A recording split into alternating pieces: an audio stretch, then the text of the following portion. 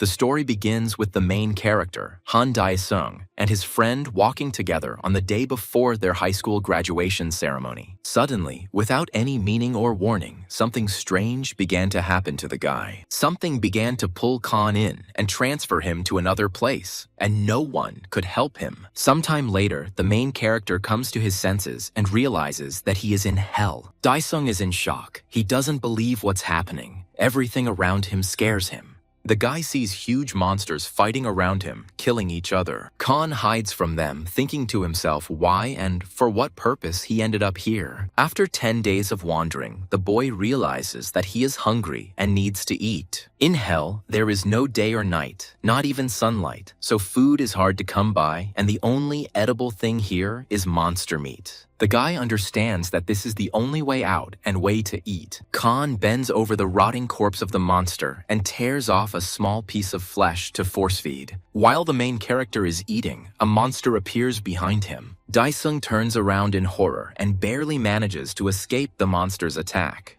The only thing left for the guy to do is to defend himself from the monster by throwing stones. Finally, the hero manages to drive away the monster and remain untouched. The boy can't hold back his tears from stress, so he says out loud how much he misses his mother. On the 39th day of his stay in hell, Khan got himself some reinforcement to defend himself from the attacks of monsters. The hero notes in horror that in order to survive, he had to give up his humanity. On the 51st day, Khan had more or less settled into hell and had gotten used to the fact that he needed to feed on the remains of killed monsters in order to survive. Suddenly, a sign appears in front of the hero indicating that his level has been raised to the 3rd. Dae-sung looks at this in surprise, thinking that he has finally gone crazy. However, after thinking for a moment, he accepts the level up notification. After 7 years in hell, Khan is level 24, meaning he has certain abilities to survive. After 24 years in hell, Dae-sung easily defeats most of the monsters. After 51 years in hell, Khan became capable of killing an incarnation, which was not a difficult task for him. At the age of 79, Dae-sung has become strong and advanced enough to face the most powerful opponents.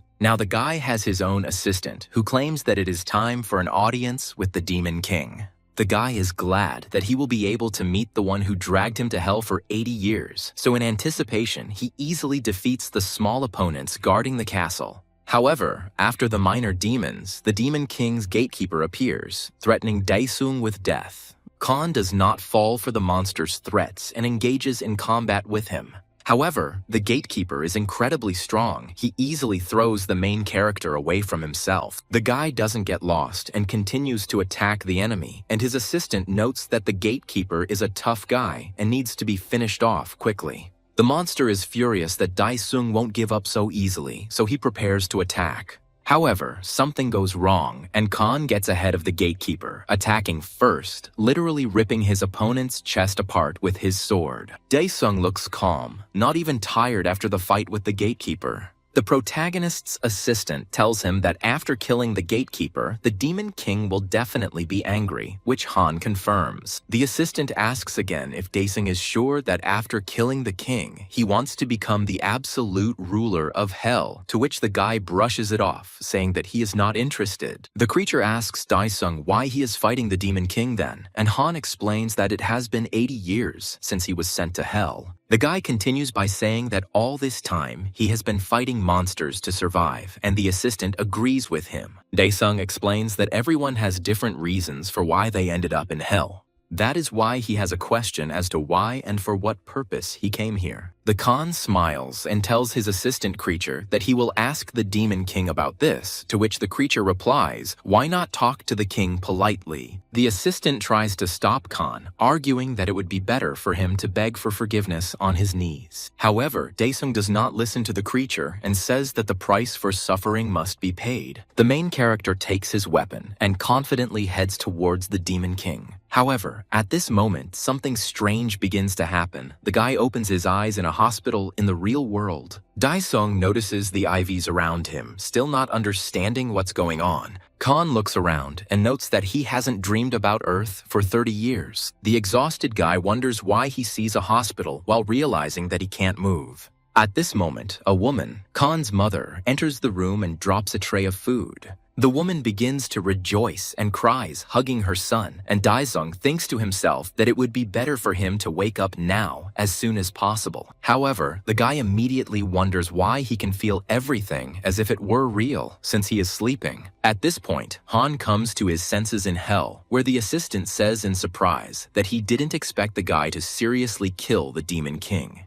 Daesung doesn't regret what happened, saying that his body, split in half, looks better. The assistant asks the protagonist what he is going to do because now he is the rightful ruler of hell. Before Han could answer the creature, a sign appeared in front of him asking if Daesung wanted to return to Earth. The guy still doesn't believe it and doesn't understand what happened, and the assistant is interested in the land, asking if the guy is from there. Daesung remembers praying almost every day to return home, so there is no reason to worry. Khan, without thinking, presses the button to agree to return to Earth, and the portal gradually begins to transport him. A moment later, the main character opens his eyes and sees a doctor examining him. The man moves away from Daesung and towards his mother and explains that due to his son being in a vegetative state for so long, it may be difficult for him to move at first, but that he will get better as he receives rehabilitation. The woman thanks the attending physician, to which he replies that everything happened thanks to her care for her son. At this point, Khan starts screaming loudly, and the doctors and the boy's mother nearby do not understand what is happening.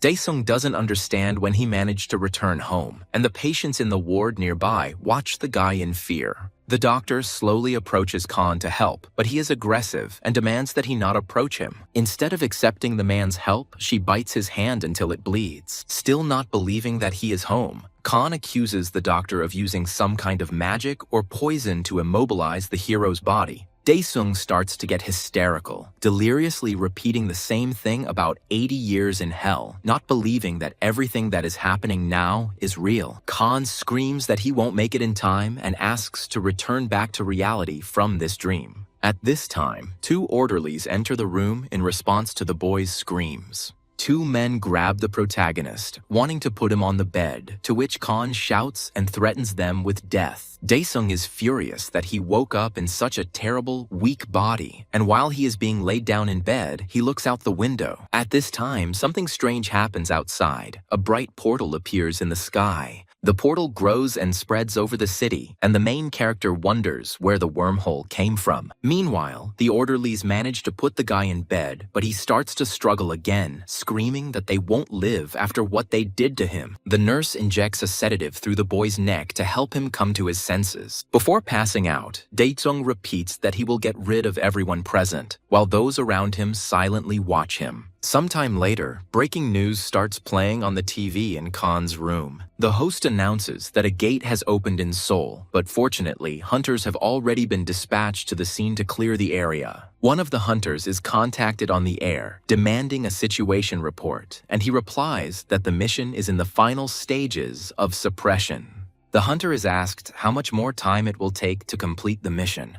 The man thinks and replies that it could take about an hour. The leader in charge of the hunters demands that he be contacted immediately after the mission is completed, and he will take care of the rest himself. The broadcast comes to an end, and the news anchor announces that the mission is successfully coming to an end, and all consequences have almost been eliminated. By this time, Khan had already woken up and managed to listen to part of the broadcast, surprised that the hunters were operating in a wormhole. At this time, the very head of the hunters, a young man in a suit, enters his room and joyfully greets Khan. The main character looks at the man who entered and does not understand who is in front of him. The leader smiles and asks if Daesung doesn't recognize him. The guy looks closely at the leader and asks if it is Chan-ho. The young man is glad that Daesung recognized him and is interested in Han's well-being. The protagonist gets up a little from his bed and replies that he feels fine, and Ho replies that Han has finally woken up 10 years after his sudden fall. Daesung focuses on the time spent in a vegetative state. The protagonist recalls that fateful day 10 years ago when he and Ho were returning home. Chang-ho explains that Han was full of energy, but then suddenly collapsed. Since then, the hero lay in a hospital bed in a coma for 10 years.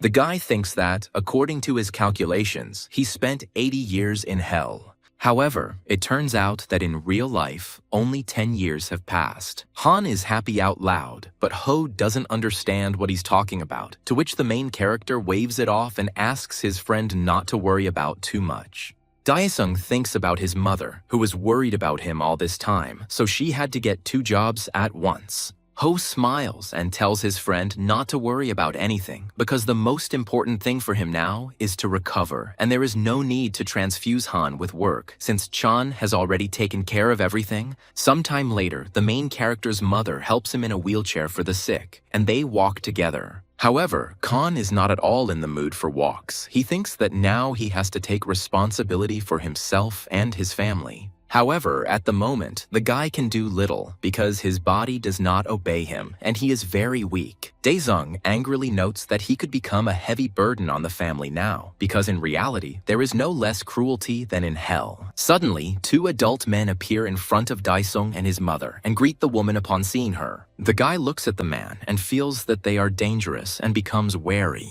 One of the men, in a black suit, asks Khan's mother why she didn't answer the calls and whether she was not going to return the money, while the second, in a gray suit, is surprised that the woman thought she could get rid of them so easily. The woman looks at the man with fear and apologizes, saying that she will definitely give the money back next month. However, the man in the black suit does not listen to her and reminds her that she constantly says the same thing. Khan's mother carefully takes the man's hand and assures him that this time she will definitely give everything back. Feeling the woman's hand, the man abruptly throws it off, shouting how dare she touch him. Han Daesung, who had been watching this whole time, looks angrily at the man who was treating his mother so badly. The villain in the black suit reproaches the woman, saying that money that is borrowed must be returned, and threatens Khan's mother, asking if she really thinks that they will treat her well this time.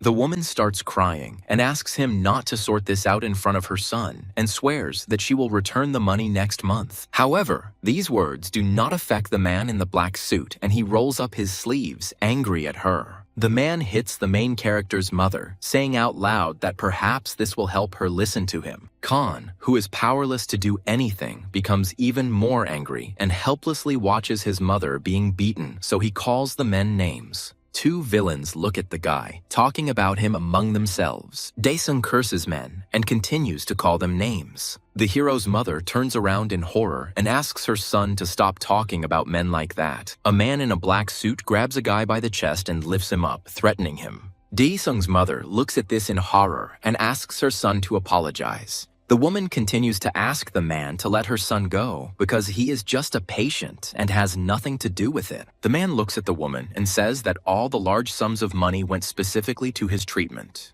However, Khan does not seem scared and continues to call the villains names, asking what they are going to do next. The man looks at the guy and says that he is a cheeky fellow who seems to have problems with his head since he keeps asking for trouble. The man in the black suit smirks and threatens Khan, calling him names. The man throws the boy down roughly and yells at him, saying that Khan is now completely helpless. He continues to beat the guy roughly, saying that he deserved it. The man mockingly demands that Khan call him names again, but the hero can do nothing but defend himself from the powerful kicks. The guy deeply regrets that he can't do anything because of his weak body. The mother watches in horror as her son suffers and begs Tae-sung, the man in the black suit, to stop. However, the villain does not hear her and continues to brutally beat Dae-sung. Khan endures, but thinks to himself that if they were in hell now, everything would turn out completely differently. Suddenly, a sign appears before the guy's eyes, just like in hell, offering to start a divine quest. Khan is surprised, looks at this sign, and thinks about the choice that suddenly appeared. Of course, Khan accepts the quest, and suddenly, everything around him changes, and he doesn't understand what's happening. The guy sees that everything around him, except him, has frozen, as if time has stopped.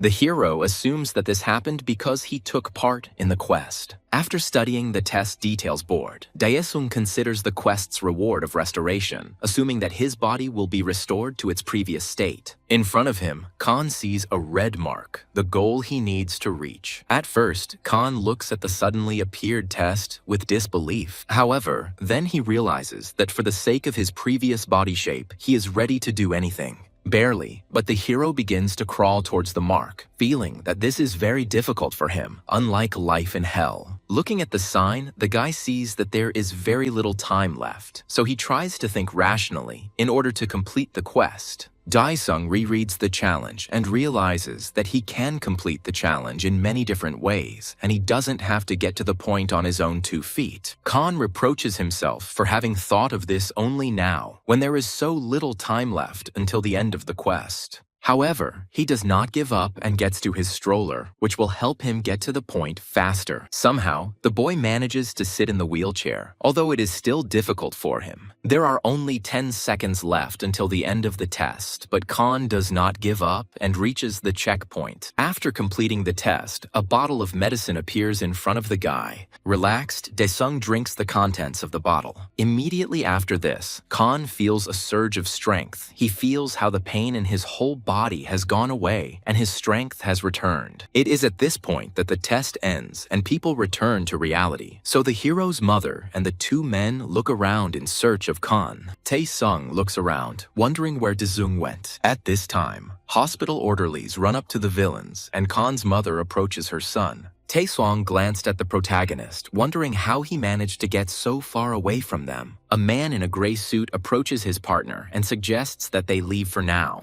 In the evening in the hospital, Dae-sung reflects on how the window with the choice appeared in front of him. Like the main character, I also lay in my bed after preparing this video for you, my beloved YouTube viewer. I worked hard and collapsed without strength. In a half-asleep state, I dream of only one thing: for you to subscribe, leave a comment, and like. This will help me restore my body. All the best to you. Kisses, hugs, misses, love. The guy thinks that he needs to restore his body as soon as possible before the villains return, so he decides that he needs to create a quest for himself. Suddenly, the protagonist hears some kind of notification that the Pantheon is waiting for him, and he wonders where he is hearing it from. Suddenly, his body seems to be transported somewhere, and he thinks that he is in a dream. A notice board appears in front of Han, informing him that an avatar has been created based on the information for training purposes, and Dae-sung feels that this is not a dream. First of all, the program generates a task for the hero: destroy the specified object, and a blue monster's face appears in front of Khan. Having gathered himself, the guy hits the object with all his might. After completing this task, Dae-sung is tasked with running 10 kilometers in 3 hours.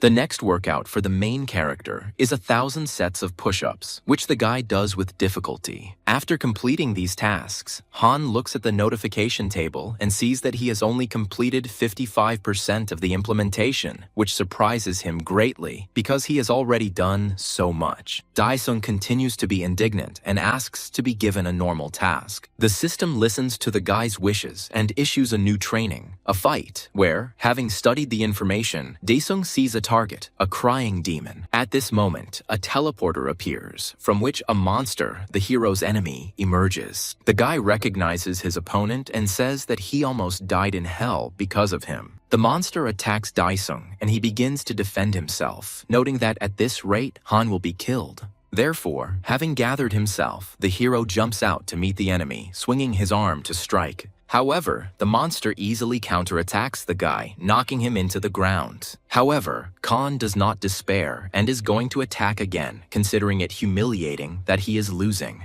The opponents continue to attack each other when suddenly the monster manages to grab the guy. At first, the hero looks confused, but then he remembers how he dealt with the enemy in hell and got rid of him.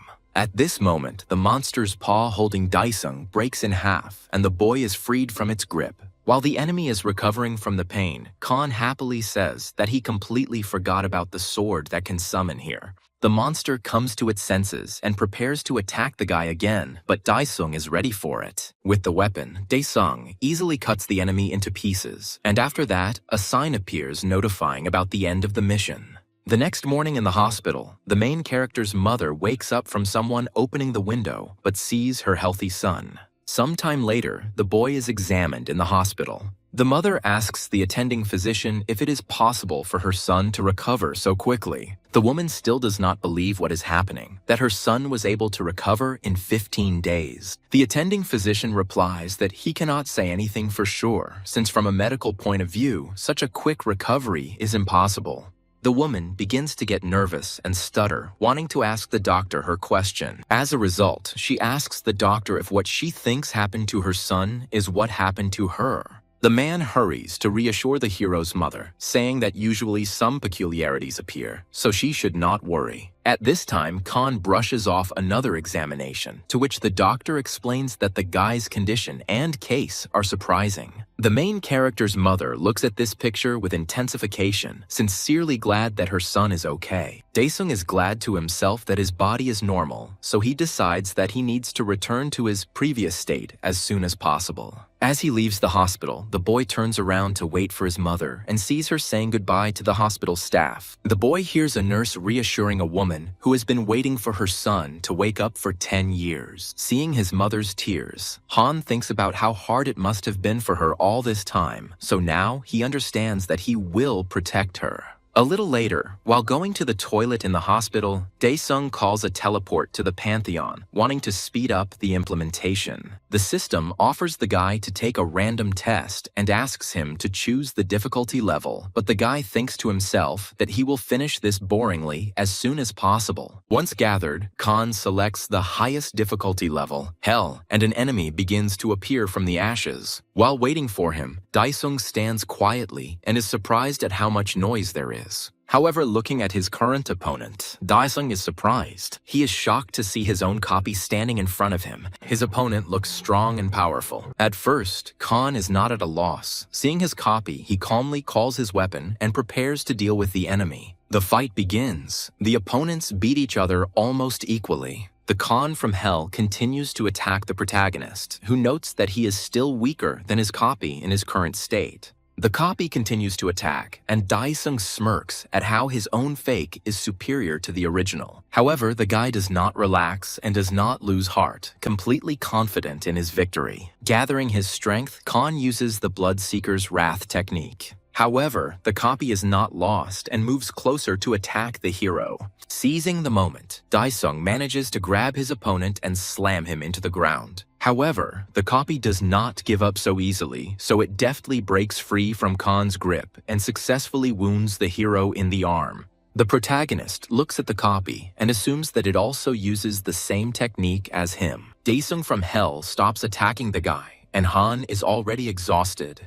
Deftly attacking the protagonist, the copy places its sword against Daesung's back. Without wasting any time, the guy's opponent wounds him in the shoulder and raises his weapon to cut off the limb completely. At this moment, in reality, a cleaning lady knocks on the toilet, asking if there is anyone inside. Khan does not react in any way because he does not hear her words, and the woman behind the door is indignant that the door is closed. The cleaning lady takes out the keys to open the door to the restroom. Meanwhile, in the Pantheon, the protagonist feels that all his attempts are useless. The guy is bleeding and begins to despair because if he loses, everything that was accumulated before will disappear. Daesung tries to find a way out of this situation, to come up with a way to kill his own copy. Suddenly, the hero gets the idea to look into the inventory. At this time in reality, the cleaning lady has almost opened the door when suddenly someone turns to her, asking if she heard her being called on the 3rd floor, and she agrees, walking away from the restroom. At this time, a small teleport appears next to Daesung in his inventory. The guy extends his hand towards him, asking his opponent to wait because he has not yet completed his task. From his inventory, the main character takes out a bottle of potion, which he receives for each completed task.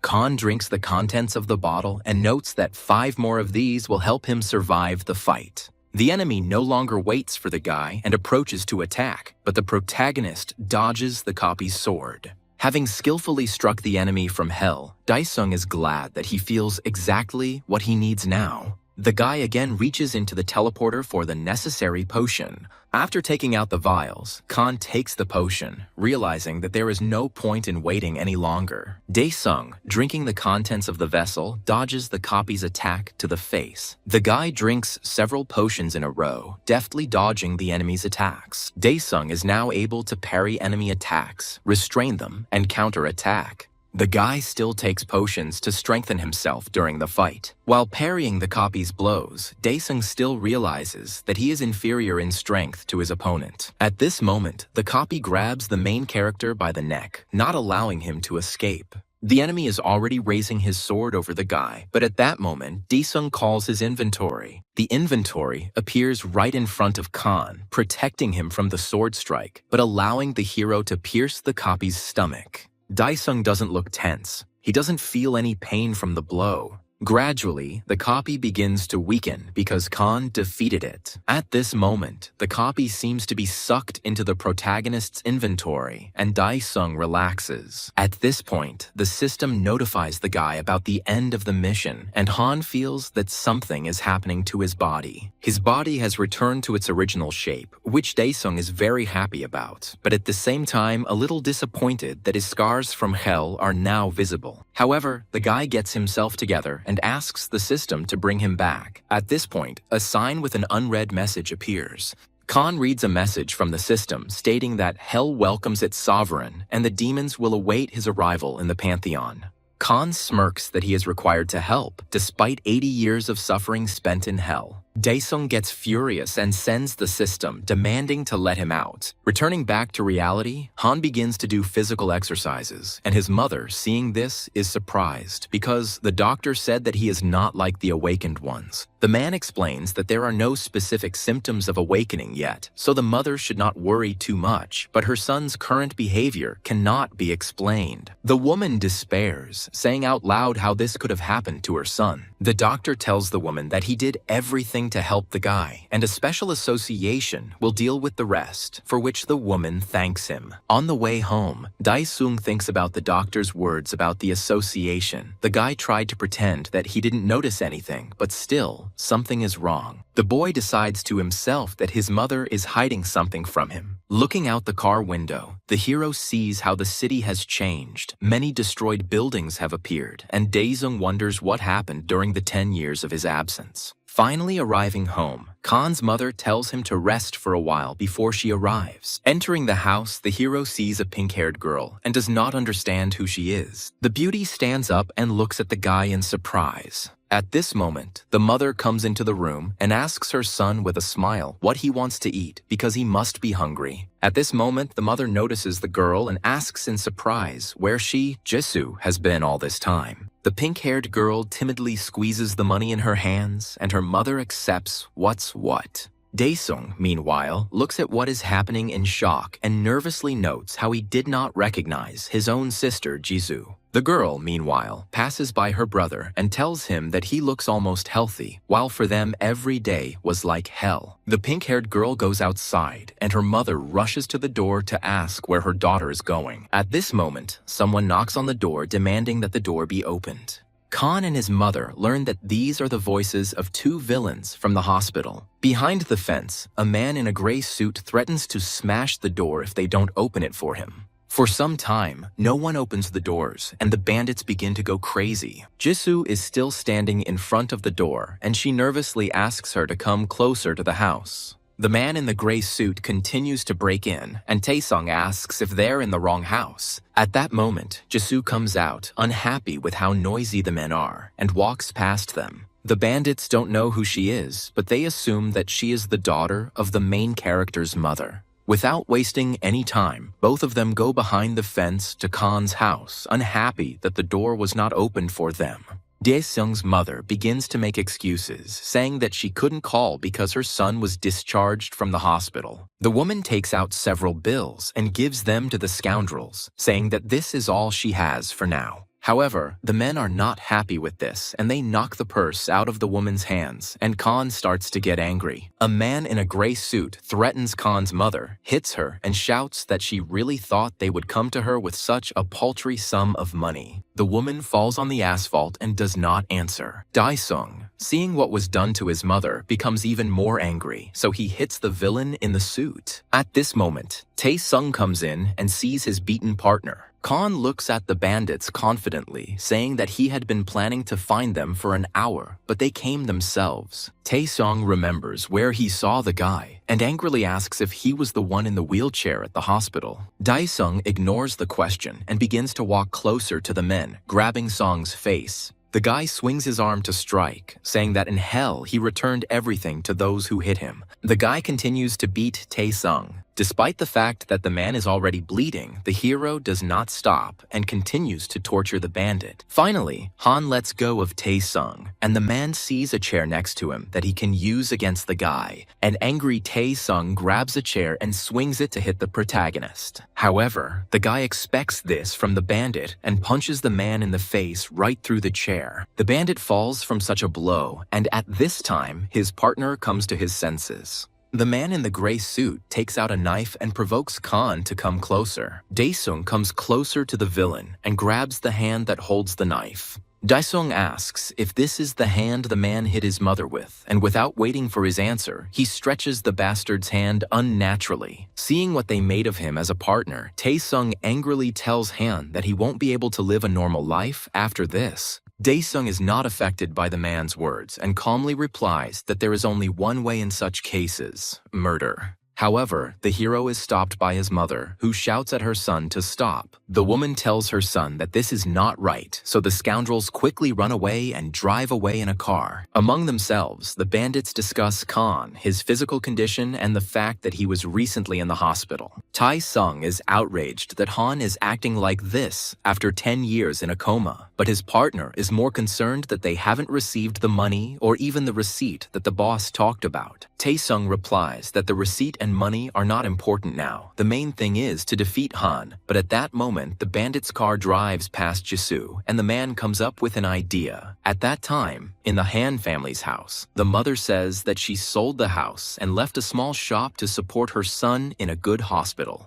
The woman hoped that Dae-sung would quickly come out of the coma. However, the money quickly flew away, and the woman, on the recommendation of a friend, received a loan in the financial sector. However, repaying the debt turned out to be difficult because not only the loan amount grew, but also the interest on it. Khan asks his mother if his sister is still in school. The woman replies that Jisoo dropped out the year before last, and last year her mother got hurt while working at a diner, so her sister helped. The woman adds that her daughter has also suffered because she works at a gas station during the day and goes to the store at night. Dae-sung is outraged that her mother stopped her sister from being expelled from school because Jisoo should get an education, but the woman says that she tried to stop her daughter, but it didn't work. The hero's mother adds that he has no relatives and perhaps something happened months earlier. Dae-sung is angry that his family had to go through this, so he says out loud that they should have left him. The woman tells her son to stop talking like that because they are family. Suddenly, at that moment, the phone starts ringing.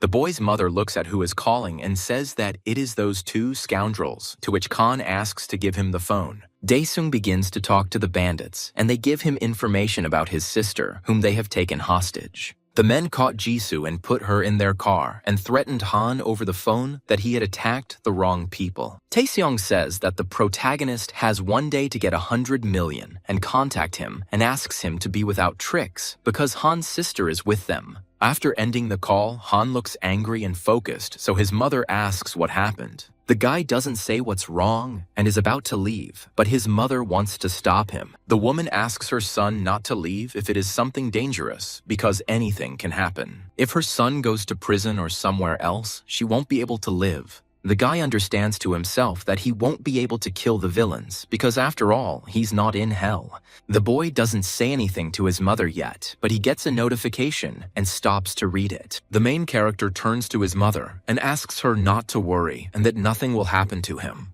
Having gone to a secluded place, the guy begins to study the information from the table, which provided a list of skills. After thinking carefully, Han Dae-sung chooses a specific skill for himself. At this time, the bandit brings Jisoo to his hideout, and the man in the gray suit hopes that Han will not come here. At first, Tae-sung looks calm and confident that Dae-sung won't come so quickly, but as he enters the elevator, strange flashes of light appear everywhere, surprising the man. At this moment, something appears in Tae-sun's polygons, and he gets scared. Khan appears in front of the bandit, smiling at the bandit's reaction and saying that he was asked to come with money. Previously, the hero chose the Shadowcaster skill for himself. Trying out this skill, Khan was surprised by its abilities. The guy opened a small portal to the shadows and threw a piece of cloth with Tae-sun's blood into it and asked the shadows to track the bastard and transfer him to him. Thanks to this technique, the guy was transported straight to the elevator where the bandits and his sister were. The man in the gray suit begins to attack Khan. However, he dodges and counterattacks the enemy in the face.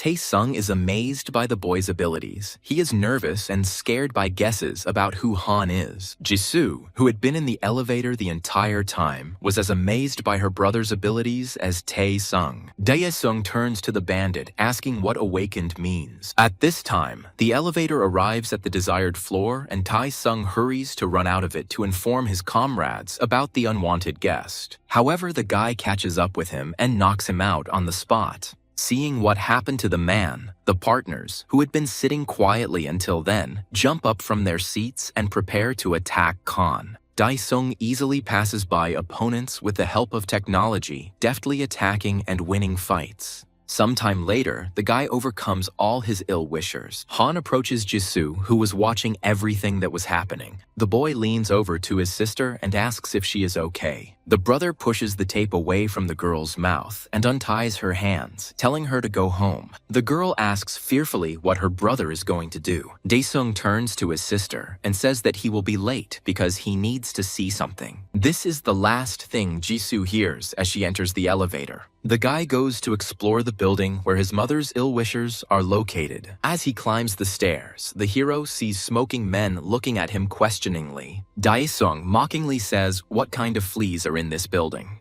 Naturally, the men react to the insult from the young man and are going to fight with him. Khan is prepared for this and tells the bandits that they irritate him. The guy easily deals with the men who stand in his way. At this time, the stranger's phone rings. A menacing, pumped-up man picks up the phone and sternly says that he asked not to be disturbed while he was steaming, but he is told that there is a problem and he should show up at the office. The man is angry because he is not a dog on errands, but he is told that the matter is urgent and the office is in danger. At this point, the conversation is interrupted and the man stands up irritably, realizing that he will have to go to the very building where Khan is. At this time, Dae-sung continued to deal with the bandits, defeating each one. Now there is a frightened man sitting in front of the guy, begging him not to touch him. However, Dae-sung is not going to stop. He is extremely serious. At this moment, a man from the bathhouse breaks down the wall and bursts into the building. He doesn't stand on ceremony and hits the guy right in the face. Having slammed Khan into the floor, the man notes that he has gone completely mad. At this point, Dae-sung thinks that neither his mother nor his sister were surprised when he used his powers. The guy wastes no time and starts using the new shadow technique, thinking to himself that it's amazing that people like him can live peacefully with ordinary people. The man walks away from Khan, who was using the technique. He also notices that the hero has torn a piece of fabric from his shirt, so the villain notes to himself that the guy is quite clever. Standing up, Han asks the man if he is awakened. The man grins and says that there is no need to feel sorry for him and that he is going to send Khan to hell. Instantly, he uses some technique and becomes much larger, demonstrating the power of his body. However, Dae-sung does not lose his nerve and punches his opponent in the face, making him bleed. At the same time, Khan easily throws his opponent straight into the wall, and the man in horror does not understand why he is weaker. He doesn't have time to do anything before the main character attacks him in the face again with his foot. Khan gets angry, asking out loud how much this bastard knows about hell, and in general, the guy's family has suffered during all this time of his absence. The man notes with horror to himself that the guy is of a completely different class, so he needs to be careful and definitely survive. Having thought it over well, the enemy asks Dae-sung for mercy. The man says he is ready to give all his money just to survive. The Khan becomes interested in the villain's offer of money and asks where it is. The enemy points out to the guy that they are in the safe in the office. Khan mockingly says that he will accept the offer since the man himself says so, and turns to go to the safe. As soon as the guy moves away, the man immediately runs away. Entering the office, Khan tells the man sitting there to leave, otherwise he will kill him too. At this time, the man who was beaten by Khan gets into his car, cursing the protagonist, saying that he will kill him and his family. But at that moment, right behind him, in the back seat, Dae-sung appears, accusing the scoundrel of not telling him the code to the safe. Naturally, the man is surprised and scared that Khan found him.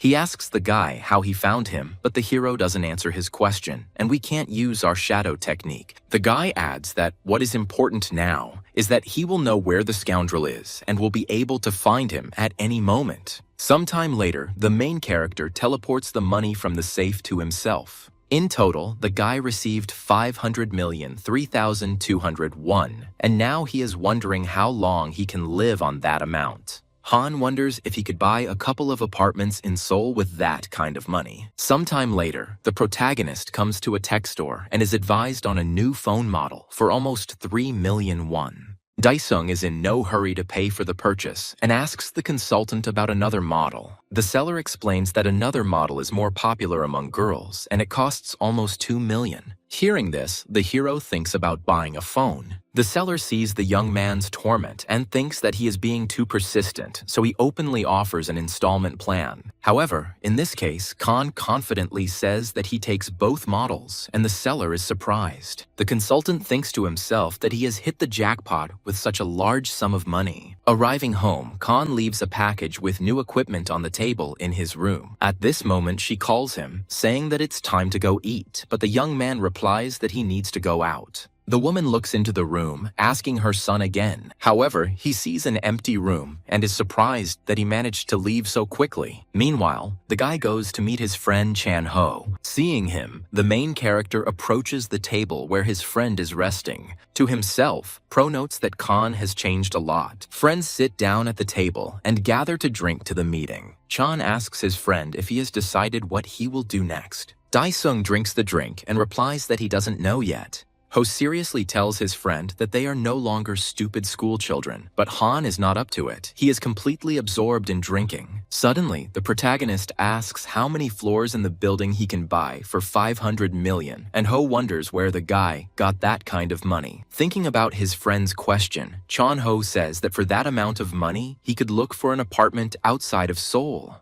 Hearing this, Han asks how much apartments cost in Seoul. Taking a sip of alcohol, Ho replies that the cost of an apartment in the capital is approximately 2 billion. Khan falls silent, and his friend grins, advising him to pull himself together because in the 10 years that the guy was out cold, a lot has changed. After drinking some more, Ho says that according to the main character's mother, the guy has awakened. Khan replies that he can only answer after he learns what awakening is. The friend smiles and says that Dae-sung might not have known about this, even if he woke up. After finishing dinner, the friends continue their conversation, and Ho begins to talk about how, after his friend's fall, various portals began to appear. Chan explains that the authorities initially ordered an investigation into the phenomenon. However, at some point, these portals began to crack and monsters began to appear from there. Of course, they attacked people and no modern weapons could stop them. Because of this, the number of victims increased more and more.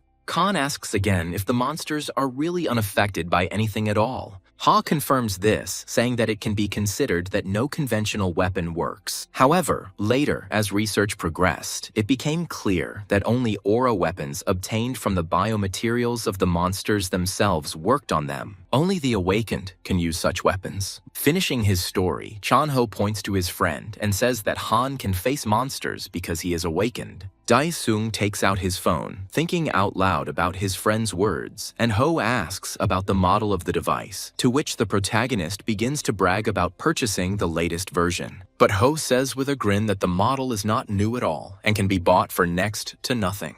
Daesung gets mad at his stupidity, and his friend jokingly calls the hero a klutz. Returning to the conversation about the awakened, Ho says that one of their features is the strengthening of the body through control of the aura. Turning to his friend, Chan Ho points out that the guy quickly restored his body and also beat up several people. Daesung thinks about it and asks his friend if awakened people get paid. Ho is surprised by his friend's lack of seriousness and asks. However, Khan claims that he is seriously interested in how much money can be made from this. His friend doesn't have time to answer him when suddenly a portal begins to form not far from his friends. The surrounding people begin to watch the red portal in anticipation. At this moment, orcs begin to appear from the portal. The people around are shocked and start to panic. Ho doesn't understand why the portal opened now. Khan wonders what kind of freaks these are, because in AOU there were completely different monsters. The main character picks up a stone and says out loud that it's probably worth competing with the monsters that have come, which surprises his friend. Daesung throws a rock at one of the orcs and looks closely at the monster. Khan senses that something is wrong with the orcs. They behave and look unusual. After carefully examining the monster's reaction to the attack, Daesung sees that the orc has some kind of shield. Ho yells at his friend, saying that he already mentioned that human weapons don't work on monsters. At that moment, one of the orcs starts to attack his friends, and Ho takes cover, feeling that the end has come. However, Khan saves his friend by crushing the monster's head, saying that he can handle them with his bare hands. A shocked Chan Ho looks at Daesung and is surprised at how easily he can deal with the orc. Meanwhile, the monsters begin to attack one by one, and Daesung fights each of them in turn.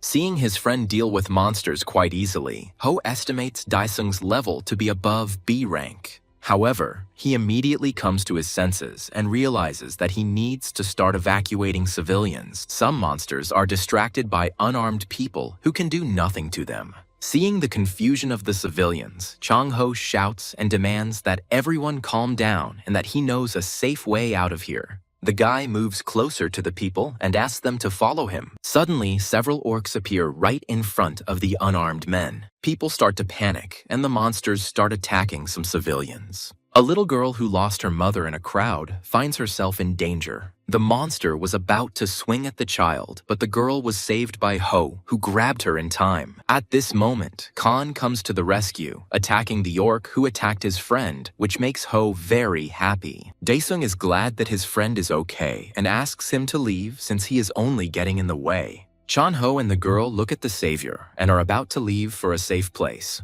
Ho commands and tells the people to follow the riverbed as quickly as possible. However, at the moment of the monster's attack on civilians, someone in a nearby cafe is recording a live broadcast of what is happening. The Eternal Waiter, who is not at all worried about his safety, comments on what is happening. Orcs surround and attack the main character. At one point, Khan misses a blow from the monster and is thrown into a nearby car, so viewers of the broadcast believe that the guy is dead. At this time, Chan Ho, who was saving people, brings the girl to her mother. One of the civilians asks the guy if he wants to go back to the surface. At this time, above, the orcs gradually surround the main character, who is still unconscious. The waiter recording the broadcast looks at Daesung lying down and says that the guy is in great danger. The monsters are approaching Khan, and the cameramen cannot watch as the hero is killed. However, at the last moment something happens and the orcs stop. Daesung appears behind one of the monsters and kills him. The waiter is amazed that Khan survived and continues to film what is happening. The protagonist lands on his feet and turns to the monsters, saying that thanks to them, he was able to recharge a little. The guy adds that he will now kill the orcs one by one without any pain. Footage of Khan's massacre of the orcs is broadcast. The cameraman receives comments asking him to come closer to capture the most interesting part, which he thinks the fans have gone crazy about. However, to motivate the waiter, they start throwing money at him with conditions that he come closer. The operator thinks that no matter what the amount, it's still scary to get that close. Looking at Han, who easily dodges all the attacks, the waiter thinks that coming closer is no joke. Meanwhile, the operator is promised even more money if he continues to fulfill the conditions. At first, the guy hesitates whether he should go somewhere, but someone sends a sum of 20 million won, which shocks the guy. However, it turns out that the money is being donated by a certain organization that fulfills the boss's conditions. The employees discuss among themselves that now the waiter will move to fulfill their conditions, and the people of the organization also go to the point. One of the men tells his colleague that they finally feel like they are spies, and Khan is the one they need. Meanwhile, the main character has finished with the orcs that attacked him. The approaching monsters cautiously examine the battlefield, and the guy mockingly notes that the orcs have become afraid. Suddenly, one of the monsters is killed by the same orc, only larger. The waiter watches all this and understands that he was paid too much to refuse it so easily. The operator goes outside and hides behind the car, reassuring himself that such a chance comes once in a lifetime. Daesung looks at the newly appeared orcs with irritation because if this continues, his strength will quickly run out. Suddenly, Chan-ho appears next to the operator, asking what the waiter is doing here. The guy yells at the cameraman, who drops the camera and microphone out of fear. Ho leads the waiter from the street into the building. The operator panics because he has lost his camera and microphone and cannot continue broadcasting, which means he will not receive money. Suddenly, an orc appears right in front of Hody the waiter. The cameraman immediately loses his composure, and Chan-ho becomes nervous as he doesn't know what to do next. At that moment, something blows off the monster's head. Turning around, Ho sees his friend Han, who saved his life again. Entering the cafe, Daesung asks his friend why he came back and asks if Ho can stay alive for the next 20 minutes, since the guy needs to go somewhere, and Ho agrees. The guy tells Han that clans will arrive here soon and promises to tell him about them when Daesung returns. The main character summons a teleport to the Pantheon and is transported there. The observer is surprised that his friend can open portals. After moving to the Pantheon, Daesung loudly complains about being tired from the past battle with the orcs. After checking how much magical power he has left, the guy becomes disappointed and asks the terminal what is the fastest way to restore it. The system suggests using a diary, and the guy remembers that he filled it out when he was in hell. The main character sees his diary systematized. The guy watches the systematization process silently. After the operation is completed, the system starts printing and completes it shortly. Khan is not feeling well and wants to skip straight to the moment when he received his magical powers. After thinking for a bit, the guy names the 16th page number where he wants to move. Meanwhile, in the real world, the waiter and Ho walk up the stairs to the cafe, and the cameraman looks at Chang-ho, thinking about his connection with Han. The operator asks where Daesung went. However, Ho understands what is going on and directly asks if the cameraman was offered money to film Han's face. The waiter doesn't answer, and Ho tells him to keep quiet and follow them to the roof, since there could still be surviving creatures left. The boy receives a message from the Soul Clan, notifying him that those responsible for the evacuation are late, so Hyo needs to be more careful, to which the boy thinks to himself that it would be good if Daesung returned. Meanwhile, in the Pantheon, the protagonist has moved to page 16 of his diary and now feels how everything around has become quiet. At this moment, a huge something appears behind the hero, indicating that an unidentified object has appeared that needs to be destroyed. The creature directs a laser beam at the hero, which must be dodged. The guy successfully avoids the attacks, and the monster calms down for a while. Then the creature and Han begin to fight, and Daesung decides that he needs to finish off the enemy as soon as possible. The protagonist strikes straight into the creature's eye. The monster loses its balance, but does not break and attacks the guy with its limbs. Khan gets angry and tries to get to the monster's head. Soon, the boy hits the creature's body so hard that it begins to disintegrate. Pleased with his work, Daesung confidently demands that the training continue. However, something starts to go wrong, and the hero sees changes in the battle. Meanwhile, Ho and the waiter play until they reach the roof and carefully go outside. They see the disfigured corpses of people in front of them.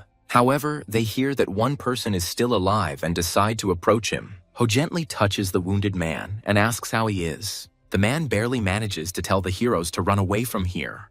Ho and the operator sense the presence of an alien, an orc, behind them. The waiter is scared but tells Ho to grab the wounded man and leave, but the guy disagrees with him and tells him to be ready to run on his command. Waiter Tol turns to the side. Kula had been looking at Chan Ho before and sees a huge orc. The guy sees how scared the operator is, but nevertheless tells him to get ready to run on command. Right there, the monster senses living people and prepares to attack. Meanwhile, Dae-sung observes something strange happening to the monster. A huge red sphere has formed in its place. The guy doesn't understand what it is. The sphere rises up and says that the rebirth has begun. The timer starts and the creature's body gradually begins to recover. Khan can't allow this, so he runs straight to the sphere and punches it. Having climbed onto it, the guy intends to completely reset the timer and finish off the monster. The hero begins to hit the sphere again and again, while the system notifies about the restoration of the creature by 55%. Soon, Dae-sung manages to completely destroy the sphere. At this point, the rebirth percentage increases, but then an error message appears everywhere. The protagonist continues to hit the destroyed sphere, shouting to stop. At this point, Khan turns his attention to the background and sees a bunch of monsters there, just like the previous one. They all notice the guy and are aiming to destroy him, so Dae-sung skillfully dodges their attacks. The hero is not happy that he now has more opponents. Therefore, the guy intends to get rid of them as soon as possible. Running to a safer distance to rest, the hero begins to think about how to get rid of the monsters. Khan decides that he needs to delve into his memory and remember how he solved the problem before. However, the hero is already quite tired and his head is a complete mess. After thinking a little more, a memory comes to Dae-sung's mind that should help. Meanwhile, in reality, Ho and the cameraman rush towards the door in the building together as an orc approaches them. Tired and scared, they reach a secluded place inside the building. However, the monster is not ready to let the victims go so easily, so he tries to get them out of the building, to which Chan Ho suggests that the waiter go downstairs. Meanwhile, in the Pantheon, Khan runs away from the monsters to a safer distance. The hero knows the place he needs to get to, so he doesn't worry too much. Finally, the guy gets to the right point and stops. The monsters following the main character stop in a semicircle.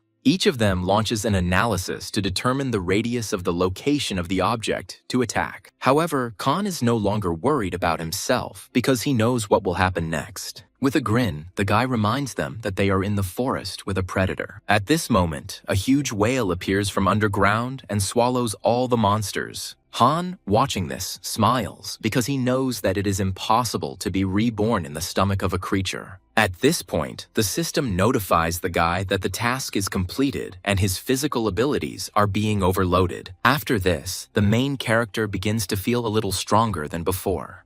Moreover, for successfully completing the mission, Dae-sung receives a dagger. Having received the weapon, Khan examines it and says that for now, the dagger will do. After making sure that the guy has accomplished everything he wanted in the Pantheon, he decides that it is time to return. In the real world, a news broadcast begins, where the hosts discuss the newly opened portal and believe that the problem with what happened is that it is happening in the area where the hunting association is managed. The professor on air says that it is their fault because it is the job of the hunters to protect civilians, and how can they be trusted after this? The presenters say that the portals open periodically, which means that you need to be on guard any day. This broadcast is watched by people driving to the scene of the incident. The guy listening to the news starts to get angry and says that hunters can't get paid as much as clan members. The young man continues to be indignant, saying that they are not clairvoyants to catch him, since even with special equipment no one can find him. The guy's boss tells him to stop fidgeting because the boss, as a manager, won't be fired even if they fail. Suddenly, the news broadcasts information about a suspicious hunter with injuries. At this time, inside the cafe where the two young men are hiding, the waiter asks if there is a way to get out of here because it is creepy to be inside, knowing that there are corpses on the roof. Ho tells him that he is also scared, but they have no choice but to wait for rescuers. Suddenly, the waiter looks out the window and says that it looks like the hunters have arrived. Chan-ho looks in the same direction and is surprised that the rescuers arrived so quickly. Suddenly, something happens right in the building, and both young men hide behind the counter, thinking that perhaps these are not rescuers at all, but monsters. However, it is only the Khan returning from the Pantheon, demanding to leave him hungry. Ho is genuinely happy to finally see his friend return. The main character mockingly asks if he is too late. Chan-do asks his friend how he got here so quickly. Instead of answering, the protagonist's stomach growls, and Ho asks if his friend was hurt in the fight.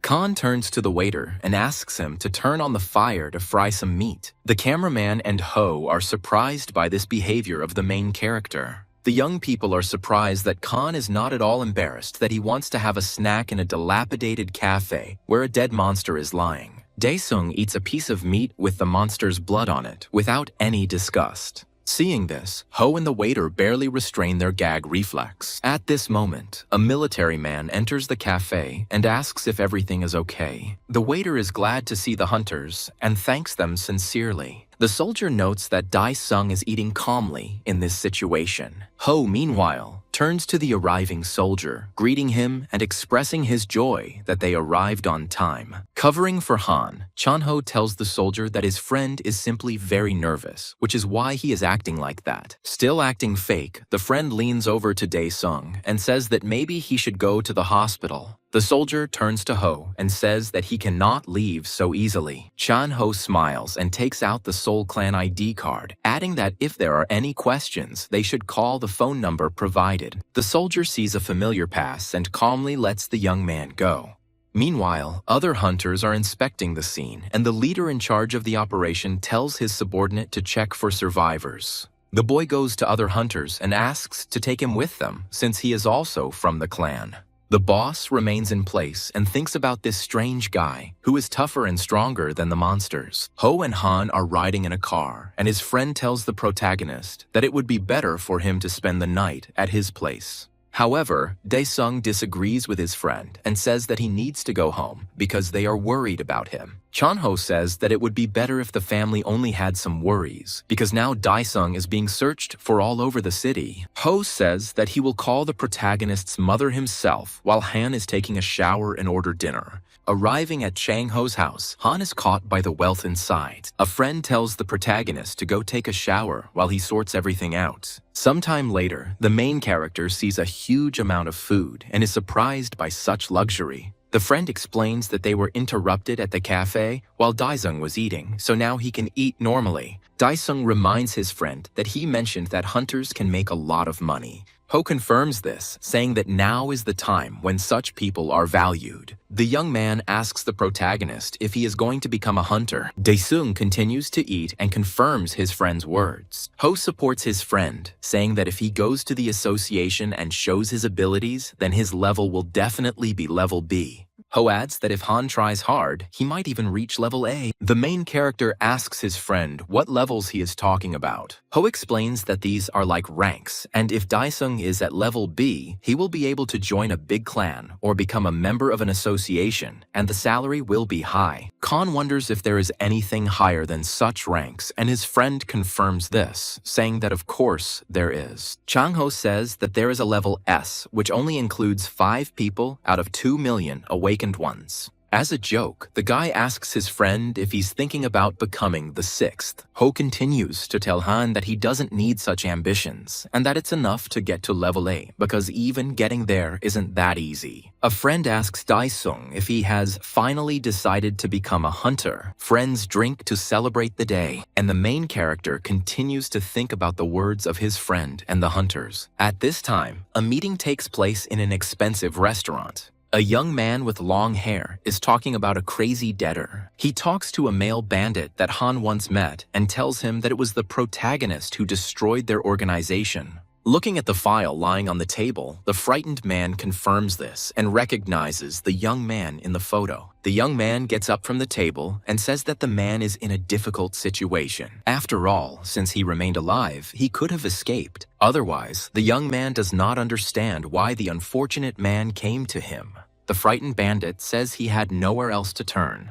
The young man, the leader of the Red Horse Clan, Lee Sogu, says that he understands because the man had nowhere else to go and he would hardly have gone to the police. Mogu asks if the bandit is really so nervous because of another dead man lying right on the floor in the restaurant. Nervously, the man begs Lee Mogu to spare his life. The clan leader says there is no need to worry because they will only take the money. The young man leans closer to the frightened man and says that the organization probably has some money hidden away. However, the man replies that he had the lowest position and that he knows nothing and asks to believe him. Unexpectedly, Sogu pulls away and says that he will believe the man's words. He thanks the young man, to which he replies that they will end here. At this moment, the clan leader uses a technique and rips the man's head apart. Sogu looks emotionless. He doesn't care at all about the life of the murdered man. A young man walks away from a fresh corpse. Sogu picks up the dossier on Han and shows it to the figure standing behind him, demanding that he deal with it. A mercenary girl takes on a task from her boss.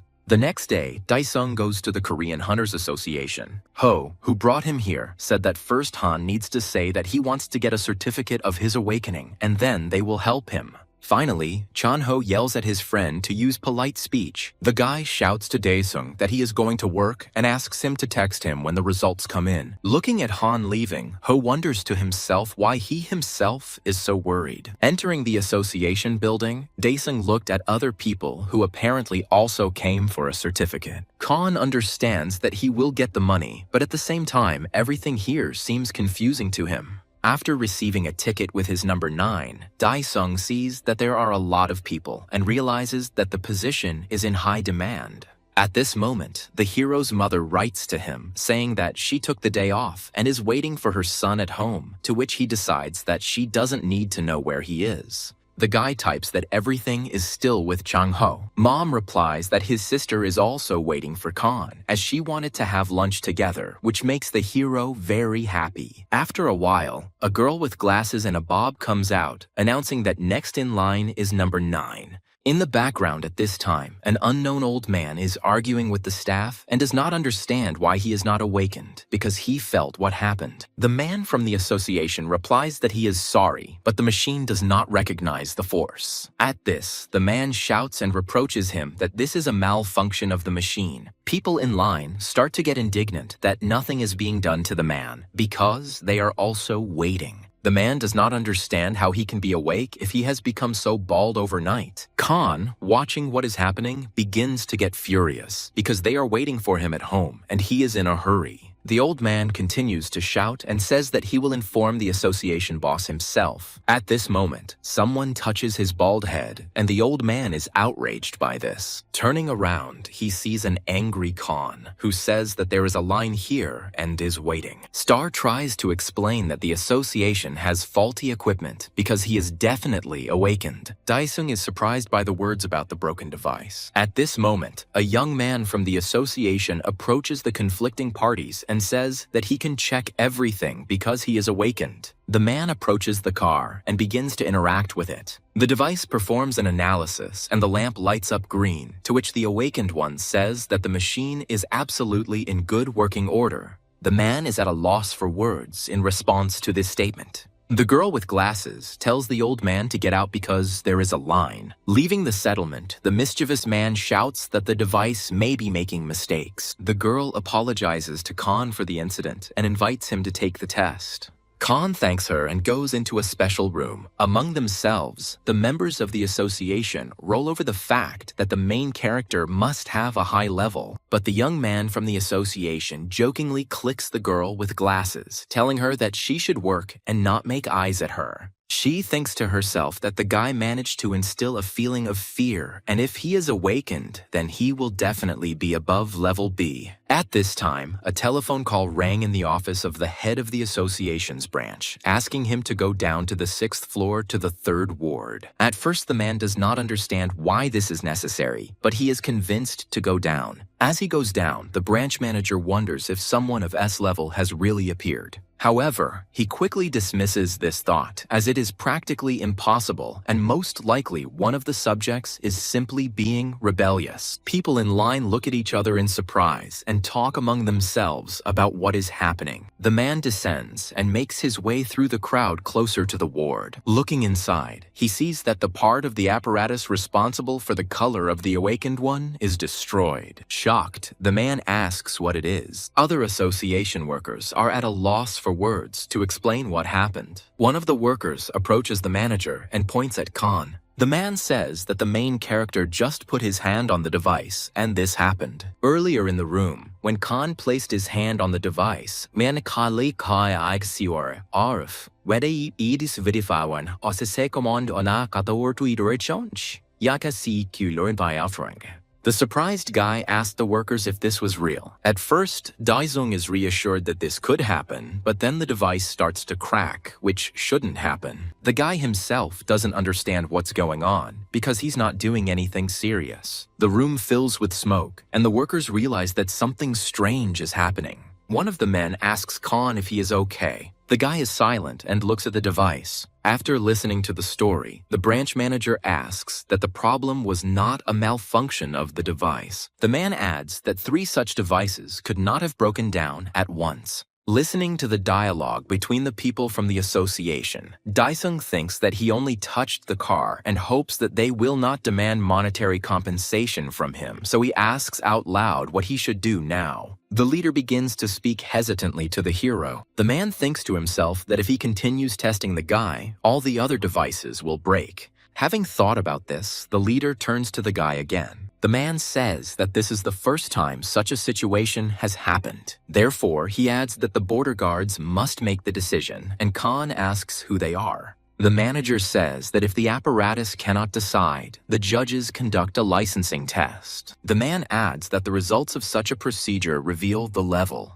The protagonist asks if such a test will be fair. Another guy from the association tells Khan that the evaluation is carried out according to the established criteria, so there is no need to worry. Daesung agrees since he has no other options. The members of the organization are sold with the departing Khan. The manager exhales and says that they cannot live in peace. Suddenly, a girl in glasses asks the manager if the crystal ball reacts to foreign energy, and the man confirms this. Then, the girl thinks about Daesung's abilities because his energy has gone over the scale. However, one of her colleagues giggles at the girl's statement. The manager understands what the girl is getting at and says that she is funny and is glad that Daesung is above level S. A colleague interrupts the girl, advising her to think before speaking. At this moment, something happens to the sphere in the apparatus. Once outside, Han calls his friend Ho and says that he was advised to contact the border guards. The friend asks the hero why he was told that, and the guy replies that the device is broken, which Ho does not believe at first. Daesung denies being noisy. Chan Ho still doesn't understand what really happened, but encourages his friend, saying that he is confident that his friend will pass the test successfully. The friends say goodbye, and Ho advises Han to go home. However, the main character feels that someone is watching him and turns around. A girl hired by Lee Sogu watches him through a telescopic sight. She notes to herself that the guy doesn't look strong, but by and large, she doesn't care because one shot will decide everything. Suddenly, she notices the guy looking straight at her. The mercenary recoils in shock that she has been discovered. She watches the target again, believing that it is impossible for her to be noticed. Watching the guy through the scope, she sees Daesung pointing with his finger where to aim. The girl puts her weapon away for a moment, still not understanding how she could have been spotted, and she also guesses that Khan can hear her from such a distance. Suddenly, the guy's voice sounds in her head telling her to shoot, and she takes aim again and pulls the trigger. Daesung sees all this and realizes that he has just been shot. The bullet hits and causes a small explosion near the main character. The mercenary relaxes because she feels that she has hit the target. However, looking through the optical sight, she sees that Khan is alive and not even wounded. The aura bullet she fired bent, which surprised the girl. The mercenary starts to get nervous because she doesn't understand who Khan is, so she tells herself to get ready and run away from here. Throwing down her weapon, the girl runs away as quickly as possible. However, the main character's dagger immediately pierces her leg. Not expecting such an attack, the girl loses her balance and falls. An enraged Khan appears next to her. He says with a grin that it's a pity that she aimed so poorly, although even so, she couldn't kill him. The girl is not going to give up so easily, so she takes out a gun. Taking aim at the guy, she asks him if he really left even after the aura bullets. Asking where he came from, the hero calmly answers her that he is from hell and she does not believe him. The guy calmly repeats again that he returned from hell. The mercenary doesn't believe him and says he's talking nonsense, so she shoots him with a pistol. She screams death wishes at the guy, to which he begins to use the technique to defend himself. Having fired a whole magazine, the girl stops and thinks that Khan must have died. Suddenly, the guy appears right behind her. The hero summons a shadow technique to attack the girl. The mercenary is furious that she can't defeat the guy. Suddenly, Daesung appears right in front of her and slams her into the wall. The mercenary is immediately grabbed by Khan's shadows. The girl tried to break free, but to no avail, causing her to lose consciousness. Daesung is surprised because he didn't have time to do anything like that, and she had already passed out. Bending down, the guy notes that in this place, it's too lazy even to kill. Not far from him, Han sees an open guitar case containing small photographs of his mother, sister, and himself. Seeing this, the guy decides to find out more about the photo, so he throws a bullet at the girl to make her wake up. The mercenary comes to, and the technology still holds her against the wall. Daesung approaches her and demands that she answer his questions or he will kill her. Not wanting to waste time, the guy asks the girl who sent her. The mercenary realizes that she cannot give away the Red Horse clan. After thinking it over, she says a random name, and Han asks who she is talking about. The girl replies that she is talking about the thug whom Khan recently robbed. The guy understands who she is talking about, and the mercenary thinks about how she can escape from the hero. The girl decides to play a trick and says that she will tell where the villain is if Khan lets her go. Instead of answering, the main character deftly wounds the girl with a bullet in the shoulder. The girl doesn't understand why she's like that, and the guy replies that she's acting too unnaturally for a mercenary, so if she does it again, he'll kill her. The girl silently scolds herself for rushing. Khan does not lose his attempt to find out the truth, so he wants to ask the girl again. The mercenary understands to herself that she has already failed the mission, so it makes no difference whether she leaves here alive or not. After all, she will be killed either way, either Daesung or Lee Sogu. Therefore, the mercenary decides not to tell Khan anything about the mission and to engage in battle with him again. The guy looks at the girl's attempts to resist him with indifference. Daesung kills the girl without hesitation with a precise blow to the heart. Daesung looks menacingly at the dead mercenary and becomes angry. Khan adds out loud that the time he spent in hell was enough for him. The hero puts away his equipment and the corpse rolls down the wall to the floor. Daesung is a little disappointed that he was never able to find out who sent the girl. Khan stands in front of the corpse, disappointed that he will also have to remove the corpse. Daesung touches his head and uses a technique related to memory and searches for something. Having found what he needs, he makes a new decision. Without delay, the guy summons a teleport to the Pantheon. The hero says out loud that there are a lot of opened portals here. Looking at the dead girl, Han realizes that it would be better if he learned something new. Covering the girl with cloth, the guy disappears into the portal. Returning to the Pantheon, Khan wishes to move to page 134 of the diary to information about the imprisonment of souls. This technique is one of the main royal weapons, along with the King of Hell, and is one of the 15 forces of Hell. Once upon a time, Khan defeated the soul demon when he was in hell. Initially, Daesung thought that by sealing his soul, he would be able to fight comfortably, but the one he bound himself to turned out to be very weak. A notification about the move appears in front of the guy, and he notes that the situation on the ground is different, so he needs to act carefully. After confirmation, the protagonist moves to another location, the River of Ghosts. Daesung remembers that on the other side of this river are the king's territories, and before, there was a boat that the guy once used.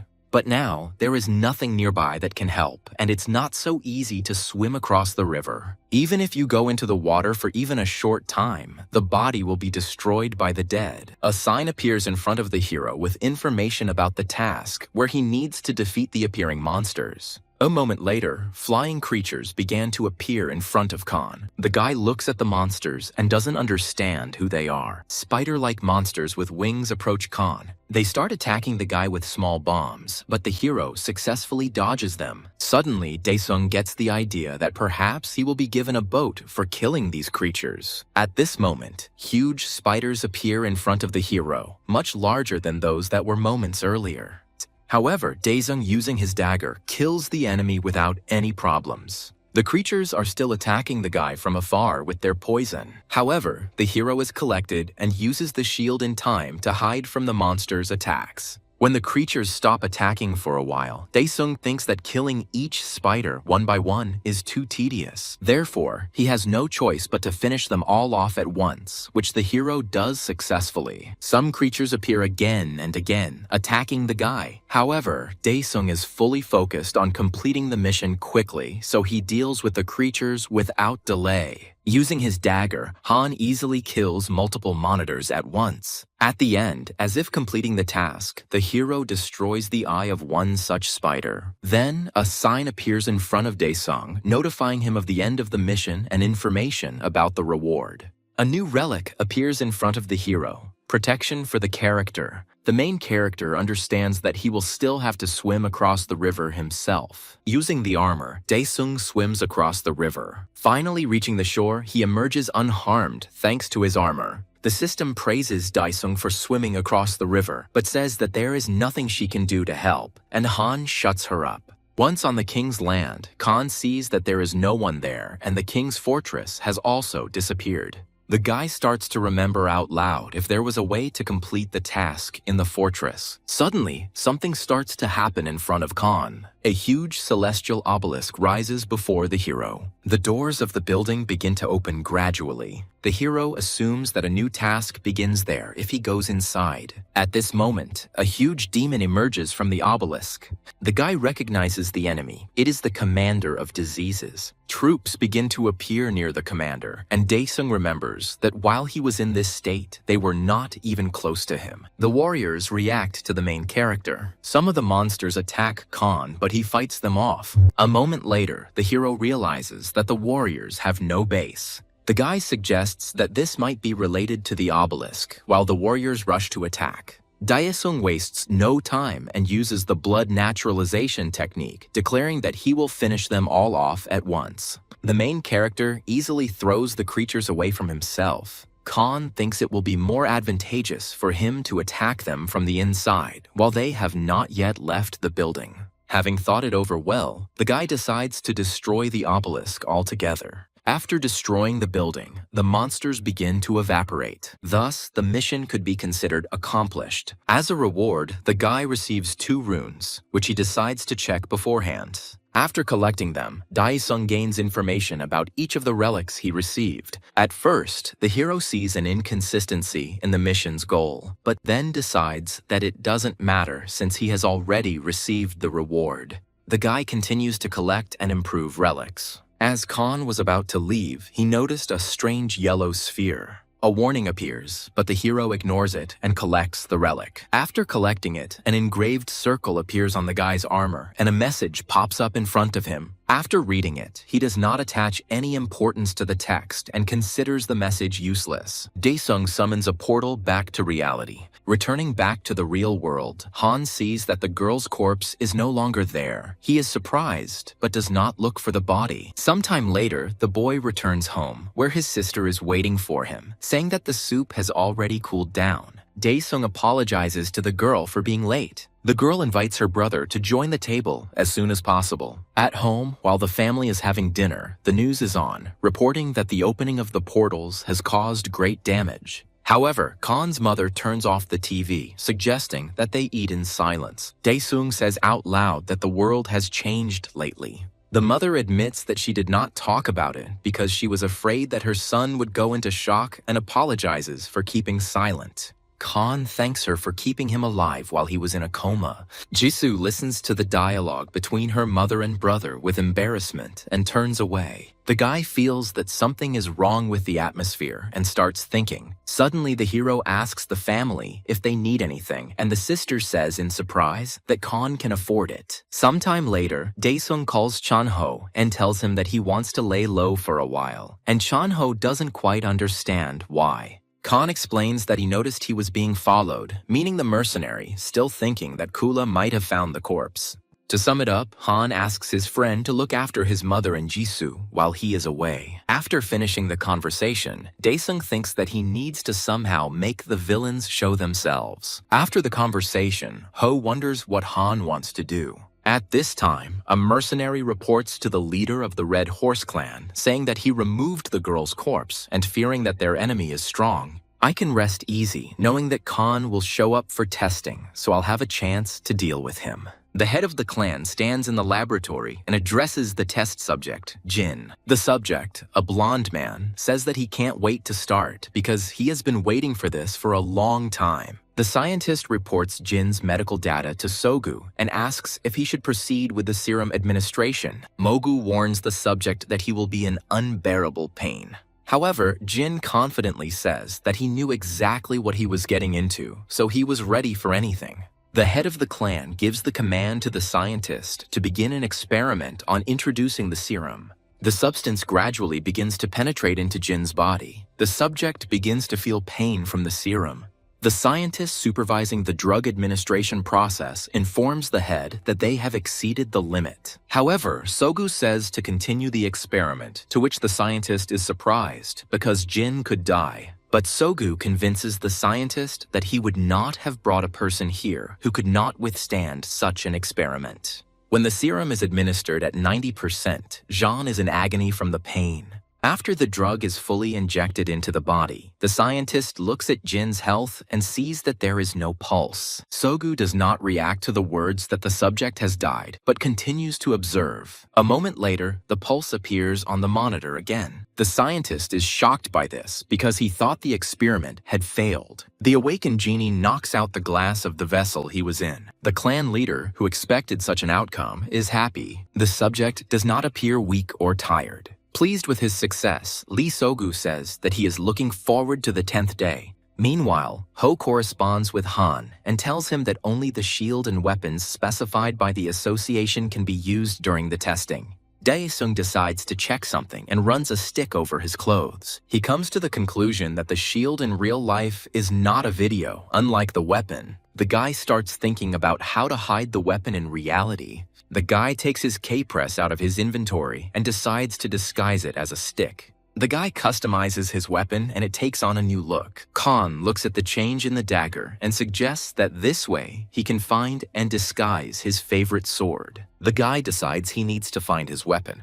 Daesung summons a portal to the Pantheon and ends up in the Salt King's territory. The place is very hot, and Daesung regretfully says that he didn't think he would come back here again. Suddenly, huge monsters, wolves, begin to appear next to the guy. Khan receives a mission notification. He must exterminate 1,000 of Orkiel's servants. Daesung decides to use the soul-sealing technique, so he cuts his hand. The wolves begin to attack, but the hero is ready for this. Little by little, Khan defeats the monsters attacking him. At some point, the guy stops to call for an army. The wolves try to attack the hero, but someone else's paw stops them. Thanks to Khan's technique, he was able to summon the same wolves to his side to attack his opponents.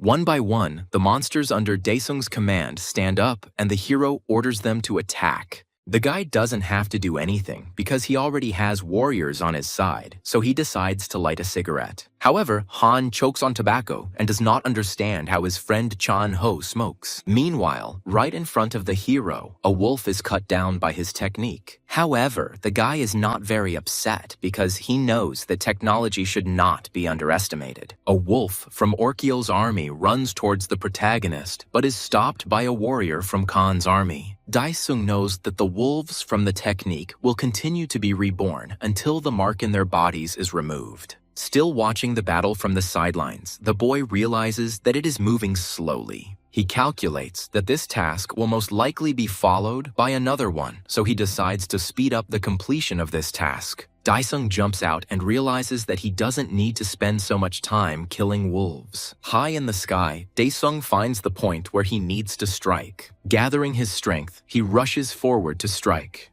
For a moment, the monsters are distracted by the approaching Khan. A huge cloud of dust forms at the place where Daesung hit. At this point in Seol's plan, she is training for the test. Shin Choyeon, a future test participant, prepares for testing. The leader of the Seoul clan asks the chief what he thinks about the girl. The clan leader, Hwang, thinks about his answer. The man says that Shin has a problem. She gets loose on the battlefield, so he suggests doubling the difficulty level to get ahead of the psychopath. The leader clarifies whether he is talking about the member of the Red Horse clan, Jin. Hwang replies that it is about him, because if it were not for him, then no one would have surpassed Shin's skill this time. At first, the leader agrees with the boss, saying that Jin and Shin are of different levels, but Hwang interrupts him, saying that what is more important is what tricks the Red Horse clan will resort to this time. The manager asks if Hwang really thinks that Sogu will resort to something again, since it wasn't because of this matter that the various people banned recruitment for a whole year.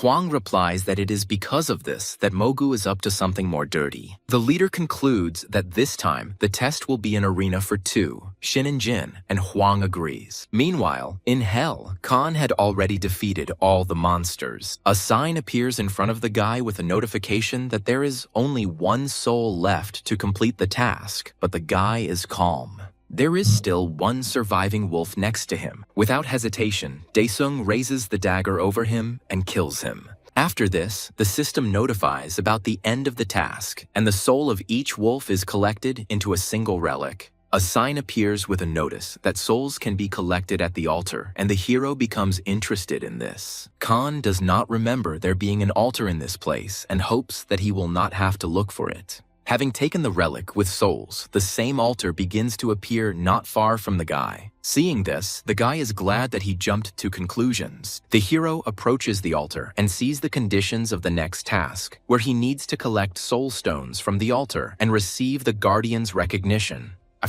Right in front of Khan, a new enemy begins to appear, a guard.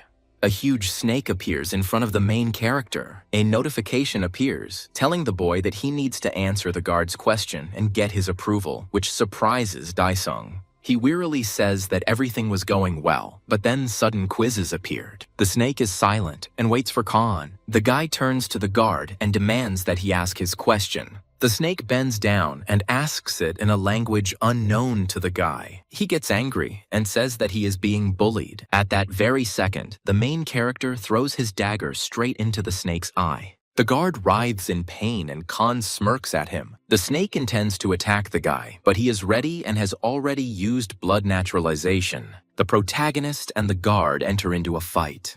Khan is angry at the guard, saying that he missed seeing the guy as an easy victim. Having deftly jumped onto the snake's head, Daesung begins to wound it with a dagger. The creature tries to throw Daesung off, but to no avail, and at some point, the guard's head explodes. Khan jumps off the creature's dead body. At first, the hero is disgusted by the smell of the guard's blood, but then turns around to look at him. The snake begins to regenerate, its head gradually growing back. Khan sees this and says out loud that he completely forgot that the creature is very tenacious. Preparing for a new fight, the guy thinks about the guard's abilities. The snake, with renewed vigor, prepares to attack the boy. Preparing to attack, Daesung angrily says that this can't go on any longer. The creature comes close to the guy, but he expected it. Daesung jumps into the guard's mouth and grabs his fangs. The snake is about to attack the guy with blue flames, but Khan assumed that it would happen. Then the snake swallows the hero, and for the first few seconds, nothing happens. However, soon the guard's eyes widen in pain. A moment later, he chokes and spits out Khan. A guy appears from the guard's mouth with a sword. Standing up, Daesung says that it's a shame to waste it on a guy who doesn't even have arms. The guy grabs his karma sword and can't believe he's fighting someone who can't use the fire of resurrection. The snake comes to his senses and is ready to try to fight the hero again, but he is already waiting for him. Using his weapon skillfully, Daesung kills the guard. A notification appears that the task has been completed, also indicating that the implementation level has increased. Following this, the system sends out a notification that the guy needs to pass a test to prove his rights to the sword. Daesung must endure the pain of being burned for 10 days. The test begins, but the hero Ula has a plan. Holding the sword, he knows that he doesn't have to endure this pain. The Khan turns to the weapon, asking if it cannot recognize its owner. Daesung gets angry and demands that the timer be removed before he can take it apart. The time is reset and a notification comes that the hero has passed the test. Sword contacts Khan and apologizes for not recognizing him right away. Daesung relaxes and tells the gun not to worry about it. Daesung communicates with the sword and says that it has not descended to Pandemonium. Pandemonium is a place where demons, souls that perished in hell, live, a place of endless nothingness. There are reports that the Pandemonium demons are supporting Khan and asking for his release. The sword confirms that since Daesung left, he has been disappearing. The guy asks if the weapon despises him, but it denies everything, saying that it will accept any decision of the owner with joy. Sword adds that the only thing he was worried about was what happened after the guy left. Khan does not understand what the weapon is talking about and asks about it. The sword tells that one day, unidentified creatures broke through the boundaries of hell. The weapon reports that due to Khan's absence, all the demons have lost their powers. The unknown sealed the time and space of hell, and they also cast all the demons into Pandemonium. Therefore, the weapon had no choice but to be swallowed by the snake, from there watching the suffering of the demons. The sword says that he was forced to lead a meaningless existence because his ego was hurt. But now, fortunately, Daesung freed him. The weapon asks its owner why he returned. The main character takes the sword and says that he needs help. The weapon apologizes that Han is in a situation where he needs his help, but Daesung ignores the sword's words and shows him one of the relics, asking what it is. The weapon says it doesn't know what it is, but adds that the relic is emitting strange energy. The sword says that the energy is similar to that emanating from unidentified beings. The weapon says that everything needs to be checked first, but Khan-ul reaches out his hand to the relic. The guy collects the relic, saying that the system has never let him down, and he can check it later. The guy grabs the yellow sphere. A strange sign appears in front of him, which is similar to the one that appeared earlier, and a seal forms on the hero's hand, and Khan assumes that with its help, he can enter somewhere. The system asks if Han wishes to go back, and Daesung hesitates, remembering that he was usually quick to return to reality. After thinking about the sword's words, the boy decides to return to the Pantheon. Meanwhile, in reality, in Ho's office, his colleagues discuss the video of the orc killing and ask if Chang-ho saw it. Staring at his computer monitor, Ho remembers Han and realizes that he can hardly even be called a friend now. At this moment, the manager comes up and asks Ho to take a break for a while. The guy asks if something happened. He notes that his colleagues are once again enthusiastically discussing the viral video. The people in the office do not pay attention to the boss who has arrived. The boss asks Ho to leave. Outside, a man asks the boy if he was at the scene and if he has anything to share. Ho thinks about it because if he says that he knows Han, he will be immediately forced to hire the guy. So the guy lies to his boss and says that if there was something important, he would have reported it already. The man doesn't seem to believe the guy much, but doesn't press him and says that if Ho knew something, they could find and hire Daesung for themselves. Chang-ho decides that he needs to continue pretending that he doesn't know anything and asks out loud how Shin Choyeon is doing. The man is silent for a moment, and Ho asks again. Finally, the boss replies that it's nothing special, but he's worried that she might not cope.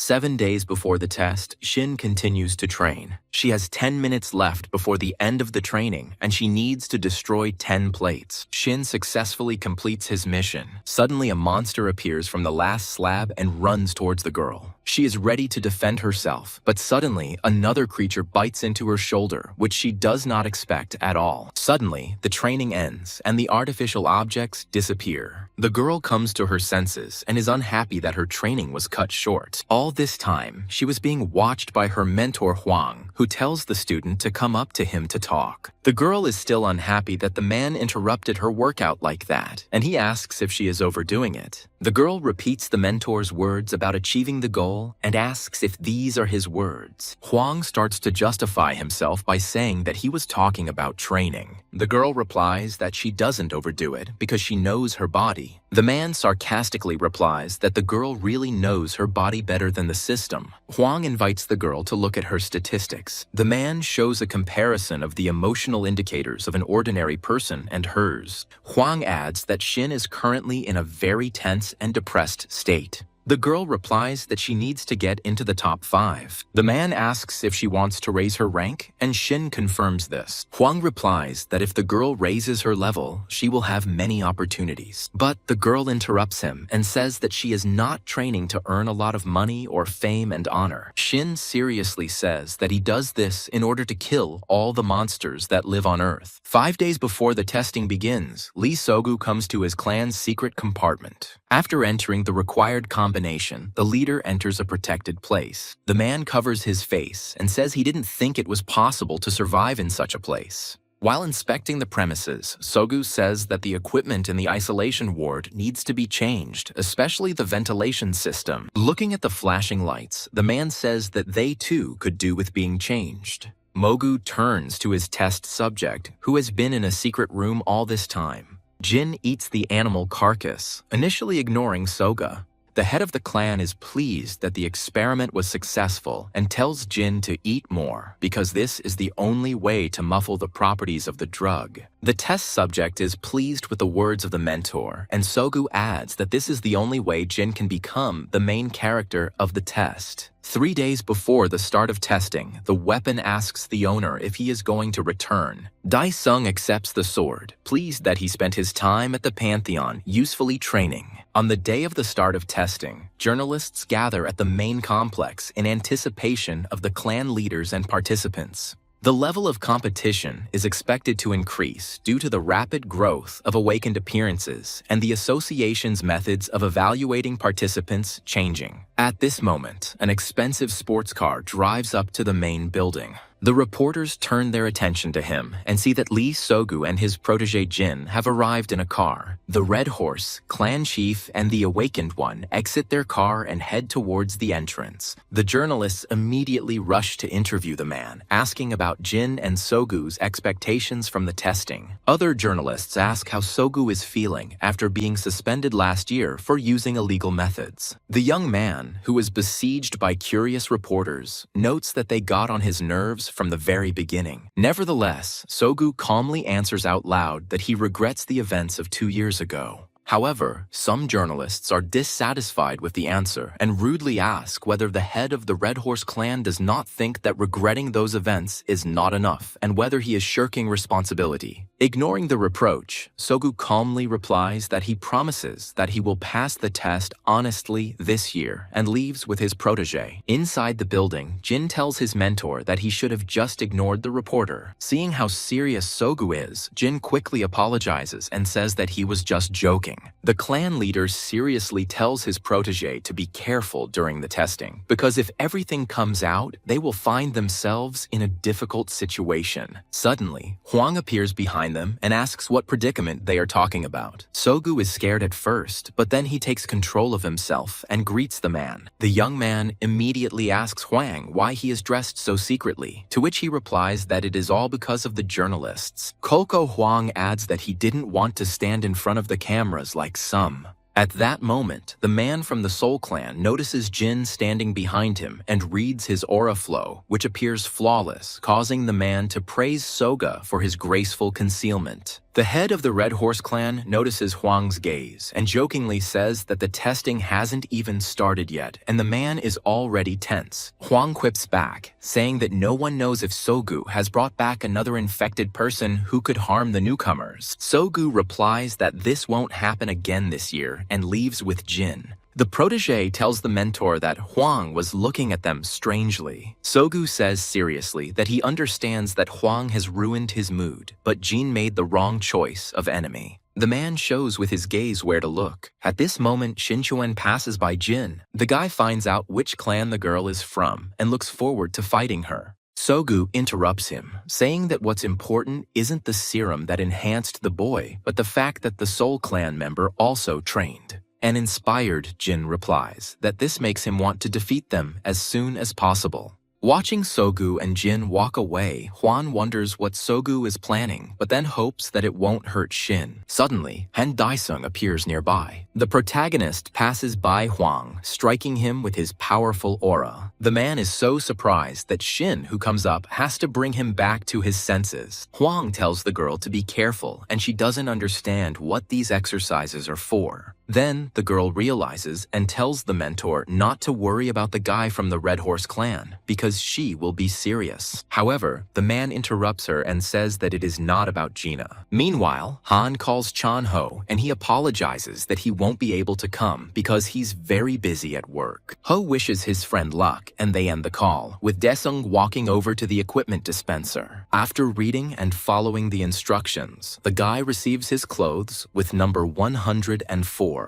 Meanwhile, an annoying old man whom Han met in the association's mission comes into the testing room. The old man is glad that his numerous calls and letters were not in vain and that he was noticed, and in general, how dare they doubt his abilities. The man recalls how on the day of the test, in the association's assignment, Khan brazenly touched his head. Suddenly, someone grabs the old man by the head, and turning around, the man sees Jin. The frightened old man thinks about whether he should leave the test. Meanwhile, Khan approaches the hall. The protagonist feels well and looks forward to the start of testing. Entering the hall, many participants are waiting for the start, including a disguised Shin. Suddenly, the lights come on and the crowd comes to life. The inspector responsible for today's testing appears before the awakened ones. The man announces that this time 3-level portals have been set up, with each level having its own complexity and environment. Participants begin to talk among themselves about testing. One of the awakened ones asks when they will be given weapons. The inspector says that this time there will be no weapons distributed and participants are prohibited from bringing anything with them. The crowd is dissatisfied and wonders how they will fight then. Suddenly, a hologram appears in front of the participants, representing the assistant. Artificial intelligence announces that the topic of today's test is adaptation, the purpose of which is to determine how well awakened ones can develop their adaptation skills in different conditions. The value of a hunter lies not in his equipment, but in his aura, the skill that comes from the strength of his body. Participants only need to show how well they adapt and fight. At this point, the instructions end and the portal opens. The inspector announces that people should enter the portal one by one, starting from the last rows. At the first level, participants find themselves in a tropical forest with a dry and hot climate. Some of the awakened complain that due to the hellish conditions, they will not even reach the beginning of the test. Everything that happens in the forest is monitored by cameras in the broadcast room. The observers are talking among themselves about how the standards are very high this time. However, there must still be those who pass all the tests. At this moment, Shin tries to calm down and control himself so as not to waste excess energy. The participants are watched on the screens and Shin and Jin's strengths are discussed, comparing them. Some of the spectators are discussing how Lee Sogu prepared this time. The head of the Red Horse clan thinks about how envious Hwang must be. Han appears on the screen for a second, and Hwang notices Sogu's calmness. However, at that very moment, the head of the Red Horse clan turns his attention to the screen and is surprised by Daesung's appearance. Sogu is amazed that Han looks calm. There is not even a drop of sweat on him, and the man thinks that perhaps the guy hid his aura, but this indicates a high level of training. Khan feels comfortable because he previously drank a potion that helps cope with the influence of the environment on the body and hopes that no one will notice. The participants continue to complain about the heat and wait for the test to begin. After some time, an artificial intelligence appears, announcing that all participants have crossed the portal, which means they can begin. The first task for the awakened is to kill 20 orcs in the swamp.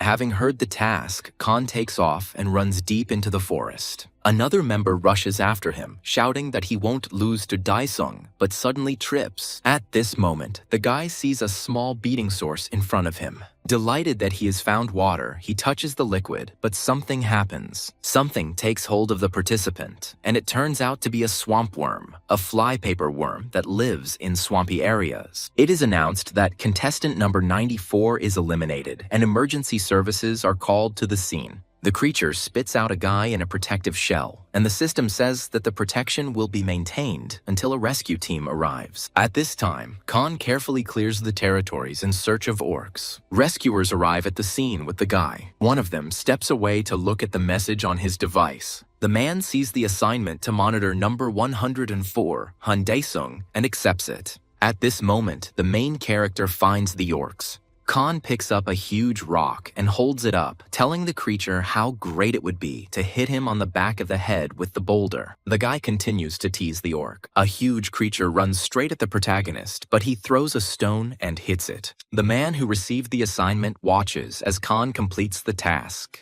At first, the man is surprised that he receives such an order, but then he sees how deftly the guy deals with the orc, and that surprises him. Khan doesn't look tired. He calmly carries out the task, and the man is caught by how different he is from the other test subjects. Khan, however, is thinking that it is not at all effective to kill the orcs one by one. Daesung says out loud that he didn't want to use magic at all in the first half of the mission, but he has no choice. The guy uses the shadow summoning technique. And after that, he orders the shadows to find the rest of the orcs. One of the shadows breaks into a dark cave where the orcs have gathered. The creatures begin to talk among themselves about the noise in the cave. Suddenly, Khan, pleased with his find, jumps down into the cave from above. At first, the orcs don't pay any attention to the guy, thinking that easy prey has found them. Daesung takes out his camouflaged weapon and prepares to quickly complete the mission. The weapon contacts Khan, saying that it seems the orcs did not perceive the hero as they should have. Khan smiles and orders his weapon to destroy all the creatures in the cave. Meanwhile, Shin runs through the forest in search of orcs. The girl uses her aura to find monsters. The girl notices one of the orcs and approaches him. The girl notes that at this speed, she can complete the first task in an hour. The girl is going to kill the fourth monster. However, Jin runs ahead of her. The girl recognizes the guy from the Red Horse clan. Jin doesn't look tired and is quite satisfied with taking the loot from Shin. The girl provokes the guy and says that the Red Horse is in his repertoire, as always. Jin mocks the girl, saying that her yours or mine competition to determine whose prey is whose is very stupid. Shin also quips back, saying that the guy is good at talking, which is just like his clan's style. Jin sarcastically replies that the girl's clan also likes to take last year's crazy people for testing. Jin wonders to himself whether he should kill the girl since she turned out to be so annoying, but stops himself, telling him to wait at least for the second level. Shin turns around to leave and not continue the conversation with Jin, so he makes an obscene gesture and tells the guy to have fun on his own. The guy gets angry at such words and attacks the girl. However, something restricts his movements and he is surprised. Suddenly, Shin and Jin hear and see a huge explosion. A few minutes before, in the orc cave, Khan stands with a lit weapon. The guy orders his sword to burn everyone in the cave. The cornered monsters can do nothing about the fire. Camera observers are shocked by what is happening. Seeing the explosion on the cameras and the announcement that Han has passed the first level test, no one believes that this is possible. The observers immediately begin to request information about the guy and demand that he prepare a contract. Watching the proceedings, Huang says he fully expected Daesung to make a fuss. Sogu is not happy that all the attention is focused on Han. Also monitoring the testing are people from the association, the girl and her colleagues who met with the hero when he broke the device in the association building. The girl is happy that her guess about the guy's strength turned out to be correct, and her colleagues are still amazed. Immediately, people from the association pay attention to the screen where the annoying old man was seen and recognize him. A man with an axe finishes off weakened orcs after an explosion. The old man is glad that he completes his task quickly enough. The girl and her colleagues see that the old man is cheating and do not understand how he ended up on the test at all because he is an ordinary person. The girl from the association enthusiastically says that Khan broke many balls from the device that day. Her colleagues don't understand what she's talking about, and the girl explains that the whole thing is that after the breakdown, various rumors spread that the test results were incorrect. She adds that she heard many people complaining to the community about the matter that day. One of her colleagues does not believe the girl's words and jokingly flicks her on the head, saying that the people above are doing their work superficially. Suddenly, the boss appears behind them, and the three of them get scared. The boss says that he himself included the old man in the list of test participants. The man says that 3 days ago, he received a report that an old man tried to enter the portal with bombs tied around his body. The girl asks in horror if he really wanted to kill himself, and something that is not awakened. The boss denies this and says that several years ago, the old man lost his family due to the opening of the portal, and this was his attempt at revenge. One of the association members tells the man that if he gives such concessions, the system will collapse. His colleagues giggle at him, but his boss confirms his fears. The man draws the attention of his workers to Khan, saying that he has found a diamond. Suddenly, the broadcast starts to malfunction, and the connection becomes weak, so Mogu, leaving the hall, addresses his protege. The man from the Red Horse clan tells the leader that this way, Han can reach the 2nd and 3rd levels very soon. However, Sogu reassures him, saying that John is not ahead of Jin yet. The head adds that for now, Jin is simply giving Han a head start to see his endurance out of curiosity. The man listens to the chapter and thinks to himself that Sogu has strange ideas about what it means to give a head start. The man assigned to monitor Khan tracks him through a scope and notes that number 104 is extremely talented. However, the man shoots the protagonist, saying that he shouldn't have gotten in the way of the Red Horse clan. However, the main character is fine and does not notice the surveillance. Looking up, Daesung figures that this is probably the entrance to level 2. Sogu smiles and rejoices at how good it will be if Daesung dies right there. Suddenly, a hovering golem appears near the man watching Khan. The man is hiding from the creature and feels he must report it as soon as possible, as he will receive a hefty reward. However, the golem notices him and attacks the man. The golem immobilizes him with a paralyzing poison. At some point, the man becomes afraid that he will not be able to get out. Meanwhile, Daesung, while searching for the portal, feels like he's walking around the same places. Suddenly, the guy stumbles upon the corpse of the very man who was following Khan. The protagonist assumes that it was an unplanned death. Suddenly, a golem appears behind Khan. The creature attacks Daesung, but he deftly dodges it. The main character begins to think about how to defeat the monster, selecting skills that he can use. Daesung understands that he can't use some skills because of the cooldown, and the golem certainly won't wait for him. So Khan dodges its attacks and then decides that he needs to finish off the creature as soon as possible. The guy jumps right into the golem to rip a piece of stone out of its body. Meanwhile, Jin deals with the last of the orcs. Finally, he is notified that he has passed the back and is moving on to the 2nd level. Suddenly, a small box flies up to the guy. Opening it, Jin sees an ampule, a note, and a compass. After carefully reading the contents of the note, she immediately ignites spontaneously and disappears. At this time, Khan is still dealing with the golem and summons the Shadow Phantom. The guy orders the technology to destroy the golem. The monster still attacks the guy, but he defends himself with a weapon. The guy's technique is fueled by parts of the golem, and Khan again orders an attack on the monster. Numerous shadows attack the golem.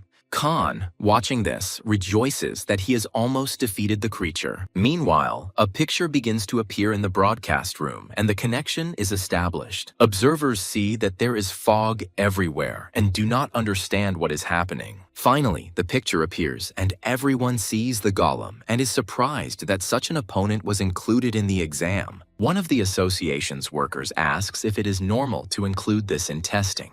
The man asks the boss if they need to stop this because they have such a right as the highest protector. One of the workers reports that they were able to determine the location of number 104th. The man asks his boss if they should stop the test for Daesung, and he agrees, but is distracted by a girl from the association. She points to the screen in the broadcast room, where the protagonist's equipment is seen defeating the golem. The attack radius is quite large and powerful, which again surprises observers. The boss from the association, seeing this, understands that it is impossible to determine the level on the edge, and he thought that Khan's peculiarity was just a mistake and a malfunction of the device. Eventually, the man realizes that perhaps there is something incredibly strong within Daesung. The girl from the association is amazed by the success of the main character. Suddenly, another worker from the observers approaches her and says that Khan's success has nothing to do with the test. The stranger adds that Jin will reach the second level of the test before Daesung. Meanwhile, the association's boss is asked about further actions, and he replies that first they need to analyze the injuries and report everything. Meanwhile, Jin uses the compass to reach the portal to the second level. He stops for a moment to study the area and notices the fog clearing, indicating that everything has already been decided here. The guy gets rid of his compass in order to move on. Meanwhile, Khan has already finished off the golem and uses the soul imprisonment technique. The observers see what Khan is doing and are surprised that the guy is doing something again. Daesung, using the technique, summons a golem for himself. The creature does not obey at first, but the protagonist soon forces it to bow its head. The golem leans towards Daesung and submits to him. Something fast flies past Jin as he approaches the portal, and he stops in shock. He notices that it is Khan and is amazed at what he just did. Sogu returns to the broadcast room, confident that the testing is already over. However, upon entering, the young man sees the frightened face of his ward, Jin. A little earlier, Khan, having climbed onto the head of the summoned golem, was heading towards the portal. Having found a shortcut, the protagonist clears the path for the creature. Daesung urges the golem to move faster. The guy uses fire to continue clearing the path of obstacles. The people in the broadcast room finally realize that the guy is using summoning techniques unknown to them. Among themselves, observers discuss whether this can be done with the help of aura. An unknown girl standing next to the blonde from the association says that now they are not undergoing testing, but a real reality show. Suddenly, a fist hits a table in the hall. Many people turn around at the noise and see an irritated Lee Sogu. The man is angry about what is happening during testing. Someone wants to calm down the head of the Red Horse clan, but his people ask them not to approach. Finally, Sogu calms down and apologizes for his behavior, explaining that he was excited by the guy's abilities. Huang, watching this, notes to himself that this is what Sogu deserves, because he couldn't even imagine that everything would go wrong. The man thinks to himself that his student Shin should also arrive at the scene soon. Meanwhile, in the forest, Jin is angry at Han for his prank. Shinchon immediately runs up to the portal. Thinking that there is no way Jin could lose to someone like a girl, he rushes towards the teleporter. At the second level, participants find themselves in a cold climate, on a snowy mountain. Daesung, who arrived on the scene, is outraged that the participants are being tested like this. The guy turns to the golem and lets it go. An artificial intelligence appears in front of Khan and congratulates him on passing to the second level. Daesung turns to the teleporter behind him and wonders if he can start the mission without waiting for the others. The assistant, meanwhile, explains the purpose of the second test, saying that the participants will be divided by strength into 5 people in different places. The point of the second test is to get to the top of the mountain. Khan analyzes the test. He calculates that the altitude is approximately 5 kilometers. As the contestant goes through the test, drones watch, and Daesung regrets that he can't use certain things because of them. Looking down, Han notices Jin and reflects on how awakened C and D level beings make their living as porters. Standing below, Jin is outraged that everyone's task starts from different points. The guy gets angry and tells himself that he will overtake Khan and will not let it go so easily. Suddenly, the guy turns around, sensing someone's presence. This is the same annoying old man who also made it to the second level test. The elderly man convinces himself that he is doing all this for his family and he needs to think about them. Suddenly, an avalanche falls on the old man. Standing nearby, a satisfied Jin says that he got rid of the old man. At this point, the signal in the broadcast room is lost and the video equipment does not work.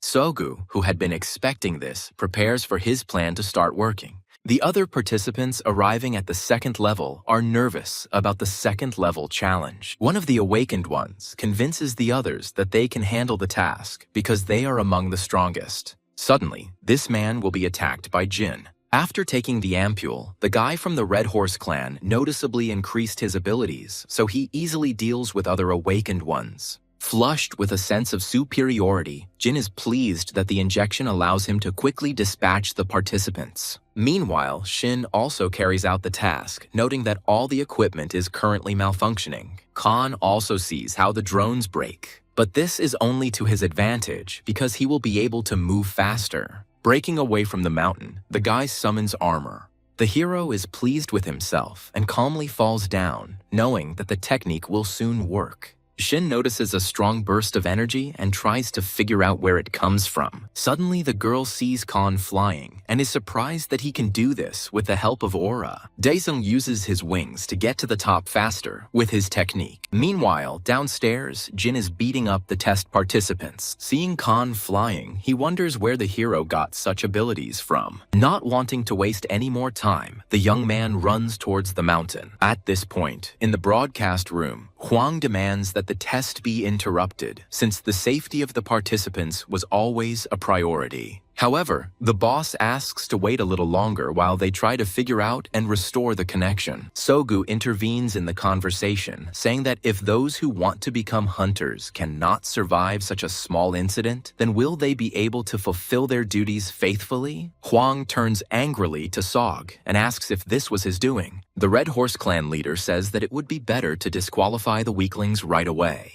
The Soul Clan man is angry with Soga, and the young man continues to put pressure on Huang, saying that it wouldn't be better for the man to take a break and retire. Upon reaching the top of the mountain, Han jokingly suggests that he should use the final skill. While other participants climb to the top, some awakened ones remain at the foot of the mountain, including an old man who crawls out from under the snow. He is exhausted, but nevertheless alive. The man is glad that he survived and decides that because of the cold, he needs to go down. At level 3, Shin listens to the objective of the mission: move around the field and fight monsters to earn points. The girl notes that she is in pitch darkness and needs to wait until her eyes adjust. At this moment, an angry Jin approaches her and asks if she has seen Han. The guy tells the girl why she got to the 3rd level faster than him and why she was too lucky. The girl turns around and tells Jin to go his own way and not to piss her off. The girl herself thinks about Huan and his words to be careful with him. She remembers that on the first 2 levels, he was faster, but on the 3rd, she can't say anything about him yet. The girl stops for a second to check the notification about the functioning of the aura when suddenly she feels that she has been hit in the side. An angry Jin standing near Shin says that he actually wanted to deal with Han first. Getting to the girl, he jokingly says that she is unlucky. Meanwhile, Khan gradually defeats the enemies he encounters. Daesung says he spent enough time killing these losers. But after checking the score counter, he believes that the number is not very high. Then the guy goes off to look for other creatures. Meanwhile, in the broadcast room, the boss from the association contacts to find out how things are going with the system. And Sogu, pleased with his work, notes that mixing different factors in an ampule was a good idea. Looking at Huang, Mogu even feels sorry for him, realizing that Shin will either become disabled or even die. Meanwhile, Shin turns to Jin and asks what he's up to. The guy looks at her, licks his bloody fingers, and says that he thought she would be docile since she was a girl. For a moment, Jin is distracted and misses the girl's blow. Shin cleanly kicks the guy in the face. After the blow, Jin comes to his senses and sees that the girl has disappeared and is hiding. Shin hid behind the boulders, examining her wound, having taken off her protective jacket before doing so. While the girl is healing her wound, Jin sneaks up on her, happy to have found her. The girl doesn't get flustered and deftly attacks the guy in the groin, having thrown her tracksuit at him before doing so. Shin continues to beat Jin while he is disoriented. While the guy is calling the girl names, she takes a stand and says that she actually has a name. She uses a technique from the Soul Clan and introduces herself by saying that she is the ace of her clan. After killing the guy, she says that Jin can't possibly be human because he's more disgusting than monsters. Realizing that the girl is no longer in danger, Shin turns around and leaves. Meanwhile, Khan, who has killed a large number of monsters again, is furious that his counter remains unchanged and has broken. The guy grabs his head and nervously says that he doesn't understand what they want from him. Meanwhile, Shin continues walking in the cave and wonders why she can't see the other participants. Suddenly, someone's body flies past her. An enraged Jin stands behind Shin. The girl rushes away from him. Turning around to make sure it was Jin, the girl doesn't understand how this happened because she definitely killed him. Suddenly, the guy is right in front of her and she hits his arm and falls. Jin wastes no time and begins to beat the girl with all his might. Lifting up the exhausted Shin, the guy says that he will kill her in the most painful way. After hitting Shin hard in the stomach, the girl screams in pain. Jin leans over to her and tells her that she can scream and beg for mercy, and maybe someone will hear her. Mockingly, the guy adds that it was he who destroyed all the equipment. Suddenly, Shin gouges out his eyes while he is distracted. Given some time while Jin recovers, Shin tries to leave. The girl encourages herself, slowly crawling away from Jin. However, she doesn't make it in time, and the recovered guy lifts her up by the neck, yelling at her and saying that because of her, his number of lives was halved. Just as he was about to finish off Shin, Jin heard someone's voice from the side. Turning around, he sees Khan watching what is happening. Evil Genie looks at the guy and recognizes the number 104. Throwing Shin away, the guy says that he was waiting for Daesung. Gathering his strength, Jin jumps on Han. However, Daesung passes by the guy, and he doesn't understand how he did it. Jin stops, trying to understand what happened. Han leans over to Shin to examine her. Khan understands that the girl seems to have recovered. Jin turns to the main character again and says that he is as talented as he is. Daesung asks if Jin Lee did this to Shin. He replies that the girl herself is to blame for getting confused, and he merely brought her to her senses. But Khan interrupts him and says that he knew about the point counter. Jin ignores his question and plans to use the technique to kill Daesung. The guy adds that he completely forgot about the protective suit because if it breaks, he's done for. While Jin is figuring out the counter, Han already punches him in the face. Clutching his face, Jin curses Daesung. The main character doesn't waste time and uses fire abilities to attack. Jin defends himself from the flames, saying that these are all futile attempts. But the main character, in the meantime, calls upon the technique of imprisoning souls, and all the captured creatures appear behind him. Daesung angrily tells Jin that he brought out his hellish nature in him. Meanwhile, in reality, it is reported that the connection has been restored on the 2nd level, but on the 3rd, repairs will take about another half hour. The leader of the association orders that security be sent to the 2nd level, and another squad should be deployed to the 3rd level. And Sogu, completely calm, says that there is no point in worrying so much because everyone who is being tested is a future hunter.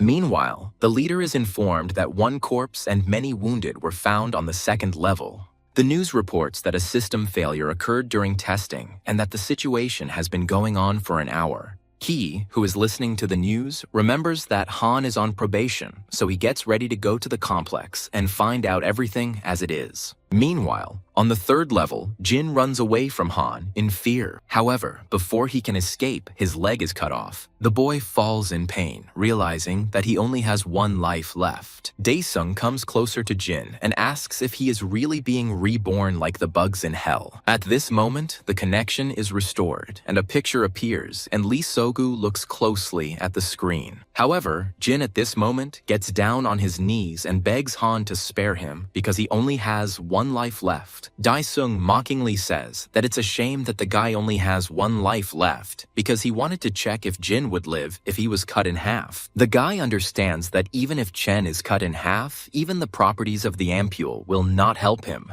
The main character looks around and sees that somewhere one camera is working. Khan tells the boy that he will allow it if he answers 3 questions honestly. After threatening Jin with a weapon, he falls silent in anticipation. Khan threatens the guy that if he lies, he will stab him. Daesung asks his question, asking if it's just Jin cheating here or if there's someone else. Hearing this question, Sogu starts to get nervous. Jin begins to stutter, not knowing what to answer. Khan waits for an answer and puts pressure on the guy, saying that perhaps it's worth splitting it in half. Out of fear, Jin asks not to kill him and says that he is alone. Daesung doesn't calm down and asks who made Jin do all this. Jin is nervous and understands that first he needs to get away from the guy alive. He makes up his mind and tells Han that this was all a plan by the head of the Red Horse clan. Han asks about the Lee Sogu clan. Everyone in the broadcast room turns to look at the young man Soga rolling around among themselves, wondering if this is true.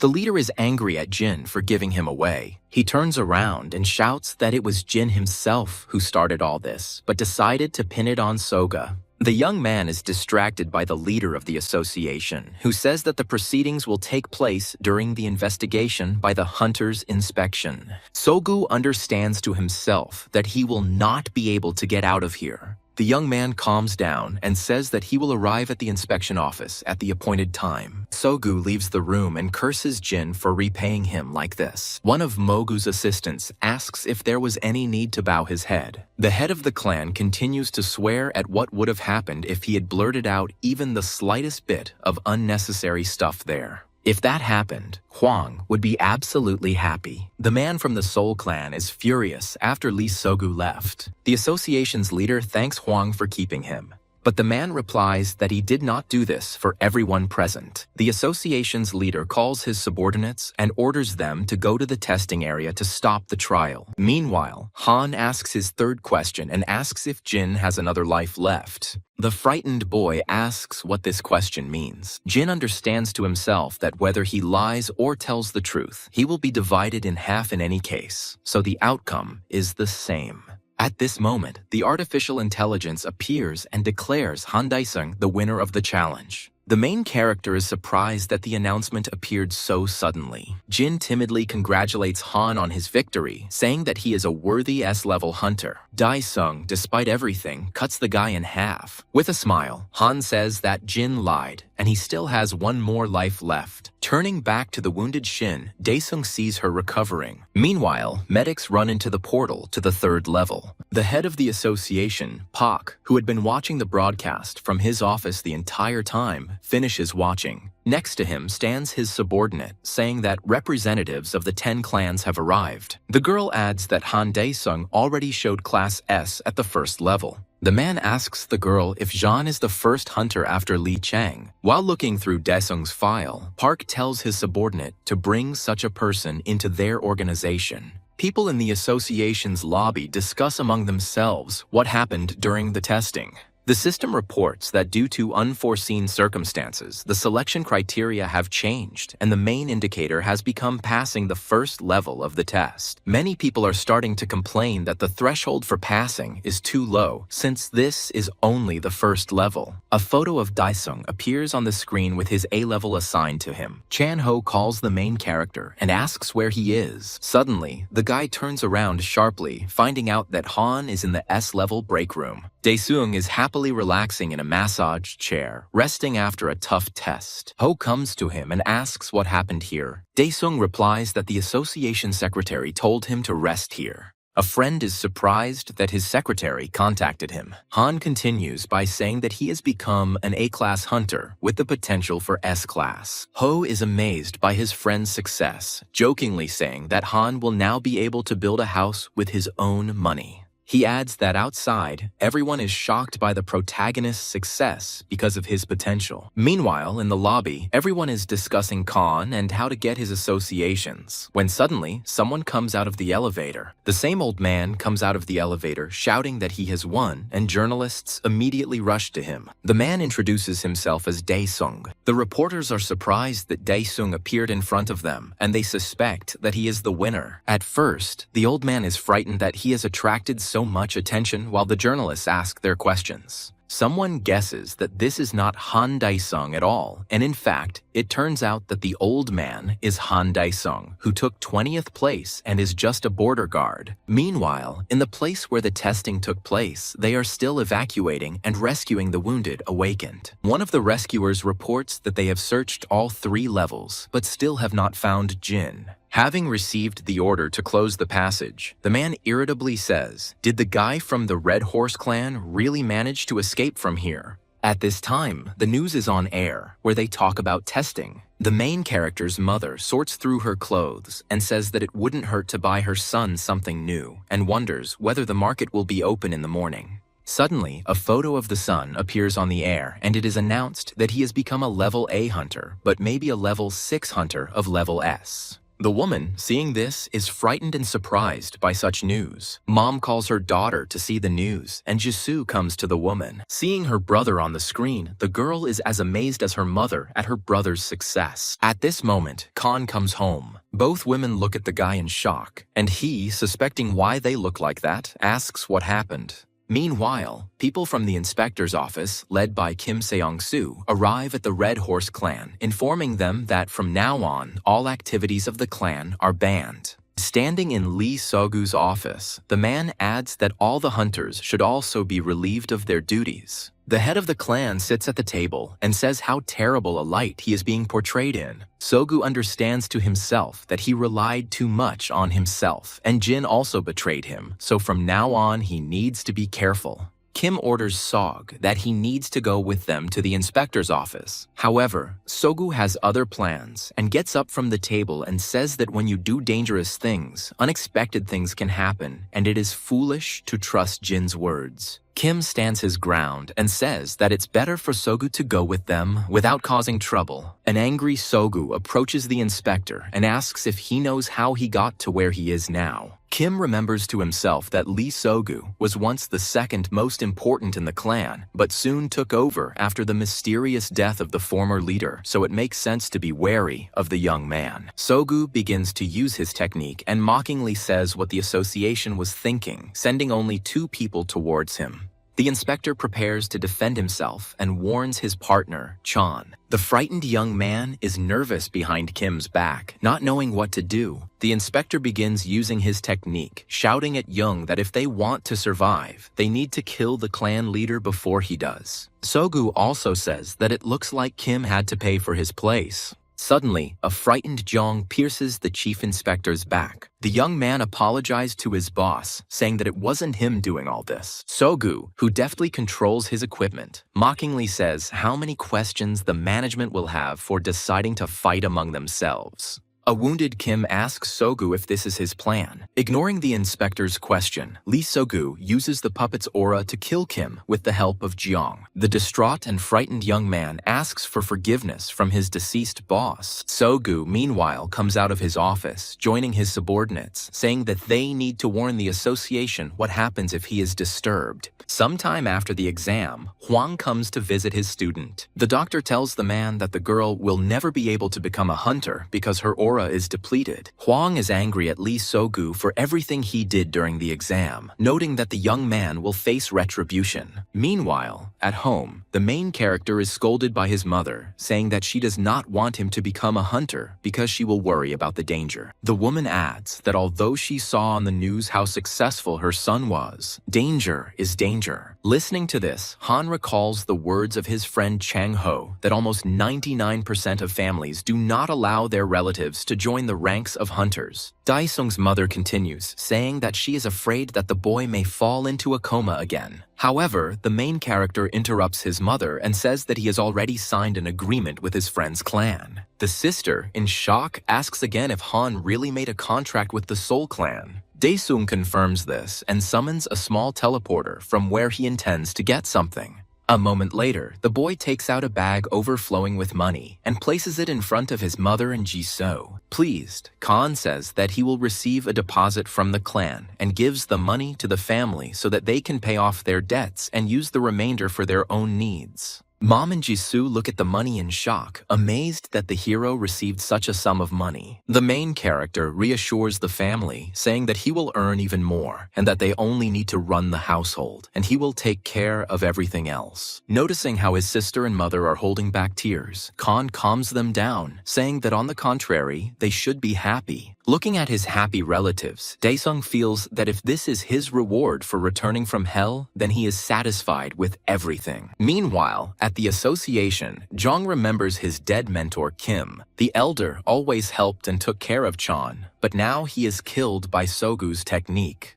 Now the student stands in the morgue in front of the corpse and cries. The boss from the association comes to the young man and says that this is his fault because no one thought that the head of the Red Horse clan was so crazy. Out of anger and hatred towards Sogu, Jung declares that he will kill him himself. At this moment, Pak, the head of the association, approaches the chief and demands that all the hunters be caught. The chief is surprised and asks whether it is necessary to catch even the preparatory squad. To this, the man receives an order from Pa to disband the entire Red Horse clan and capture its leader, Lee Sogu, by any means necessary. Meanwhile, the next morning, Han wakes up to a huge number of messages. Among the messages is a notification from Chang Ho's friend, so the protagonist leaves the house to call him back. A friend tells the hero that Portal Roof S won at auction, so now money will flow like a river. At this moment, armed workers of the association arrive at the main building of the Red Horse clan.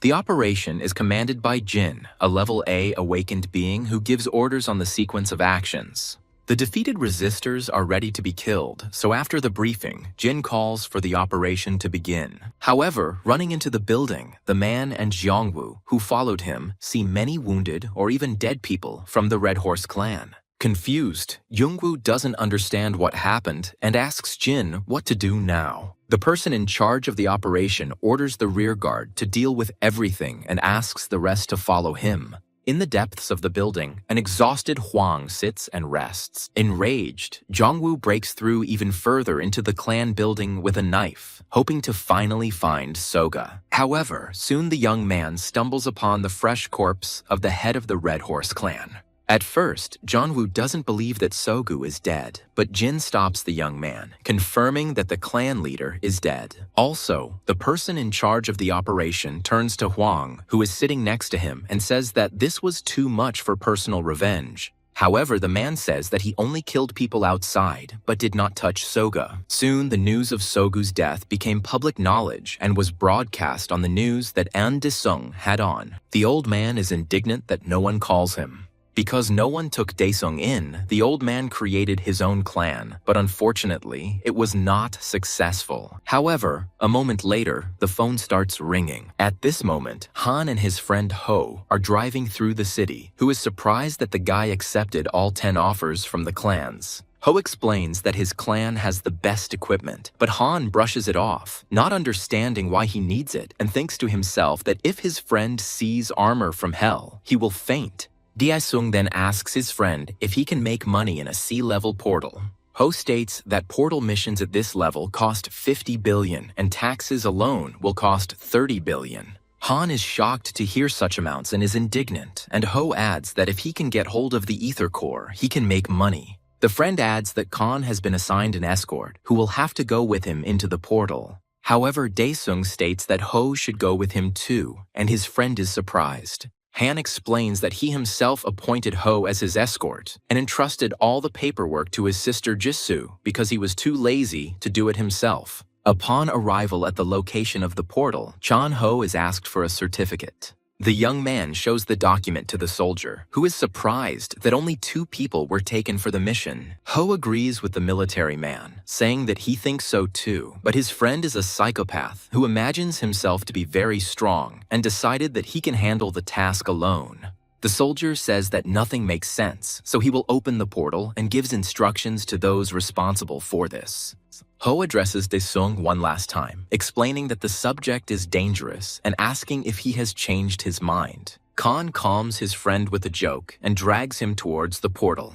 Ho protests by saying that if he escapes into a portal in the middle of a mission, it doesn't mean he's an unfaithful friend. Meanwhile, the association is watching a recording from the Red Horse clan building, the moment of Lee Sogu's death. Something lifts the young man up, and Sogu is completely helpless. An unknown hand appears from the portal and reaches out to the young man to rip out his heart. Sogu dies instantly, and the unknown person's hand disappears into the portal. Pak asks the association's employees if it is possible to find out who made the recording. Jin explains that there is only one surveillance camera and that checks are still being conducted, and the department head from the association adds that after the autopsy of Sogu's body, it was also not possible to find out who was the carrier of the aura. Meanwhile, Akon Daesung arrives at the portal that Han and his friend entered and says that he is responsible for today's processing. The soldier at the post wonders why the old man arrived so early since they entered the portal only recently and asks if the hunter who took on the mission is really Han Daesung. The soldier checks the information and confirms it, which makes the old man very happy. Anne is glad that he got into this case so well and will be able to cross paths with Khan. A few days ago, at the testing site, Jin, chosen by Sogu, was able to hide and regain his strength. The young man is angry that he was treated this way and that he was left alone, so he wants to take revenge. When suddenly, someone's voice calls out to him. A huge eye appears in front of the guy, the same one that appeared in front of Lee Sogu before his death. Meanwhile, Han and Chang-ho enter the area through a portal. Ho has never been in a portal before, so he's a little nervous. Han looks into the distance and says that there are many enemies, so it is not surprising that the portal is in a war zone, to which Ho does not understand what enemies he is talking about. Looking into the distance, Ho sees huge lizards running straight towards them. Daesung takes out his weapon and says that it would be more convenient to finish them all off at once. The protagonist prepares for an attack and jumps very high, leaving his defeated friend below to watch. Khan towers over the monsters and swings his arm to strike. The guy uses the volcano technique to hit his enemies. The flames swirl around the lizards, killing them instantly. Ho, watching what is happening, is shocked and wonders if this is really his friend. The Khan, having made sure that the enemies are finished, approaches his friend. Ho jokingly begins to scold Daesung for not telling him earlier how strong he is, which only made Ho worry. Putting away his weapon, Daesung replies that this is exactly why he decided to show his abilities only now. After some thought, Ho declares that he has decided to propose to Daesung to create a new world-class clan. Finally, the friends return back through the same portal, which surprises the military because too little time has passed. The military begins to panic that something is wrong with the portal and that they should call in specialists, but An Daesung stops them, saying that someone is coming out of there. Satisfied, Ho and Han emerge from the portal and declare that the task is completely completed. An Daesung appears in front of the main character and hands him his business card, adding that he is responsible for today's overtime. Ho wonders why the old man is alone, since he is from the clan of gatherers. An explains that it's just a day job and hands over another business card to Ho, who notices the same names of the old man and his friend, and proudly announces that he will do everything to live up to his name. The old man adds that he will always be responsible for the processing, to which Han silently leaves and Ho hurries to catch up with him. Sometime later, the main character and his relatives visit the new apartment before buying it. While the realtor talks about the house, Jisoo studies it herself and admires the apartments. Daesung's mother asks the man how much the apartment costs. He replies that officially it is 17 billion, and in fact, according to the deal, it is 8. The woman is surprised by such a large sum, and the realtor hurries to explain that such a high price is due to the proximity to the hunter's building. The man adds that safety is the most important thing at the moment, and he has heard that Khan has become a capable hunter. Jisoo chimes in, reminding them that her brother had become a high-level hunter and was all over the news. Daesung says he likes the house and wonders if he can get a discount on it if he signs it now. The man then replies that there is no need for this. Since Khan is a hunter, a preferential contract can be made.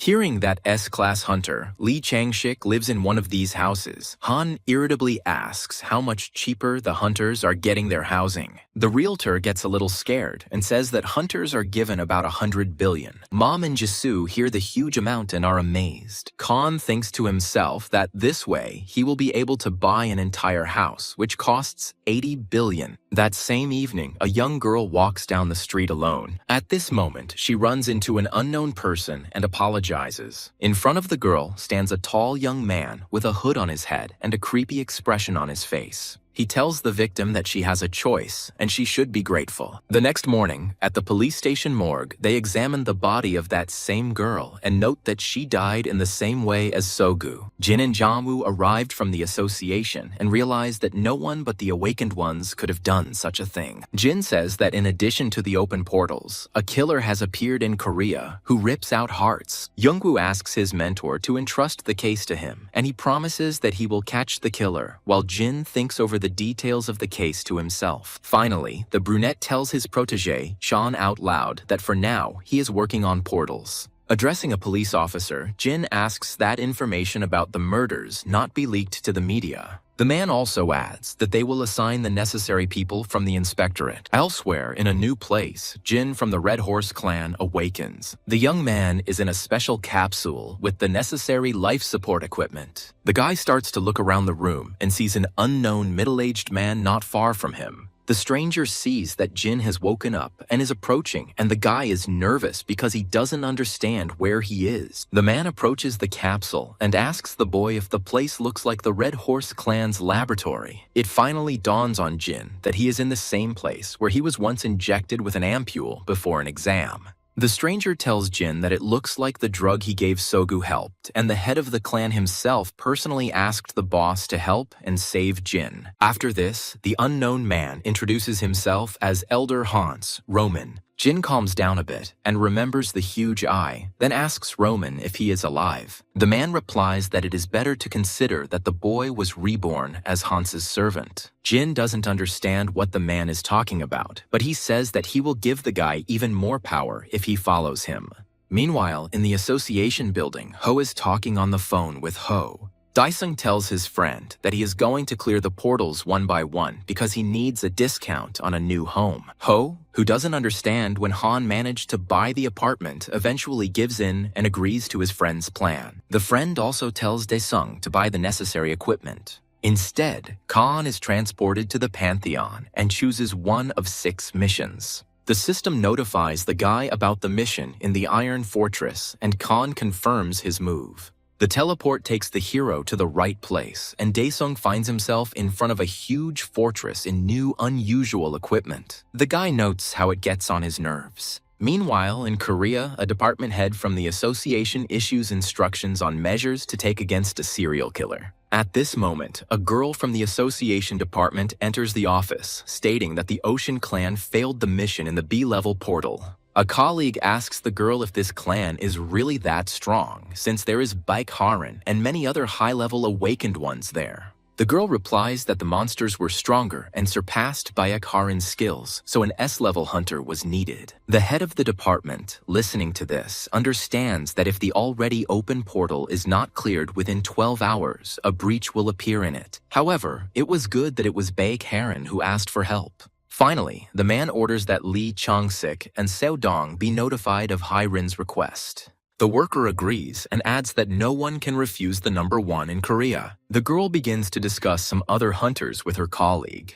But the head of the department interrupts, saying that he doesn't care. The main thing is that the portal doesn't break. Meanwhile, at the Nadezhda orphanage, 2 boys play hunter and monster. They are watched by Seo Dong, who jokingly scares the children. The man and the children begin to play and fight playfully. Suddenly, a shelter employee approaches them and attracts Don's attention. The man gets distracted, and the girl explains that there was an urgent call from the association, to which Don sadly notes that he can't even rest. After studying the information, the man leaves, and the employee wishes him luck. At the last moment, the man turns to the children and the girl and encourages them, saying that he is the best hunter in the country. Meanwhile, the number 1 hunter, Lee Chang-shik, emerges from the sea-level portal. He is met by a girl who informs him that an official request for help has been received from Baek Haran. The young man stops and listens to the information about Karen's help.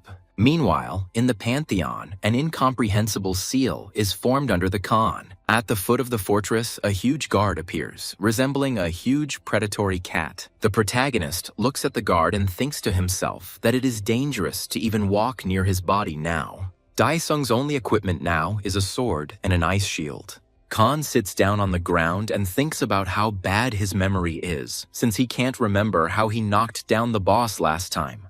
The weapon lies in front of the guy, and he carefully remembers his tactics. Finally, an idea comes to Han's mind. Meanwhile, in Korea, crowds of journalists appear outside the B-level portal. Many are starting to broadcast live from the hotspot where the cleanup is taking place. The association's employees, seeing this, wonder how the information leaked. Suddenly, the reporters start looking around and recognize the approaching figure as a representative of the Ocean Clan. A young brunette, Baek Haran, approaches the portal with a charming smile as the surrounding journalists ask her questions. Many reporters are amazed by the beauty of the clan representative and shower her with compliments. Haran approaches one of the journalists and asks him for a microphone.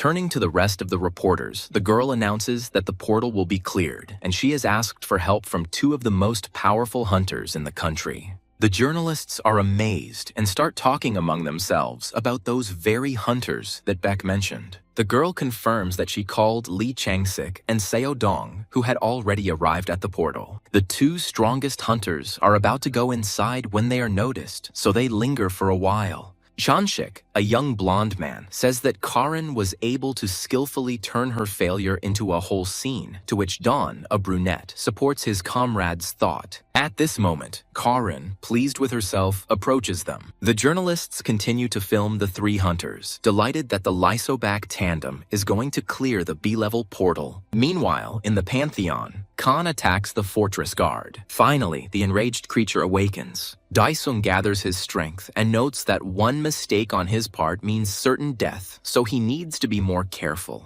An angry predator approaches its enemy, intending to kill him. At that moment, the guard slips on the melted ice shield and Daesung concentrates on his next attack. The guy runs up to the fallen guard. Leaning towards the boss, Han discovers a red seal. Using the weapon, the protagonist pierces the seal on the monster's body, thus destroying it. Daesung throws his sword and wooden shield to the ground, saying he won't need them anymore. A notification pops up in front of the hero that he can enter the fortress thanks to the destroyed seal, to which Daesung says that first he needs to find a weapon. Inside the fortress, the guy is surrounded by various traps. The Khan carefully probes the wall of the fortress, intending to find a special mechanism. After finding it and pressing on the hidden stone, the doors open for Khan. The treasury of Balark opens before the guy, accessible to the hero for only 5 minutes. Daesung moves closer to the weapons and grabs the dark sword, which he says is not that strong, but without it, he cannot enter Balark's room. Looking around the treasury, the guy sees chests with money and other valuables. Daesung looks at the find and thinks. A moment later, the system notifies the boy that he can enter Balark's room and Khan prepares for battle. Meanwhile, in the portal of level B, the Lysobak tandem fights monsters, and Dawn is unhappy that the opponents are too noisy. The man concentrates his strength and uses his weapon to jump forward straight at the monster. Lightning from So-Dawn's technique stuns the huge lizard enemy. Dawn gives the command to attack the monster, and the rest of the hunters follow the order. Standing behind, Karin shouts words of encouragement to Dawn. Lee, covered in blood, stands behind the girl and asks if she will definitely go on a date with him if he kills all the monsters. Seeing the state the young man was in, the girl hurried to use her healing technique. Changshik feels much better, and the girl asks when he managed to hurt himself like that. With a smile, the young man points to a nearby carcass, saying that it is a gift for her. Karin sees the huge head of the Ogre King next to him. The girl is shocked that Changshik was able to kill such a monster alone. Taking advantage of this, the blonde puts his hand on Karin's shoulder and the girl sternly tells her to take her hands away. Not far from the couple, hunters led by So-Dong try to kill the monster, but its skin is too thick that even the aura does not help. Changshik asks Baek to keep her promise about the date with a smile, and he himself approaches his partner Dong. Karin looks at the young man who has left and asks herself if she promised anything. Meanwhile, in the Pantheon, Khan reaches the final boss and is about to open the potion vials. Khan decides to use the potions to the maximum. The system begins to notify the guy about the improvement of many characteristics thanks to the contents of the bubbles. Feeling much better, Dikung prepares for his next fight. Entering the next location, Daesung sees a huge boss in front of him, Balark. The guy greets his opponent with a smile. Balark sees the protagonist and a moment later summons a huge fire dragon. Khan uses the blood naturalization technique to counter the creature. Meanwhile, in reality, the streamer, that same waiter, Yong, begins a weekly broadcast about hunters. First, the guy suggests looking at the ranking of hunters this week, and the top is opened by Lee Chang-shik, who became a hunter as a hobby and is the chairman of the Joseon clan. Next in the ranking is Seo Dong, who heads the Hope Orphanage and has become a father to many orphans. And in third place, the beauty Baek Haran from the Ocean clan. Yeon explains that there was an incident at a B-level portal this week, but the Lysobak tandem resolved the issue within 6 hours. Then, the streamer remembers what else he wanted to show the viewers. Yeon brings up a photo of Han Dae-sung on the screen and begins to remember seeing him during the orc attack. The streamer is a little surprised to see the guy again. Meanwhile, in the office, Roman looks through the news and notes that the hunters have begun to clear the portals very quickly. Colleagues address the man by a false name, offering to have a drink after work, but Roman refuses. After opening a map of Korea, the man decides that he needs to change his current circumstances. In the Pantheon, Khan continues to fight the dragon, dodging the creature's attacks. During a break, the guy jokingly says that the spilled blood brings back memories of old days. A second later, Balark himself stands up and joins the fight. However, Dae-sung does not lose heart and prepares to fight him. Khan begins to fend off Balark's attacks with his sword. At one point, the guy complains and asks why his opponent is so strong. Balark also uses his abilities, and he gains wings. Dae-sung breaks past his opponent and turns around, mockingly saying that he is surprised by Balark's transformation. A moment later, someone unknown begins to appear on the field in front of the main character. Khan stops to study the stranger. The unknown, without a face or a clear body shape, is irritated that someone dared to disturb the peace of the Holy Apostles. Meanwhile, in reality, the hooded serial killer continues to kill victims, hoping to arrange a sacrifice. And in the office of the Portal Search Company, Roman, pretending to be Jake, contacts the maniac. The killer reports that he performed a sacrifice using the hearts of those previously killed. Roman hears this and replies that he will let the hunting association know about this. A maniac asks his boss when he should stop making sacrifices. Roman replies with a smile that only when they have collected enough scapegoats. Meanwhile, back at the Pantheon, the notification system has completely broken down, so Han realizes that he is facing a very strong opponent. However, this does not frighten the hero too much. He is looking forward to another battle. An unknown person threatens the guy, saying that he is insignificant and will not be able to stop the course of the universe. Having attacked Dae-sung, the creature thinks that it has won easily, but the hero rushes forward towards the enemy. Khan pierces the unknown with his weapon. However, the creature looks at Dae-sung mockingly and says that his attacks and weapon will do nothing. The Khan angrily asks the stranger what will affect him. At some point, the guy receives a system notification about a technique that can only be used in hell, depending on the level of implementation, which at the time of the battle is 33%. However, thanks to his skill, Khan manages to catch the creature off guard and suppress it. The unknown person intends to escape to report to his superiors, but does not have time, and the system notifies the hero that the heavenly inhabitant has been destroyed. After winning, Khan approaches the tall structure and touches the wall. As a reward for completing the mission, Dae-sung was given the opportunity to lead Balark and some other creatures. The satisfied protagonist sits on the throne and mockingly speaks of dragons and addresses the subordinate creatures that he will call upon them when they are needed. Continuing to sit on the throne, the guy thinks that all he has left to do is remove all the portals and earn money. The newly formed Level A portal is being monitored in the association building, and initial security measures are being taken. Pak comes into the observation room and asks if the new portal is similar to the one that appeared 5 years ago and destroyed the area around it, and the workers confirm this. The head of the department reports to the manager that the portal is definitely Level A. Pak orders all hunters to be gathered and to request additional assistance from the World Hunter Organization. The head of the department nods and says that everything will be done. In the Pantheon, Khan checks the information from the system about his level of implementation and does not understand why it is still so low. The guy sadly says that he will have to earn a few more skills. After some thought, Dae-sung decides to move to the Ant Valley using the system. Meanwhile, a meeting is being held in the building of the Hunters Association with all the important people. The department head greets everyone and says that a meeting is starting on ways to solve the problem of the A-level portal in Gangnam. At this point, the Korean police take Hwang to jail. The man puzzles over who was able to kill Lee Sogu because he is quite a strong opponent, and Hwang's student Shin is still in the hospital and is poorly nourished. The nurse scolds the girl for not eating anything and adds that she will remove the IV since it is of no use. Shin ignores the nurse's words and thinks about her failed exam and regrets that she let her mentor down. In the association's conference room, the meeting continues, and Ryu Jones, the head of the Fortress clan, reports that the hunter So has been missing for a whole month since she went on an investigation.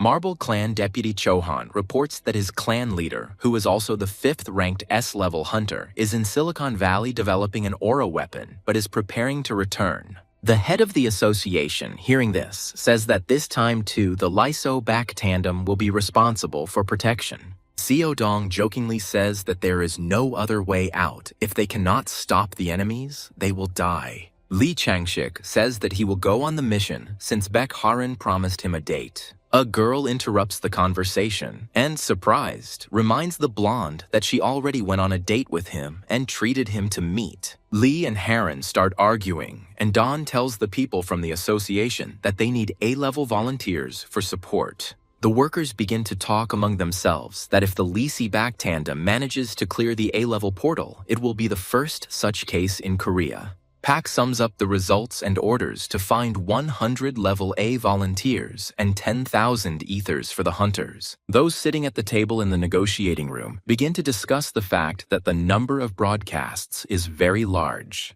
Meanwhile, outside, a broadcast is being broadcast, notifying citizens of the danger. A large number of hunters are already gathering near the portal, at first not understanding why they are here. Lee So-baek are going to be the first to enter the portal, and Don encourages his partners that the sooner they finish here, the sooner Baek and Lee can go on a date. The brunette wishes his partners good luck, and the three of them enter the portal. Inside the portal, Dawn gives orders and tells everyone to check their gear. Lee moves away from Baek, telling her to stay put. The girl reports to Dawn that Chanshik has gone on reconnaissance. The brunette doesn't understand why the girl reports to him about Lee, because he can do it himself, but then leaves everything as is. Having analyzed the situation, Dawn orders the hunting parties. In reality, Ho is trying to call his friend Han and is annoyed that he hasn't picked up for so long. Dae-sung, not understanding what happened, tells his friend about his move, and Ho says that an emergency happened. The guy tells Han that a level A portal has opened in Gangnam, and the association demands that all hunters go there. Dae-sung learns that an emergency happened near his new home and wonders why so many people are gathering. Ho explains that it was precisely because of this type of portal that the big rift occurred 5 years ago, and the hunters barely managed to close it back then.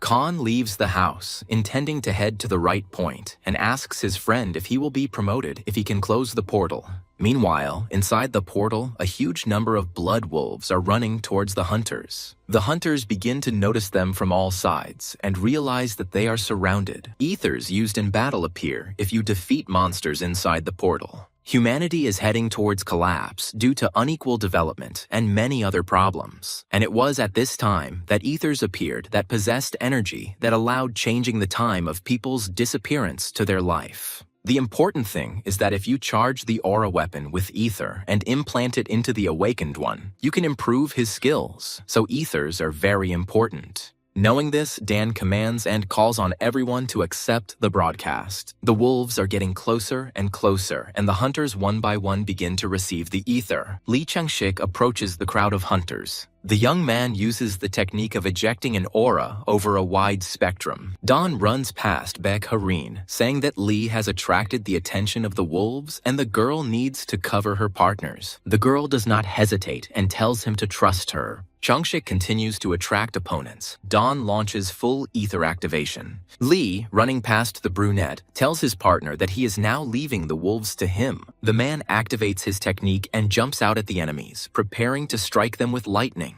The technology kills enemies one after another. Baek Haran activates his aura technique. The other hunters are happy. They see the girl's technique in action for the first time and feel it on themselves. Lee Chang-shik takes off and runs towards the remaining enemies, motivating the rest of the hunters to follow him. Meanwhile, in reality, in a bad neighborhood in Korea, the remaining members of the Red Horse clan are dealing drugs. At some point, a man runs up to them, shouting for everyone to run away. One man regrets that he came here. At this point, a police car pulls up to the group, and the police inform them that if anyone escapes now, everyone will be charged with illegal drug trafficking. The men take out their guns, preparing to fight the police. However, the police are not taking any action. Suddenly, Jin from the Red Horse clan gets out of the car. The men from the clan are shocked that the boy survived and do not understand how this is possible. Jin extends his hand to them and tells them to follow him. Meanwhile, inside the portal, the hunters have finally dealt with all the wolves and are happy about it.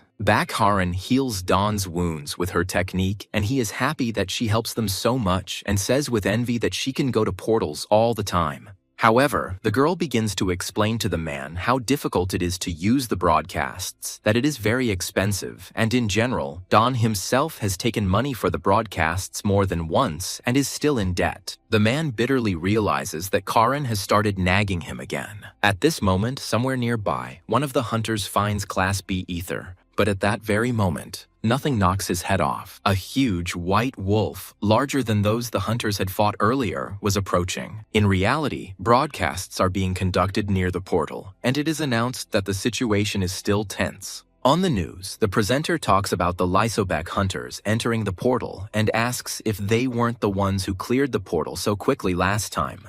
The reporter says that last time, they actually cleared the portal for a short time, but the current attack has been going on for 10 hours now, and the association continues to gather A-level hunters from different clans. The head of the department asks the blonde in glasses when the hunters from the International Hunters Association are expected to arrive, but she replies that there is no official answer yet.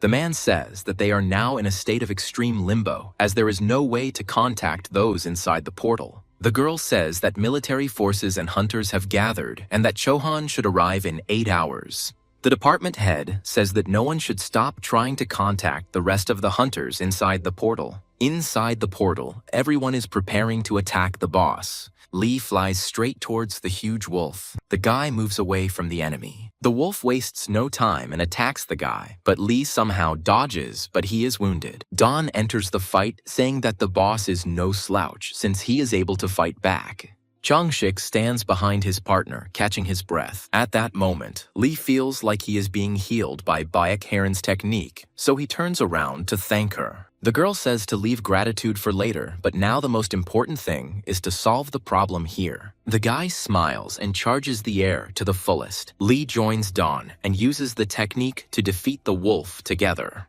The boss makes one last attempt, but the hunters are still stronger. The wolf dies, and everyone is happy that Lee Changshik was able to kill him, but Dawn is indignant that all the attention went to the blonde. Immediately after this, the hunters hear a strange loud sound and do not understand where it comes from. Far ahead, the hunters see a huge horde of wolves and their leader.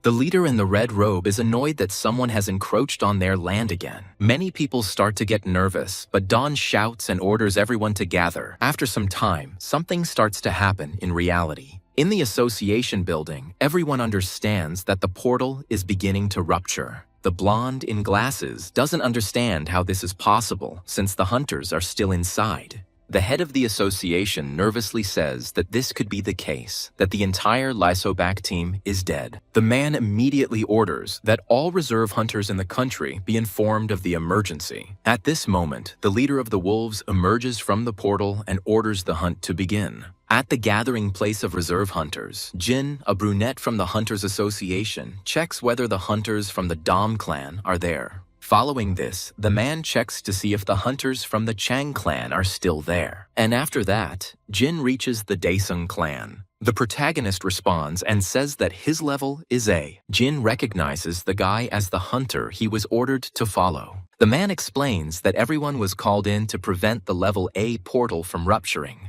Khan says that they won't even be able to pass normally near the portal and adds that it would be better for his friend to contact him now. Then Daesung realizes that he himself doesn't pick up the phone the first time. Then all the hunters turn their attention to the portal and see that something is happening. The Khan is looking forward to the battle and is not afraid. An hour before the portal bursts, almost all the hunters are dead. Some hunters still hold out. One young hunter barely defends himself from a white wolf. He begins to lose his grip and loses to his opponent. Not far from him stands Dawn, who shouts to gather up if no one wants to become food for these dogs. A hunter immediately flies out and cuts off the wolf's paw. Changshik is already very tired and irritated, not understanding how much longer they need to hold out. Don remembers one artifact, the Absolute Protector. It was given to him by the department head. It was a development from Germany, made from a level S core for counterattack. The man then thought about the cost of such an item. The head of the department says that the leader received the item as a gift and added that all hunters are like children to him, so let them return alive. Don listens to this and asks to tell the manager that they will all try their best. Inside the portal, Don gathers the people together and prepares to use the attribute.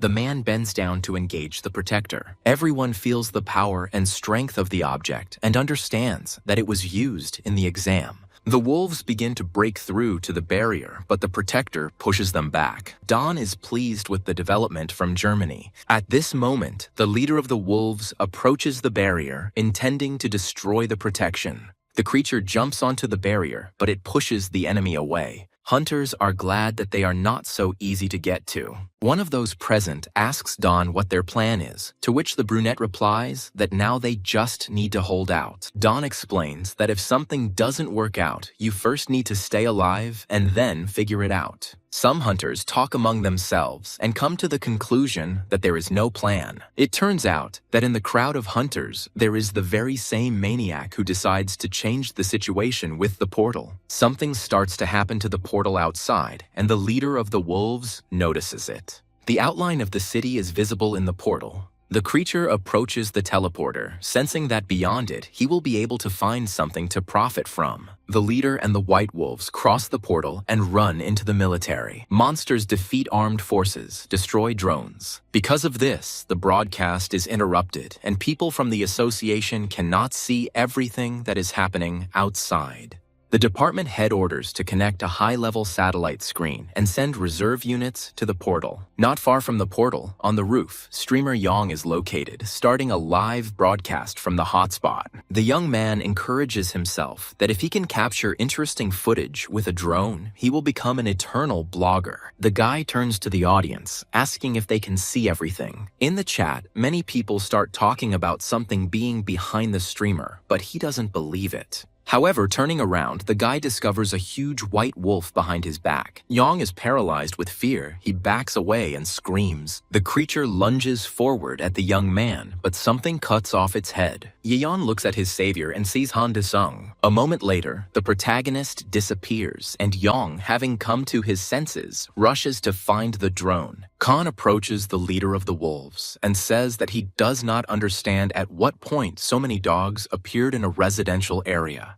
The leader of the creatures attacks Daesung, but he blocks the blow. Meanwhile, crowds of people evacuate to bomb shelters, wondering where all the hunters are. Some of them take out their phones and see live what is happening outside. Yan, who is still broadcasting, is surprised to have received a record number of viewers. For a second, the guy wonders if he should run away now. Meanwhile, in the broadcast room at the association, a blonde approaches the department head to show the broadcast. The man recognizes Daesung and tells him to put the broadcast on the screen. The workers recognize the guy who excelled in the exam. The head of the department doesn't understand what he's doing there alone. Meanwhile, outside, Khan continues to fight with the wolves. The creatures prepare to pounce on the hero at once, but Daesung uses a technique and kills the wolves with fire. The leader of the monsters approaches the battle and orders them to clear other places, while he himself will deal with Khan. The guy is looking forward to the fight and jokingly asks if the monster will be able to defeat him. The main character uses the summoning technique and creatures from hell come to his aid. Yang sees a huge dragon and a fearsome rider appear in the real world and is amazed. In the broadcast room, the association's workers also see what is happening and are shocked. People are frightened by the sight of the dragon and try to evacuate. Daesung orders the creatures to deal with the white wolves while he takes care of the leader. The summoning dragon and rider deal with the creatures. The genie from the association, watching the creature, does not understand what is happening and why the dragon is for them. Balark's shadow dismounts from the dragon, about to finish off the white wolves, and is angry that these creatures dared to disturb the overlord. In the bomb shelter, more and more people are watching what is happening live and are completely confused about who is on whose side. Chang Ho arrives at the broadcast room and greets everyone present. The head of the department greets the young man and asks if Ho is sure he is aware of all the events. The man asks the young man to tell him more about Han Dae-sung. Meanwhile, outside, the leader of the wolves asks Khan who he is. The main character mockingly says that the monster hardly has the right to know this. Dae-sung blocks a strong attack from his opponent. This doesn't affect the guy in any way. He calmly asks if the monster has finished demonstrating its abilities in front of him. While the wolf defends himself with his weapon, John mockingly asks if the boss of the A-level portal is really a bald mongrel. Suddenly, the ruler moves behind Khan, and the guy is momentarily lost. The wolf enhances his abilities with an unknown technique. The protagonist turns to face the enemy and prepares to attack. But instead, the leader of the wolves simply turns and runs away, which surprises the hero. As he runs away, the creature thinks about Khan's strange energy and decides that he and his wolves need to return to their territory. Dae-sung immediately catches up with the wolf, wondering why this creature runs on 2 legs instead of 4, as dogs are supposed to. The main character kicks the opponent, causing him to lose his balance. But Dae-sung doesn't leave the wolf alone, saying that he didn't allow him to come back. A summoned dragon flies to help the main character. The creature catches up with the Wolf Lord and defeats him. Meanwhile, hunters emerge from the portal into reality. Dawn is annoyed that no one from the international organization has arrived. Karin quickly heads towards the wounded, saying that he will try to help them here, and the rest who can still fight need to go to the portal boss. The brunette heads towards the boss, and Chanshik stops his partner, offering to at least prepare a little, but Dawn doesn't listen to him. When all the hunters left after the man, Karin was left alone to heal the wounds of the victims, but suddenly she hears a strange sound. Turning around, the girl sees a huge white wolf with its back to her. Before she can do anything, someone cuts off the creature's head. Han Dae-sung appears next to Harin. The main character asks the girl if she is a hunter. Beck can't understand why the guy is so strong because even Lee is influenced by the wolves. A moment later, Changshik appears and attacks Han. Karin shouts at his partner, not understanding what he is doing. Lee, slipping past Dae-sung, is shocked that he is an ordinary person. Stopping and turning towards the main character, Lee does not understand how the guy so deftly dodged his attack. The blonde apologizes to Khan, saying that he mistook him for a monster. Dae-sung wonders why Changshik mistook him for a monster. Lee explains that only monsters emit an aura like Han's, but even so, the guy feels stronger than them. The protagonist is surprised to himself that there is a hunter who can read his demonic energy. Finally, Changshik introduces himself to the protagonist as the leader of the Joseon clan. After successfully closing the portal, Pak gathers the S-rank hunters in his office and thanks them for their help. Dawn says that the chairman's gift came at just the right time, and the protector saved the lives of many. Lee interrupts the conversation, asking with displeasure how the monsters were able to get out through the portal in the first place. Harin keeps the conversation going, asking about Dae-sung and how he became a strong hunter so quickly. Pak reassures the hunters that they can ask him about everything themselves, but now it is important to him whether they agree to accept Han into S rank. Dawn replies that there is hardly any need for this since society has already accepted Dae-sung as a high-ranking hunter. Karen sadly says that she is for the promotion, but now the association will have such a strong hunter and they will no longer be used. Changshik agrees to the promotion, saying that there is no way out of it now. Pak asks the opinion of the last S-rank hunter, Chohan. An adult man in a red and white mask replies that Khan had such a high rank from the beginning. Meanwhile, the surviving Yeon starts a live broadcast and introduces a special guest on the air, An Dae-sung. The blogger begins to ask the old man how he knows Han Dae-sung, and the man begins to tell his story of how he met him. At this moment, the main character's friend Ho sees that the entire internet is filled with news about Khan. The guy understands that this is a great success for them. Daesung comes to Ho's office and his friend greets the hero. Ho praises Daesung, talks about how precious he is, and Han doesn't understand why Ho ever told him to get lost. The guy explains himself, saying that he was simply worried about his friend. Daesung drops the topic and asks why Ho called him. A friend solemnly tells a friend that it is time to pick up the S-rank license. Outside the association building, journalists from different countries crowded together, wanting to meet Han Daesung, who had become famous throughout the world. Sometime later, a raspberry arrives at the main entrance of the building, from which Han and Ho emerge. Pleasant words and praise for the main character are heard everywhere, and he notes that Chan Ho did not lie. A friend immediately appears next to Khan and tells him to wave to his fans. The main character reluctantly waves his hand, and joyful cries are heard all around. Inside the association building, the guy is met by Pak and thanks him for closing the A-rank portal, adding that he helped the association a lot. Sitting next to Ho, he replies that they were just doing their job. Pak asks the secretary to help with something. The girl brings a small chest with a Hunter S-rank license card, and Ho says that ordinary people don't get such an honor. Pak congratulates the protagonist on his rank promotion. The man also adds that the association can now help the guy with some things, and Daesung asks about it again. Roman actively follows the news about Khan and is angry at the main character. Pak recalls Chohan's words that, due to Khan's high level, the association would hardly be able to refuse his request. After some thought, Daesung voices his desire to allow his summons to raid portals on their own. Pak is shocked by such a request, he can't even answer. There is also an unknown girl keeping an eye on Han Daesung's progress. A girl from the Fortis clan, Ryu So, the 5th in the Hunter rankings.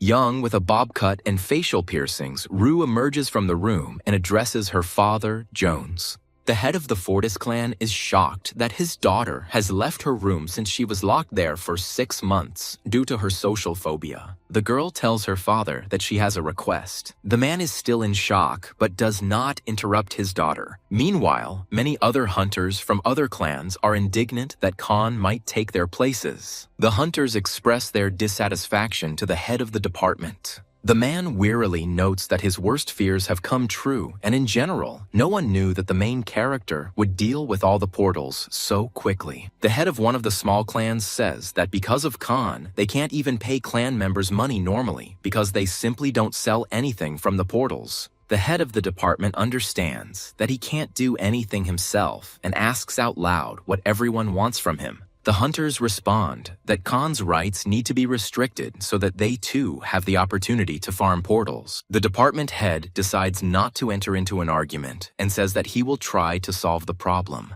Meanwhile, Daesung, in his new apartment, plays computer games and doesn't understand why he keeps losing. At some point, his friend Ho calls him. The guy is furious that Khan doesn't pick up the phone the first time, to which the main character replies that he's just busy with important things. Finally, Khan comes to his friend's office, and he says that an order has been received to adjust the portal tenders. Ho explains that it will now be possible to raid only certain portals, as Khan has caused many clans trouble. Daesung is not angry and says that he was able to earn a lot of money this way. Ho says that they made a lot of money, and thanks to this, he was able to buy this building. Khan voices the idea of raiding only the most valuable portals. Ho thinks to himself that now Han has also developed a business acumen. Ho asks Han about the equipment. The main character wanted to sell it, but his friend says that this is not a very good idea. However, Ho gives the idea to contact Pax, who would help with equipment. Pax is an equipment expert and Huang's friend.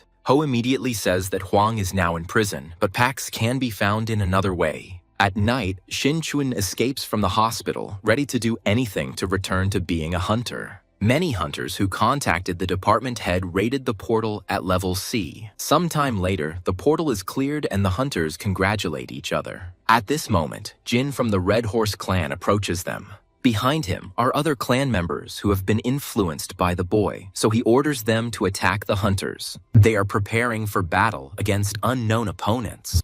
However, the Red Horse clan soon defeats the group of hunters, and Jin uses the power of transformation.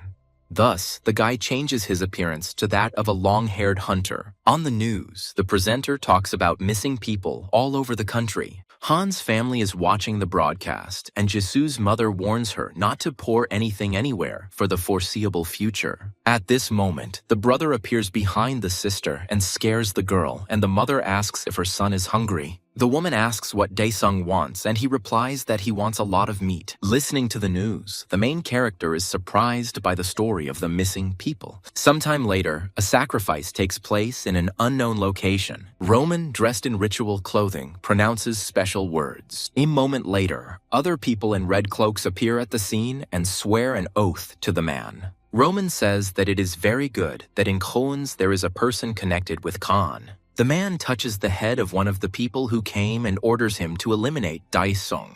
The man in the red cloak, Jin of the Red Horse clan, is glad that he can take revenge. Sometime later, many people are relaxing on the beach. Suddenly, a portal appears not far above the water, and people begin to sound the alarm. The association has already taken measures and called hunters and the military, but a portal over water is always dangerous. The head of the department asks the blonde in glasses if she sent a message to all the hunters, and she confirms it. The girl says that the top 5 are taking part in the tender, and the boss is indignant. What are they thinking about? The girl objects, saying that the conditions are the same for everyone. The man is surprised that the tender conditions are the same. Meanwhile, Seodong arrives at the Daesung clan building, and Ho nervously receives him. The brunette tells the guy that he will beat around the bush and say everything straight, so Ho listens to him. Han says that he offers to cooperate with his clan of ravens in clearing the portal that has appeared. Ho is embarrassed and doesn't know how to respond. At that moment, Lee Chongshik comes to them, and Ho is shocked that a hunter of such a level has come. Lee turns to Don, not understanding why he is there, since he asked for time off to play with the children. Changshik also offers Ho cooperation with his clan. Chan-do is even more nervous about the proposal. Meanwhile, Baek Harin, in the Ocean Clan meeting room, says that he wants to help Han as thanks for saving him. The correspondents present at the meeting announce the sensation about Karin Khan's rescue. In the Marble Clan, the deputy head of the clan, Chohan, reports that he informed Khan of his readiness to provide his clan with a new aura weapon. The deputy, Chohan's older brother, adds that he doesn't understand why they would raid the portals, and besides, the other clan leaders have also started to stir. Chohan suddenly says that he wants to see. The brother doesn't understand what the clan leader is talking about, but he explains that he is interested in power beyond S rank. Khan, meanwhile, is busy protecting his loved ones. He takes their most valuable things. The guy implants one summoned creature into each of these artifacts so that they awaken and protect his mother and sister. The summons swear an oath of protection to the master. After this, Daesung leaves the pantheon satisfied. Ryu appears before him and asks if the portal is the source of Han's power. Daesung looks at the girl and doesn't understand who she is and where she comes from. She replies that she is from the Fortis clan and gives her name. The guy teases the girl about being a little girl and asks how she knew where to look. The girl approaches the main character. Ryu says that she looks like Daesung and asks him to help her. Khan does not want to listen to the girl and pushes her away. However, suddenly Ryu disappears. A doll remains in its place and Khan falls into a stupor. Immediately, demonic energy begins to emanate from the toy, and the guy recognizes it. Sometime later, hunters arrive at the formed portal and see a huge dragon in the sky in the distance, which is getting closer and closer. Khan jumps off the summoned creature. The other hunters are happy about the arrival of the protagonist. Not far from the main character, on the pier, sits Ryu, who seems to be driving away someone invisible. After a moment, she falls silent, and Daesung approaches the girl, asking if she is from hell. The girl jumps up and agrees with the guy, happy that he understood her. Looking at Ryu's behavior, Han can't understand what's wrong with her. The girl jumps around the main character, explaining that when he is around, the noise in her head stops. Before Ryu could finish his speech, Baek Harin suddenly appeared next to him, telling him to stop talking nonsense. Ryu regrets that another huntress came and gets attention from Han. Karin announces that she has been appointed as the main support for the main character. Turning around, the guy wearily notes that more and more bastards are taking a ride on his back. Ryu is angry that Daesung doesn't pay attention to her anymore. Beck sees Ryu's condition and approaches her, saying that she was the one who healed the hunters who suffered because of Ryu and her cursed skill. Daesung turns to the girls, asking if they are finished. Karin is surprised that the guy didn't even look, but looked away, and Ryu is happy that the main character took her side. Finally, the hunters disperse into boats and head towards the portal. Ryu is secretly glad that she doesn't feel pain when she's with the main character. Following Han's boat is a long-haired hunter whose appearance was taken by Jin from the Red Horse clan. As they approach the portal, Kirin notices that visibility is too poor, leaving them vulnerable. Beck uses the light detection skill. The surroundings become much brighter, and the hunters thank Karin. The huntress warns the others that something is coming. Suddenly, small, cute-looking creatures approach the boats. The hunters relax, but a moment later, a huge creature appears from the water, Queen Geiger. Karin gets scared and doesn't understand what it is. The cute creatures obey the monster and attack the hunters. Daesung, having assessed the situation, decides that he will return home quickly, but then he sees Giger and quickly changes his mind. The guy decides to turn to Ryu. He tells the girl that if she helps him, he will help solve her problem. The girl can't believe her happiness and is sincerely happy. Daesung tells Ryu to calm down and asks her to get the monster out of the water. The girl smiles and promises to carry out the assignment. Meanwhile, Khan contacts Karin via radio. At first, the huntress doesn't understand about the creatures on the fly that the guy was talking about. However, she soon sees large insects attacking the ships. Jin of the Red Horse clan sees the hunter's vulnerability and decides it's time to attack. The guy uses the power of stealth. Ryu, meanwhile, prepares to dive to fulfill Han's request. Some of the hunters from the Fortis clan are worried about the girl. Meanwhile, in a cafe, Ho meets a girl who approached him. A girl in a black cap greets a guy and says that she just arrived recently. Finally, Ho and Shin introduce themselves to each other. Inside the portal, Ryu swims up to the monster. The girl studies the enemy better. On the surface, Karin warns everyone to focus on the battle.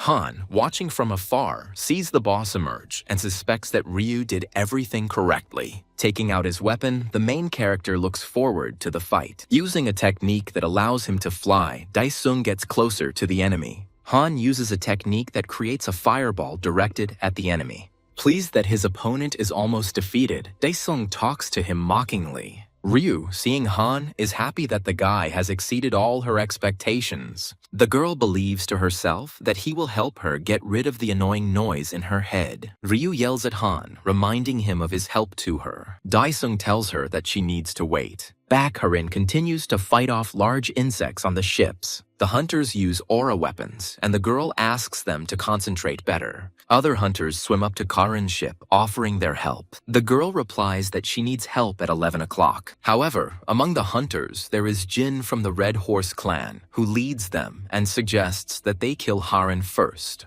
As Jin approaches the huntress, who doesn't sense the guy behind her, he feels threatened. Han Daesung appears behind him. The protagonist is surprised that Karin hasn't finished yet. She replies that she is trying her best. Han approaches the girl, not noticing Jin. Jin looks at Daesung and thinks that this is his opportunity to get revenge. The main character launches a burning technique to finish off his opponents. The technology is very large scale, and Baek pulls Daesung up, saying that he could harm people. Immediately, Jin begins to appear next to the hunters. Han calmly recognizes Jin and is surprised that he is still alive. The guy takes out a weapon against the main character. Jin loses his temper and starts threatening the main character. However, something happens, and the Red Horse clan boy falls overboard, and Khan doesn't pay attention to it. The other hunters begin to recognize Jin. Suddenly, dark tentacles and black smoke appear near the ship, making it impossible to see anything. The attack ship and back are protected by a force barrier.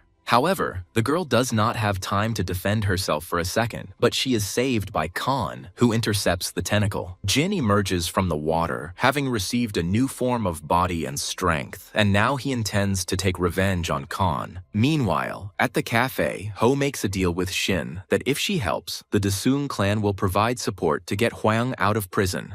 The girl takes the business card and asks how she can help. Ho says they need to find out Professor Park's location. Shin replies that this information is confidential and she needs to talk to the clan leader first. Meanwhile, in the portal, many hunters find themselves in the water because of Jin. Daesung fights the enemy and briefly wonders if his technique could kill others. At one point, Jin uses his tentacles to catch Han and screams that he will kill him. Karin, seeing this, gets in the way and the other hunters ask her what to do. Suddenly, the main character finds himself next to the huntress and she does not understand how he moved so quickly. Daesung tells the other hunters to leave quickly if they don't want to die. Heading towards Jin again, the protagonist activates a powerful technique. Jin, watching the guy, loses sight of him for a moment. Suddenly, a ball created by Han appears right above the enemy's head, and Jin is furious and does not understand why Daesung is so strong. Due to the technique, Jin is defeated and shouts to the protagonist that he will curse him even in hell.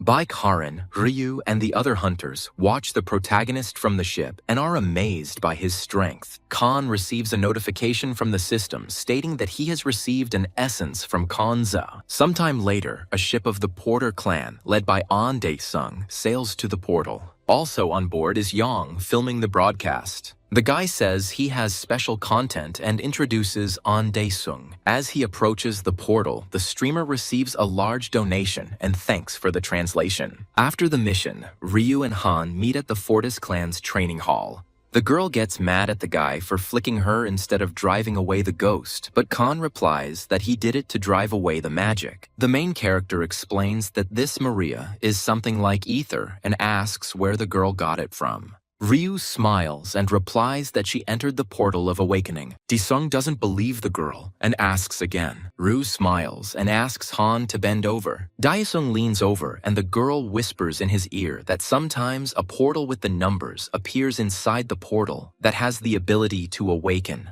She continues by saying that she wanted to wake up so badly that she entered him despite the danger. Khan wonders if a portal has even opened to hell. Suddenly, the guy receives a notification from the system that a quest has begun due to an invasion, and he gets furious about the news. The protagonist turns around and walks away from Ryu, saying that it's time for him to go. Meanwhile, in the prison for hunters, they came to Huang. The man sits quietly and waits to be released. Xin Chuan came to the prisoner and greeted the leader. The clan leader smiles and says that he is glad to see the student healthy. Huang told the girl that Pa could help her restore the destroyed aura reservoir, but the Red Horse clan was involved. Leaving her mentor, the girl is angry at the Red Horse clan for what they did to her. Meanwhile, Khan comes to the Pantheon with a servant and does not understand why the system notifies about this. Ryu immediately appears behind him and Daesung gets scared, not understanding how she got here. The girl says that she wants to handle magic just as well and asks Khan to teach her. After receiving information about Ryu from the system, Daesung wonders if he accidentally made her a servant when he placed the seal. Looking at the girl, he decides what to do.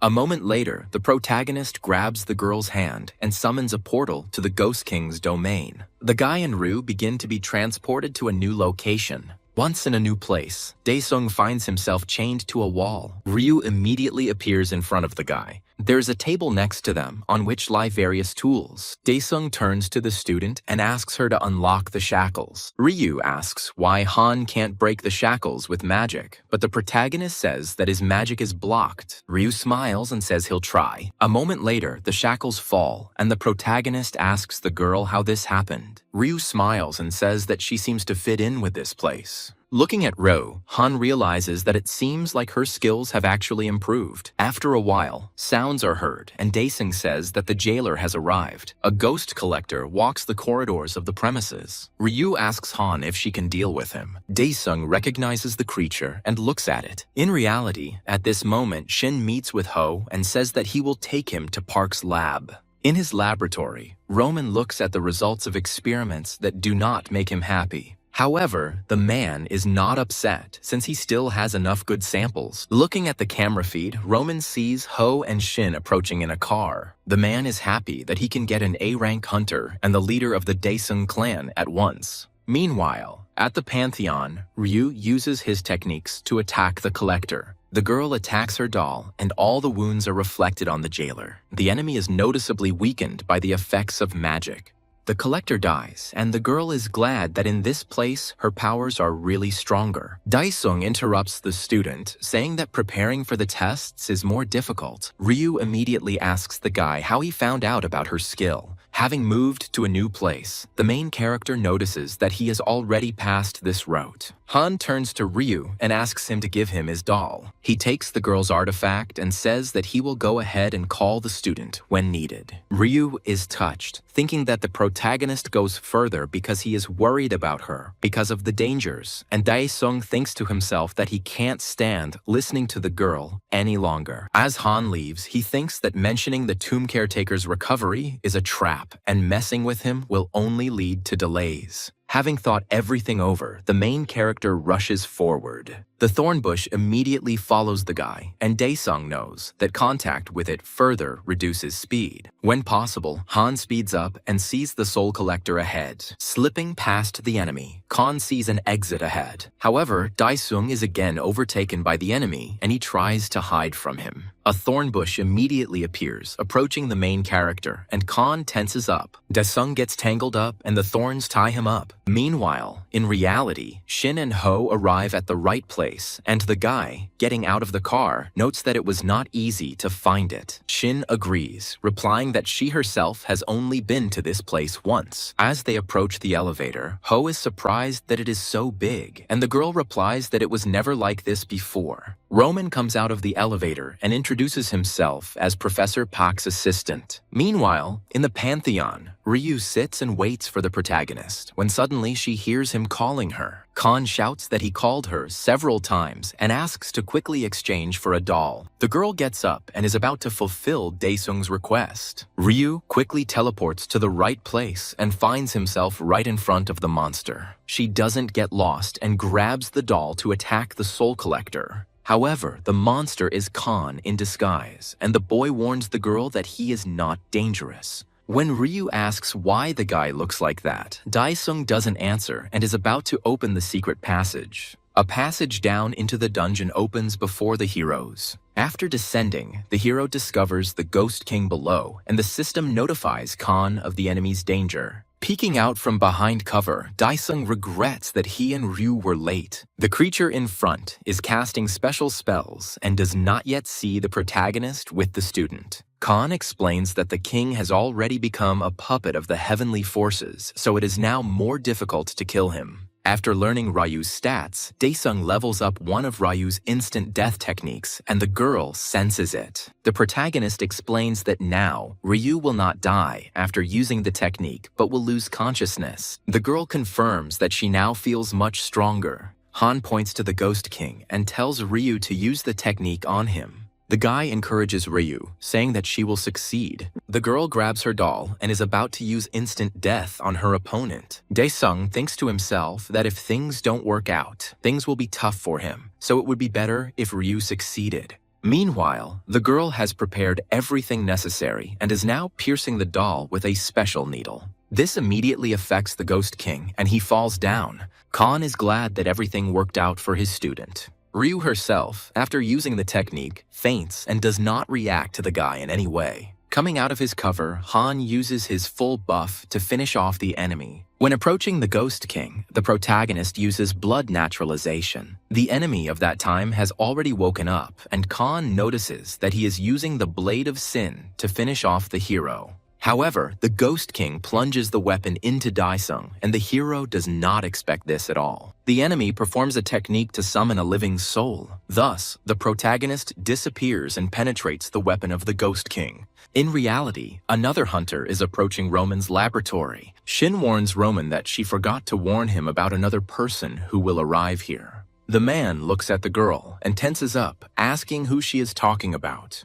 After parking, Chohan gets out of the car and approaches Ho and Shin. The girl introduces the hunter, the head of the Marble clan, and says that he has arrived to cooperate with Professor Puck. Roman notes that they should have been warned about the arrival of such a person. Chohan replies that he admires Professor Park and his inventions. Roan thinks to himself that the S-rank hunter fell on his head at the wrong time, but nevertheless, he introduces himself in a friendly manner as Puck's assistant. Chohan turns to Ho and welcomes him here, to which the young man also responds in a friendly manner. Shin interrupts the men, saying that now everyone is gathered and they can go to Professor Park. Roman looks at the girl and notices that she has good instincts, since she took another hunter with her, and imagines that he will definitely kill her and turn her into a monster. Nevertheless, having brought the visitors to the laboratory, Roman asks them to wait for the professor in this place. Roman leaves, and Ho says that the atmosphere in the lab is not comfortable. While Ho and Shin look around, Chohan hands them 2 bracelets, aura protectors. Chohan adds that it is best to wear them on the wrists. The girl and the young man take the protectors and thank the hunter. Shin shares with Ho that leader Huang advised him to take Chohan with him to the lab for safety. Ho thinks to himself that he has completely forgotten about this hunter and should ask him for help in modifying the aura weapon. Suddenly, something starts to happen in the room, and Chohan warns that it is a trap. The door to the laboratory is knocked down, and monsters burst inside. Chohan rushes forward with a weapon, protecting the young ones. The hunter skillfully wields his sword and defeats the orcs running straight at them. Once the monsters are dealt with, Shin and Ho approach Chohan and thank him. The man notices that there is an extremely foul stench in the room. Roman, watching the hunters on camera, happily notes that those who inhale the gas will not be able to avoid other monsters. Anticipating what will happen next, he plans to release stronger opponents. Meanwhile, the protagonist finds himself inside the soul blade of the Ghost King. Many souls that have been inside the weapon for a long time see Daisung and head towards him. The main character looks mockingly at the souls and is about to absorb them. Meanwhile, the Ghost King discovers Ryu lying unconscious. The creature is about to kill the girl, but he cannot take control of his body and stabs himself with a sword. The Ghost King hears Khan's voice in his head and doesn't understand what's happening. A moment later, the monster itself begins to penetrate the blade. Returning back, Khan sadly notes that each quest has its own pain. Someone starts to appear in front of him, and the guy wearily asks that nothing is over yet. An unknown deity appears before the main character and asks Khan who he is. A notification appears in front of Daesung that the deity is a heavenly being, and the guy tells the creature that she herself broke into someone else's house. The creature asks Khan if he is the ruler standing over all creatures in hell. The deity gets angry and attacks the protagonist, but he skillfully dodges. Reacting quickly, Daesung cuts off the Sky Dweller's arm. In his head, Khan begins to hear the voices of the inhabitants of hell, begging to wash away their shame with vengeance on heaven. The guy gets angry and shuts up the voices, saying that he will figure it out himself. The deity turns to Daesung and asks how he can be the main one in hell and communicate with its creatures if he is not the main deity. The guy clings to the creature's words about the main deity and asks her about it again. Suddenly, the heavenly inhabitant is chained by the suddenly appearing heavenly apostles, and the creature asks for forgiveness for his mistake. The 3 unknown people remain silent and ignore the requests of the heavenly inhabitant. Khan, watching what is happening, wonders what happened. However, no one pays attention to the guy, and he begins to get angry at the heavenly beings. Having prepared himself, Daesung rushes towards the unknown creatures. With one blow, Khan takes out 3 apostles, and the celestial being is shocked at how useless they are. Immediately, the creature's previously severed hand makes itself known, and blood appears. While the system notifies Khan that the quest is complete and he has become stronger, the heavenly inhabitant noticeably weakens, and the main deity rejects him. The creature changes in appearance and increasingly resembles an ordinary person. A moment later, the heavenly inhabitant turns into a weak baby. Daesung, seeing this, does not understand what happened. Soon, only a golden egg remains in the place of the creature. Taking the artifact, Khan wonders what he should do with it now. The system immediately notifies the hero that when transforming the egg, you can get a creature that will follow the guy, and he begins the transformation. While the transformation operation is taking place, Daesung thinks that maybe this will help him understand something. Meanwhile, in reality, in the laboratory, Ho and the others are fighting off monsters, and the young man does not understand why all this is happening. Shin replies that Professor Park is most likely in trouble. The Chohan, standing in front, carefully monitors the situation and protects the young from the monsters, calling for silence. A mutated monster with 2 heads is approaching the hunters. The creature jumps down to Chohan and the others, saying that it has not seen people for so long. Ho and Shin ask Chohan what it is. The senior hunter replies with horror that what they are seeing is an experiment in merging a human with a monster. Looking at Shin, the monster says that she is very beautiful and hopes that she will become a head next to him. The girl gets angry and takes out a gun to shoot the creature. However, after a burst of shots, the monster smiles as if the bullets had done nothing to him. Then Chohan attacks him with his weapon. The monster mockingly says that the attack was without warning. Chohan continues to attack and uses a technique that destroys one of the monster's heads. The remaining head begins to get angry, shouting that it does not understand how the hunter dared to kill his pet. The monster gets fired up and prepares to attack back. Chohan, running towards the enemy, notices the weapon, notices the last moment. He is thrown aside, so now Shin will have to fight him. The monster laughs and says that it looks like the professor will have to give him a new head. Meanwhile, in the Pantheon, the Khan cracks open an unusual egg. A tiny creature with wings, similar to a fairy, emerges from it. The creature greets its new owner, but Rao doesn't understand that a fairy is addressing her. Daesung looks at the creature and asks it to tell him about the heavens. The fairy apologizes and says that she has no memories associated with them. The main character gets angry, takes out his weapon, and says that the creature is simply useless. However, a student appears before him, asking him not to kill the fairy. The girl whispers to the creature to show the Khan what she can do, and in this way she will remain alive. At first, the creature does not understand what to show him, but a moment later, it calls the Heavenly Store. Ryu smiles and says that this is some kind of cool ability. Huge counters with various artifacts appear next to the heroes. Khan examines the goods and sees a future diary, and the creature explains to him that this item provides information regarding the coming future. After acquiring the item, Daesung begins to study the information contained within it. Seeing the future that concerns his friend in the lab, the boy gets angry. A moment later, the protagonist and Ryu return back, and the guy hopes that the girl will get home on her own. Ryu asks to go with him, but Daesung sends her away. The girl asks him again to take her with him, but Khan turns around and sternly asks him not to repeat his words twice. In the lab, Shin continues to contain the monster. Chohan comes to his senses at some point. It turns out that the hunter is a cyborg, and his body consists almost entirely of replaced parts. The man gets up and gets angry at the monster. With renewed strength, Chohan rushes at the creature and strikes it. The monster does not expect such an attack, and the man continues to beat him. Using more powerful equipment, the hunter destroys the monster. Shin and Ho approach Chohan from behind, asking how he is. Ho thinks to himself that the hunter actually wrote his entire body with aura weapons. Turning to the boy and girl, Chohan says that he needs time for his body to restore the charge of the etheric core. Ho says out loud that the situation is disgusting, and it's as if they are dancing to the tune of the bastard Roman. Roman sees from the cameras that the hunters were able to deal with his monster and regrets that they will have to release another one. He presses a special button, regretting it, because he planned to catch the hunters relatively unharmed. While Chohan is recuperating, Ho silently hopes that he won't die next to such a high-ranking hunter. But before the guy can say anything out loud, a section of the laboratory opens not far from them, and another monster comes out of it.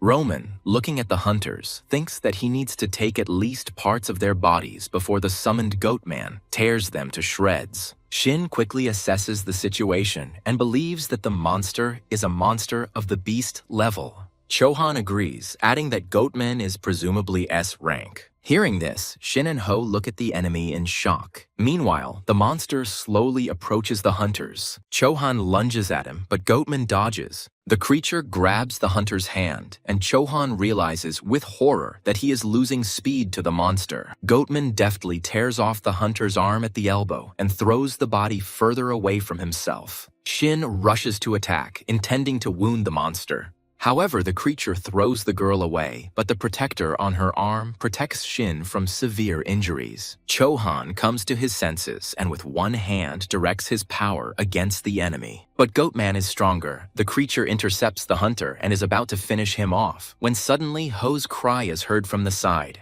The monster is distracted by a strange voice and approaches the young man. However, Ho is not very afraid of him and says out loud that he knows a person who can defeat the monster. Goatman swings his arm to punch and Ho closes his eyes in preparation for the blow. However, a shadow wall of summoned creatures appears right in front of the guy. Khan emerges from it and looks at Goatman. Shin also notices the main character and recognizes him. Daesung turns to his friend with a smile, glad that he is still alive. Ho smiles and asks why he would die since he has S-rank intuition. However, the friends immediately react to the monster that is approaching Shin. Goatman was about to kill the girl, but Khan's technology did not allow him to do so. Daesung smiles and uses his stealth skill to attack. Goatman can't see Khan, so he attacks everything. The monster uses sound to weaken enemies, and Ho and Shin must cover their ears to avoid going deaf. At some point, Goatman finds Khan. Roman, seeing that Han Daesung came to help, gets furious. The man presses a special button on the control table that will help him defeat the hunters, but regrets it. Roman releases particularly dangerous chimeras, so you need to leave the building as soon as possible. Calmly approaching the elevator, the man notes that even Khan cannot get out of here. In the room where the heroes are, a countdown system is activated, and no one understands what is happening. Khan, on the contrary, is furious that there is too much hassle everywhere. The laboratory compartments open one after another, and all sorts of monsters emerge from there. Ho wonders in horror how many people were experimented on in the lab. Chohan, who came to his senses, says that all these monsters were created by the ampules of awakening. Ho, seeing the state of the senior hunter, tells the protagonist that he will have to deal with all the monsters. Looking around the room, Daesung notes that he could melt everything inside, so the guy uses technology to transport everyone to the Ghost King's domain. Ho and Shin look in shock at the change of territory and are amazed at Han's abilities. Chohan is also surprised, realizing how strong the main character is. Daesung calmly orders the army of the undead to rise. Hordes of warriors appear behind the guy, including the Ghost King himself. The Khan orders them to exterminate all enemies in the territory. While Khan's warriors fight with their opponents, the main character himself tells his comrades that they are safe. Roman suddenly finds that he has stopped and sees a hole in the ceiling. Khan appears from it and greets the man with a smile. Descending into his cabin, Daesung reproaches him for setting the monsters on and trying to escape. Roman doesn't get lost and says that Khan has lived up to all his expectations and can kill him. Daesung grabs the man by the collar and asks what he's up to, but Roman doesn't understand what he's talking about. Khan's mood changes, and he tells the man that he recently received an interesting ability. The protagonist uses a special technique and penetrates Roman's consciousness. In his memories, Roman was previously overtaken by an unknown deity with a strange eye. The serum that Sogu used was given to him by Roman. For his good service, the man was given the body of Kansi, so after death he would be able to rise again with a new body. Daesung, having looked through all of the man's memories, ends his influence on Roman. The guy looks at the man and says that he is a real scumbag for sacrificing people in order to get a long-lasting body. Daesung smiles and says that the man doesn't deserve to die like that. Meanwhile, in the lab, there is 1 minute left before self-destruction, but a creature similar to Goatman enters the room. It inserts a special key to stop the planned self-destruction. The creature stops and does not understand what happened here at all. Suddenly, the door to the laboratory bends and Khan enters. The guy sees Goatman and prepares to kill him. However, the monster does not show aggression and asks who Khan is. After Han ignores the question, Goatman introduces himself as Pak. The Khan is surprised and asks the creature again. Sometime later, everyone gathers in the lab office, and Park reveals that it was his fault that the leader Huang was imprisoned. The creature adds that he should be released soon because there is much evidence pointing to his assistant's illegal connections with the Red Horse clan. Ho carefully asks Shin if it is really Park in front of them. The girl, after thinking for a bit, replies that the voice is similar. Chohan looks at Pak and does not believe his eyes that the professor has completely merged with the monster without losing his mind. Puck turns to the elder hunter and says that he has been quite successful in replacing body parts with aura weapons. And the professor asks Shin if she came to solve the problems with the aura reservoir, and the girl confirms this. Pak says that in her case, it makes sense to resort to fusion ampules, but full recovery is difficult to guarantee. However, Daesung interrupts Park and Shin's conversation, asking if the professor has anything he wants to tell him. The guy asked what the professor was doing while something incomprehensible was going on in the laboratory. Pak says that he became the first fusion sample because he believed that simply awakening his aura was not enough. So Pak and his assistant decided to conduct an experiment to merge a human with a monster. However, the assistant and Pak had different goals in the experiment. Therefore, they failed. But in case of an unsuccessful experiment, an automatic transition to hibernation was set up. Ho asks Pak if his current appearance doesn't mean the experiment was a success. The professor explains that due to the strong impact on the hibernation apparatus, the original body died. Ho starts to ask Pak more about the device, but Han interrupts him. The main character desperately says that apparently the professor knows nothing about the Han space. Everyone present asks the guy which people from Hans he is talking about. Khan explains that these are the ones who create portals from another world and summon monsters. Sometime later, Roman regains consciousness in a different place. The man is chained to a table and, realizing his situation, shouts at Khan, demanding that he simply kill him. A soul collector immediately appears next to the man. Roman is nervous and tries to get out of the trap, but he fails. The monster says with pleasure that he will enjoy separating the dirty body from his soul. Meanwhile, the main deities gather in the Kansei wormhole. Elheim, Lord of the East, declares that injustice has happened again in the East. Wolf, the Northern Lord, asks Elheim for details. Karina, the ruler of the West, shares news that Japanese hunters have recently conquered a top-ranking portal.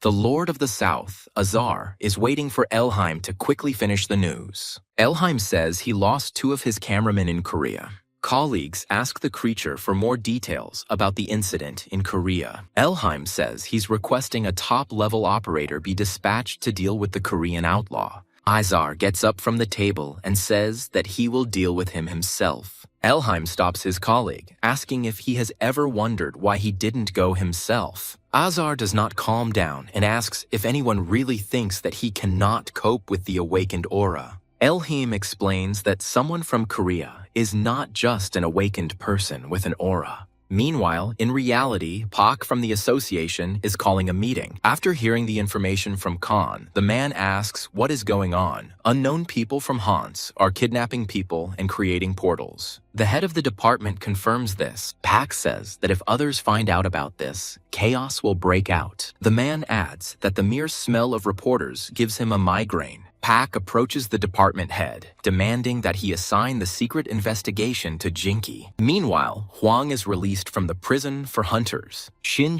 greets him with tears in her eyes. The mentor warmly greets his student. The girl says that someone would like to meet Huang.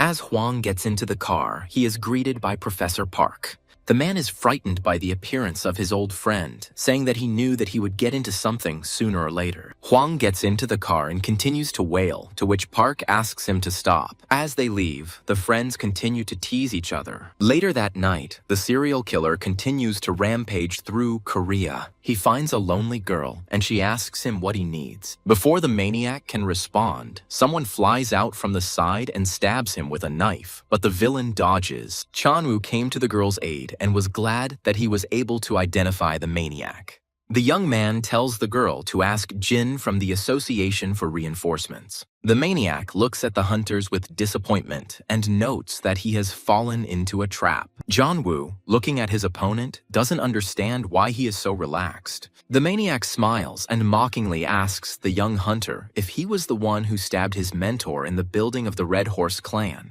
Jungwoo is nervous, but continues to monitor the enemy's behavior. At some point, the guy breaks down and rushes at the enemy. The maniac notes with a smile that the hunter is too weak and couldn't even kill Lee So-gu.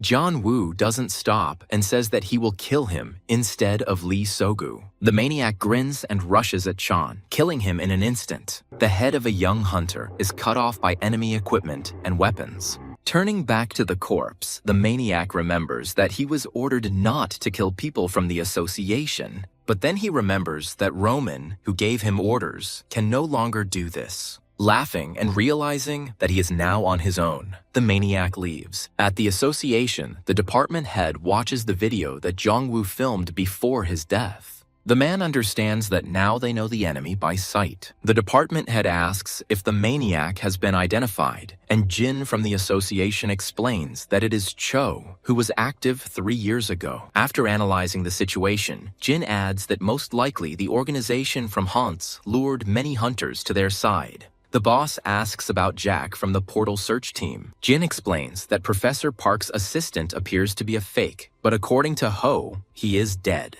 The department head tells his subordinate to reveal information about haunts to the S-rank hunters. The man also says to involve all the hunters of the association to catch the enemy. Meanwhile, Ho meets with Don, and the hunter says he'll get straight to the point. Ho is nervous, not understanding why the hunter came this time, but listens carefully to Don. The man asks if Ho knows about the Hope Shelter, and the boy confirms it. Don is glad that the conversation will be easier and gets to the point, saying that he does not have enough funds for the new project. Eventually, the man and the young man come to an agreement, and Don says that Do can count on his help at any time. Ho says that they haven't decided anything yet and he needs to discuss everything with Han, to which Don agrees. As he leaves, the hunter tells them to try to make a decision as soon as possible. Ho, after Don's departure, is surprised that he needs to donate 400 billion to develop the project. Meanwhile, Lee Chang-shik goes jogging. Suddenly, a tall, dark-skinned man with dreadlocks appears in front of him. The hunter stops and looks at the stranger, asking who he is. Instead of answering, the man attacks the young man. Chang-shik quickly reacts and retreats, telling the man that his attacks are weak. Lee attempts to strike his opponent, but he manages to block the hunter in time. The fight stops for a second, and the black man says in English that Chang-shik is cool. Immediately, the stranger pronounces the name of the technique. The man immediately rushes at Chang-shik, and he, in horror, realizes that he cannot move. The stranger raises his fist to hit the young man. At the last moment, Lee moves to protect his face and block the blow. Meanwhile, at the orphanage, Don explains to his subordinates the details of the plan to improve the orphanage. The subordinate asks the hunter if the Daesung clan is capable of donating such a sum. The man explains that by protecting S-rank portals, a person receives huge amounts of money, so there is no need to worry. Suddenly, Don turns his attention to the window. The man feels someone's presence. The hunter rises from his desk and tells his subordinate to begin the evacuation. At first, the girl doesn't understand why the man is so excited, but Don doesn't have time to explain. A tall blonde man approaches the shelter building. Don immediately attacks him with a weapon. However, the stranger reacts in time and blocks the attack. After moving away, Dong feels the enemy's strength since he was blocked. But this doesn't frighten the man at all. On the contrary, he's happy to practice fighting here since there are no free portals. A strange blonde man attacks Don. However, the enemy's technique is unusual and his attack stops near Don. At first, the hunter does not understand what it is, but then he guesses that it may be hell.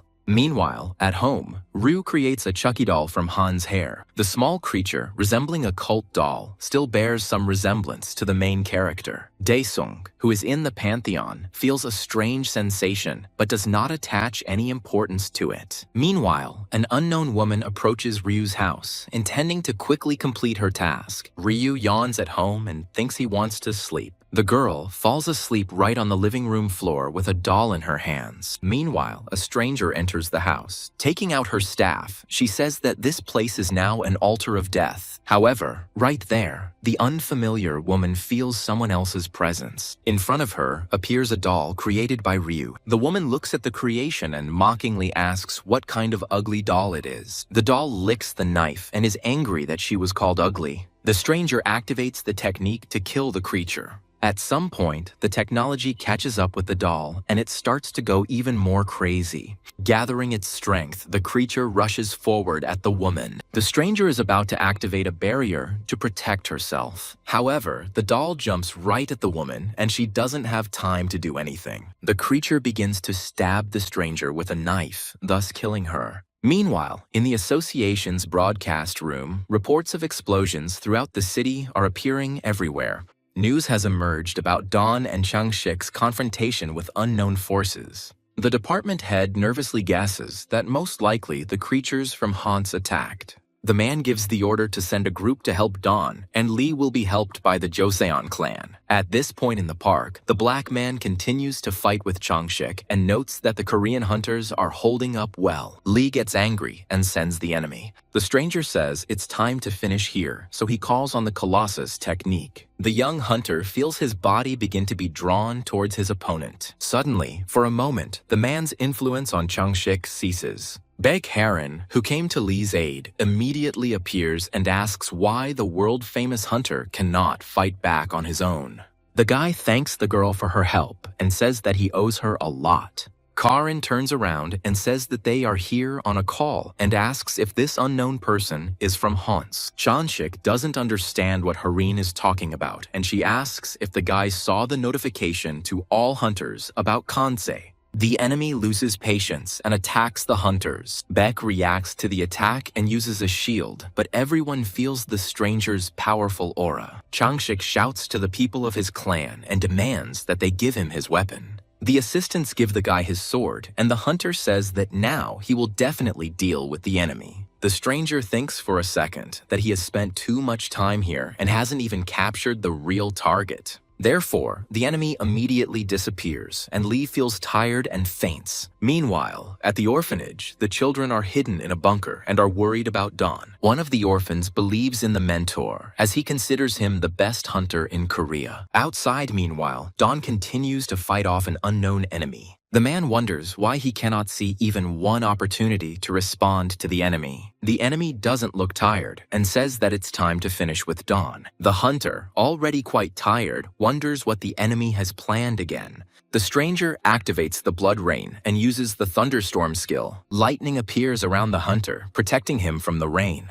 However, the hunter's technique is significantly weaker than the stranger's ability, and Dawn is badly injured. The enemy, looking at Dawn, feels that the hunters have exhausted him. Because of Dawn, the stranger had to use the full power of the Blood Colossus. Meanwhile, Ryu wakes up in her home and uses the blood recollection technique to try to figure out what happened while she was sleeping. Next to the girl lies a doll of Hana, which Ryu also brings to itself. Having received the necessary information, the girl understands that the doll saved her and thanks the creation. The evening news reports on an attack by unknown assailants on Lee Chang-shik and Dong. The main character's mother watches the broadcast and says that her son has not been home for several days, and suddenly something happened to him. While the woman is looking for her phone, her sister comes up and asks why her mother isn't sleeping, and in general, Chan-ho said not to worry about her brother. The mother looks at her daughter and asks when the last time she spoke to her brother was. Jisoo rubs her eyes and says that she doesn't know, and anyway, she doesn't need to know that.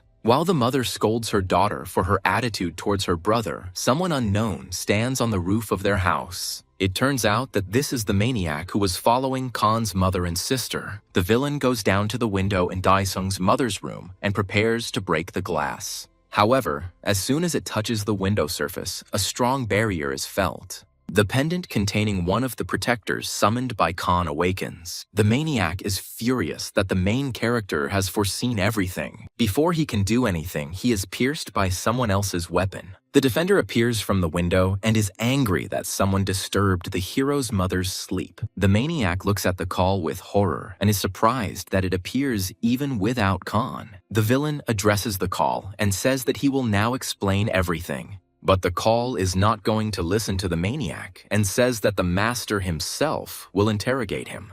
Meanwhile, in the Pantheon, Daesung had almost completely completed the realization of his body and powers. Khan's appearance changes. He regains his light, ash-colored hair and is happy that his old self has returned. Immediately, Khan hears the voice of one of the calls, saying that he has caught the offender. The maniac finds himself chained in a new place and does not understand where he is. Daesung comes to him, receiving notifications from the system congratulating him on the completion of the implementation. The main character stops next to the offender. Finally, Daesung turns his attention to the maniac, who is already very nervous. Khan turns to the villain and asks who is the maniac's master. Meanwhile, at the southern altar, Khonse Elheim receives his envoys. An unknown blonde man and a man with dreadlocks report to the creature, saying that they have almost gotten rid of the targets. The blonde man asks his partner if he didn't completely kill Changshik, but the dark-skinned man starts making excuses. Elheim stands up from his seat and says that Guzman is dead and Sagat is missing. The men begin to talk among themselves about how this happened. Elheim interrupts them, saying that he will grant them the power of an apostle. Using an unusual eye, the creature orders its minions to kill Han Daesung.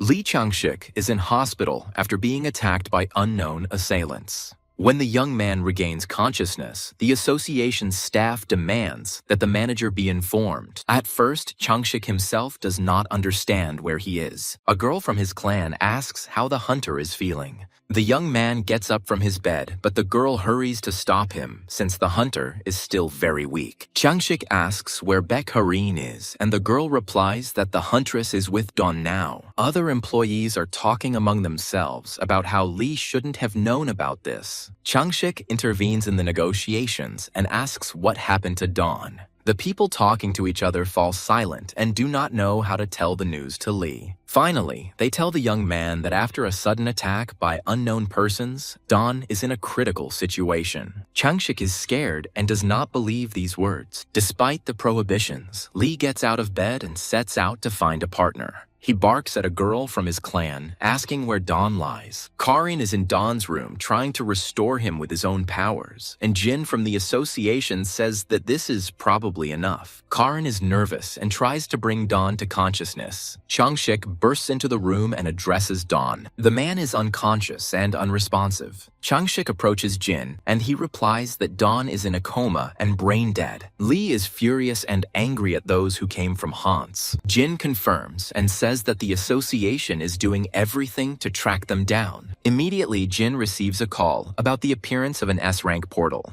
Everyone in the association is shocked by this news. The department chief realizes that two high-ranking hunters will be unable to come to the rescue due to injuries. Chohan is restoring the aura mechanisms, and Ryu and Bayek are auxiliary hunters. The man orders a red alert to be sounded and all registered hunters to be mobilized. The head of the department understands that there is still one way out of the situation. Meanwhile, in the Pantheon, Khan enters the mind of a maniac. The protagonist sees all the memories associated with Hans. When finished, Khan remembers that Elheim is the boss. In reality, there are broadcasts everywhere with warnings about the danger from the S-rank portal. A large number of military equipment and hunters are sent closer to the portal. The news also reported that two of the strongest high-ranking hunters will be unable to come to the rescue due to injuries. At the main character's house, Jisoo comes out with a suitcase, and her mother doesn't understand why she needs it. The girl explains that chaos is happening and they need to leave quickly. Mom says that they can't go anywhere because Han hasn't returned home yet, and Jisoo says that her brother is already strong. Han immediately returns home, and his mother and sister are surprised by his appearance, and Daesung himself asks where Jisoo and her mother are going. The sister explains to her brother that a high-ranking portal has appeared and they need to evacuate. Hearing this, Khan turns to his mother. The guy tells the family to sit quietly at home because they are safe here. The main character adds that he will calmly deal with all the monsters. Mom and sister are shocked, but they don't say anything. Daesung anticipates the battle and leaves the house. Meanwhile, more and more military equipment is approaching the portal. Khan arrives at the portal and looks at it, suspecting that he is being lured inside on purpose. The department head, watching the situation through the cameras, is furious that the creatures from Hans were able to create an S-rank portal. A blonde in glasses immediately approaches him and says that the Daesung clan has made a bet on clearing the portal on its own. The head of the department cannot hide his relief and loudly rejoices. The man immediately calms down and says that he was apparently overexcited. He orders everyone to prepare for the break and to leave the cleanup to Khan. The head of the department orders the girl to pass this information on to all hunting groups. On the street, the association's staff divide the hunters into different subgroups for the attack. The hunters talk among themselves, not understanding who is going to clear the portal. Immediately, a notification comes with information about the clan that will clear the portal, and Khan flies next to the hunters on a dragon. The head of the department and others in the broadcast room see the main character on cameras. Between themselves, the man and the blonde with glasses believe in Daesung. Reporters are also monitoring the situation with the portal and immediately go live. Finally, Han crosses the portal and feels how cold it is inside. The guy is immediately attacked by the dark-skinned envoy of Hans with a magnetic storm. Daesung doesn't get lost and directs his dragon towards the enemy to attack. The man attempts to block the blow. Khan notices that the enemy has completely rushed away from him. Khan jumps off the dragon and heads towards the enemy. In flight, the main character attacks the man and waits for him to finally emerge from hiding. The enemy says that Daesung is too strong to be a hunter. Khan ignores the praise and asks if his opponent has said everything. The man uses the apostle's technique to attack. Immediately after this, the man noticeably improves his characteristics. The enemy anticipates that he has become noticeably stronger than Daesung and is preparing to attack. At that moment, a huge meteorite flies towards Khan. However, the main character is only amused by everything that happens. Therefore, Daesung activates his magic release technique. The man feels Khan's strength and does not understand where such power comes from. Behind the main character, there is another enemy, a blonde man. Daesung turns around and mockingly asks why the enemy is so eager to get into the grave. The blonde looks at the guy and becomes wary that Khan knew about his presence in advance. The meteorite is approaching the protagonist, so he takes out his weapon and summons equipment. The blonde sees Daesung calmly cutting through a meteorite and doesn't believe that someone can be that strong. Daesung immediately grabs the enemy by the throat and says that everyone always gets into trouble when using a skill. Khan asks the blonde where the big-eyed boss is. At this moment, many Elheim eyes appear around the main character. Daesung is glad that the enemy has finally appeared. Daesung throws the blonde aside, as he is no longer interested in him. Elheim says that he feels that the boy's strength was not given by awakening and is going to test the hero himself. The enemy uses a petrification technique that also affects his minions. Khan says it's his turn. Daesung uses a fire technique and tells the creature to attack him itself. Khan's technique destroys Elheim's eyes, but the hero knows that the enemy has not gone away. The creature appears and asks where the hero got such power from, and Daesung asks him to answer his own question first. Elheim agrees to the deal. The creature thinks to itself that it will take Khan's soul when he loses his vigilance. Khan says that he will ask first then. Daesung uses the technique of penetrating the mind with his eyes. Elheim is confused and does not understand what is happening to him. Khan says that he doesn't trust people like the creature to begin with, so he'll just look through everything he needs himself. The hero sees that in the past, creatures came from the planet of the Titans, Hakar. Then their planet exploded due to war. However, some of the planet's inhabitants managed to escape. Having studied the cosmos, the creatures decided to come to Earth in order to use it to revive the Colossus. After all, if you fill the planet with ethereal energy, the plan can become a reality. At one time, the beings contacted some people and held joint meetings. At first, the leaders treated the aliens with caution, but still made contact. One of the Khans came to meet with people, promising to grant them immortality. Elheim realized that it was because of magic that Khan was so strong. he realized that Khan was getting his powers from the demonic beast Nebula. In Khan's moment of confusion, Elheim broke free from his control by gouging out his own eye. Daesung ponders the idea of reviving Colossus and realizes that he has received too much information. Also, the hero understands that because of this portal, he did not receive any loot. Suddenly, Khan notices two clots of energy heading upward. Outside, meanwhile, the head of the department arrives to the hunters and thanks Kyron and Chohan for taking charge of the hunting groups. The man turns to Chohan and asks about his hand, to which the hunter replies that he cannot yet use the power to its full extent, as he has installed temporary equipment. Beck intervenes in the conversation, asking how long ago Han left for the cleanup, and the department chief replies that it was less than 3 hours ago. The man adds that even if he fails, they will still have a chance to attack the portal. But then a female voice intervenes in the conversation and says that the teacher is being doubted. Ryu approaches the boss. Karin wonders what the girl is doing here. Ryu says the killer from Hans came to her house. Beck and Chohan are shocked by what they hear. The boss asks what happened to the killer. The girl replies that the offender died at the hands of a doll, and the other hunters can only guess which doll they are talking about. Ryu explains that she made a special doll that is much stronger than her other creations, but killing the intruder took all of the doll's energy. The girl adds that more of Khan's power is needed to return the doll. Suddenly, the other hunters start shouting that the portal is changing color. Inside the portal, Han discovers two blue ethereal cores that have the ability to create an S-rank awakened being. The hero wonders how much he can get for such a find. The guy looks at the portal one last time and realizes that he can leave. Khan leaves the portal and people greet him joyfully. Ryu waves his hand at his mentor, calling him to land next to him. The hero's dragon lands and people start discussing the guy's strength among themselves since he was able to clear a high-level portal. Daesung approaches the department head and he greets him. The man thanks Khan on behalf of all associations. The other hunters also shout words of gratitude, and Daesung listens to them tiredly. The guy notes to himself that he feels awkward because of such praise. Ryu immediately runs up to the hero and asks what kind of monsters were in the portal of such a high rank. Karin and Chohan silently look at the girl who approached Khan. Daesung states that there were no monsters inside the portal. The head of the department hears this and does not understand how this is possible. The guy explains that there were 3 people inside the portal, Elheim, and the 2 who attacked Lee and Don.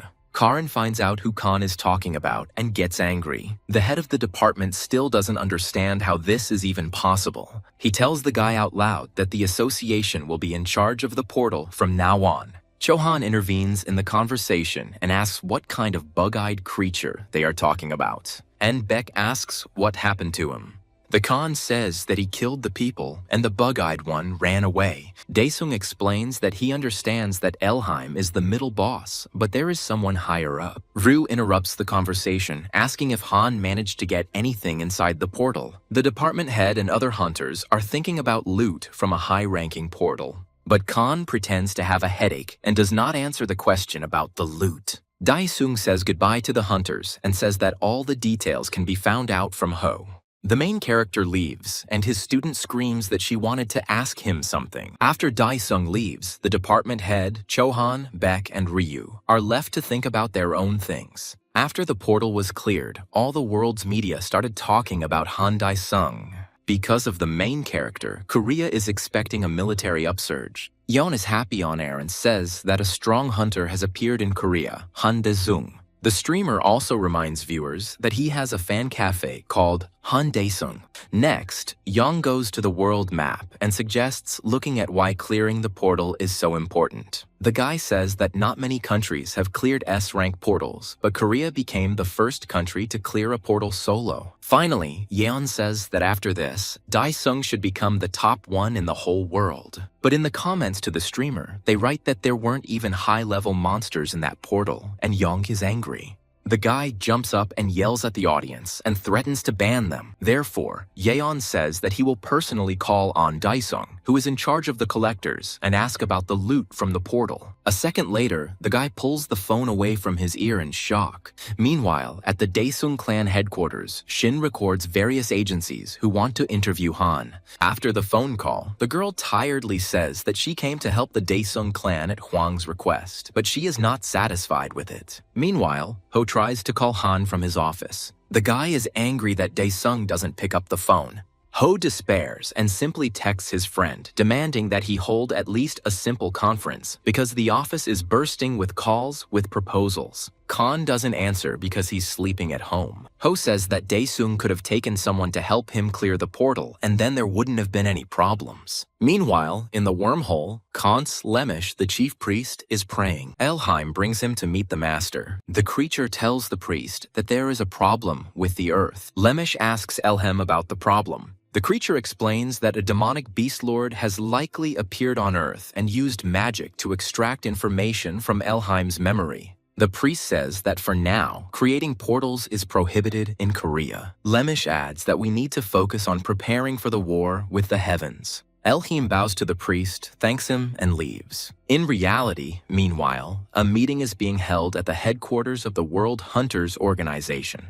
The head of the association, Darren Anderson, begins discussing the situation with the S-rank portal in Korea. But before we start the discussion, the man suggests looking at the screen. The screen shows Han Dae-sung, who closed the portal in Korea on his own. The Japanese leader interrupts Darren and points out that in his country, dungeons are not rated by aura, but by the level of the monsters. The man says that there were no monsters in the portal, which means it cannot be said that it is an S-rank portal. A Chinese representative also agrees with Japan, saying that the portal is not of such a high level. Another man interrupts the representatives, saying that they were too hasty to speak, and anyway, Park from the Korean Association is present at the meeting. To himself, Park was tired of the speeches of the other representatives. Darren says that official recognition of a high-ranking portal will only come after a thorough investigation and defer to Park. The head of the Korean Association says he recently received information from Hunter Dae-sung and now wants to develop global measures against the problem.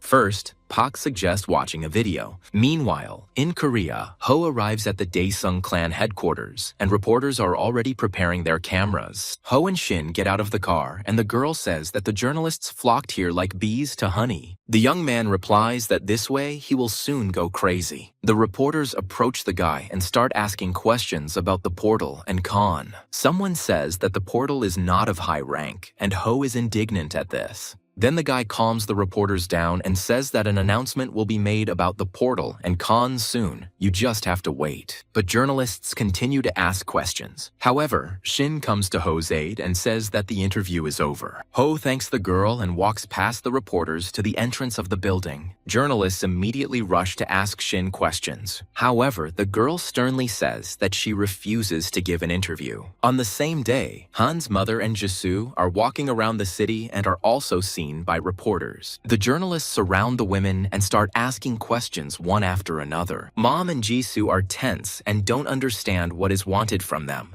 One of the reporters, a curly-haired man, asks if Khan is home now. The son's mother doesn't know how to respond when she learns that Daesung has become famous all over the world. But the journalists do not calm down and persistently demand interviews. Reluctantly, Jisoo says that when the S-rank portal appeared, her brother told them not to evacuate. The girl adds that according to him, it is safest at home. One journalist asks Jisoo about Han's hair color change and wonders what it could be related to.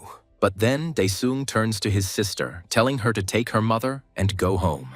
Reporters immediately surround the hero and bombard him with questions, but the guy remains silent. The curly-haired man persistently repeats his questions about the Hanu portal. Daesung calls on all journalists to remain silent and says that those who do not stop asking questions will not be invited to the conference. The reporters fall silent, and Khan immediately snaps his fingers. Cameras in the hands of journalists break due to Daesung's actions. As he leaves, the guy says that photography and video recording are also prohibited. Daesung says that all the answers to the questions can be obtained at the press conference in a week, and now he asks the journalists to leave. The upset reporters remain silent and watch the guy go. Soon, Pak returns back to Korea and remembers the words of the Chinese representative about Honsei. The man said that Khan needed to be checked personally. The Japanese representative also supported the idea of meeting Khan personally to study his abilities. However, many other representatives also expressed their desire to meet Daesung. However, Pak said that this was out of the question, as it is now an important resource for the Republic of Korea. Darren told Pak that Korea would need to get 5 more S-rank hunters as support. The man asked if Pak would now agree to call Han for a personal account of his abilities. At the meeting, Pak came to the conclusion that the representatives were interested exclusively in Khan and not in Honsei. Ultimately, Pak said that let everyone do what they want, but he himself did not intend to assist. Meanwhile, at the Daesung clan office, Han asks Shin if she has decided to work for his clan, and the girl thanks the guy, saying that he saved her life twice. Shin tells Han about his problems with his aura and that she will help him for now until she can become a hunter. Daesung asks the girl again if she wants to return to being a hunter. Shin says that she has lost a lot because of the monsters, so she wants to become a hunter and take revenge. Suddenly, Ho bursts into the office, not expecting to see Han. After getting ready, Ho presents Daesung with an invitation from the World Hunters Association. The invitation states the association's head's desire to talk to Khan so that he can tell him everything about himself.